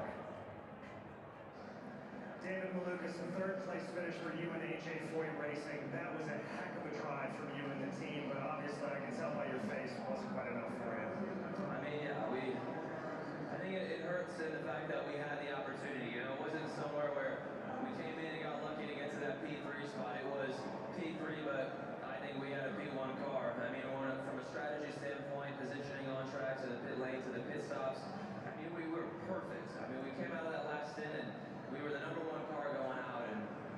But, you know, it's just how the 500 is. It picks its winners, and 2 lap cars came in, and he just was able to get a run. We were leading at that time, which is not where we wanted to be, and he got around us. So that's just how this track plays out, and it didn't pick us today. It picked the